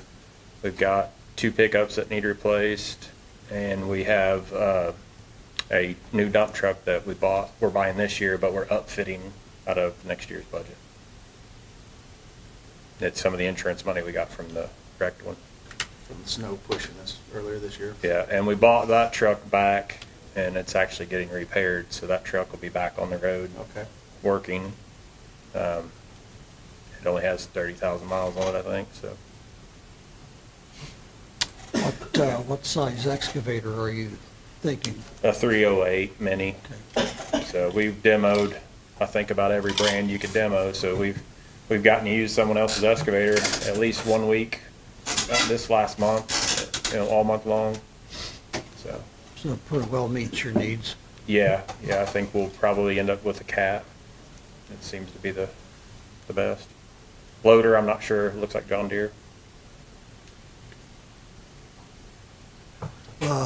More questions, comments? Anyone care to make a motion?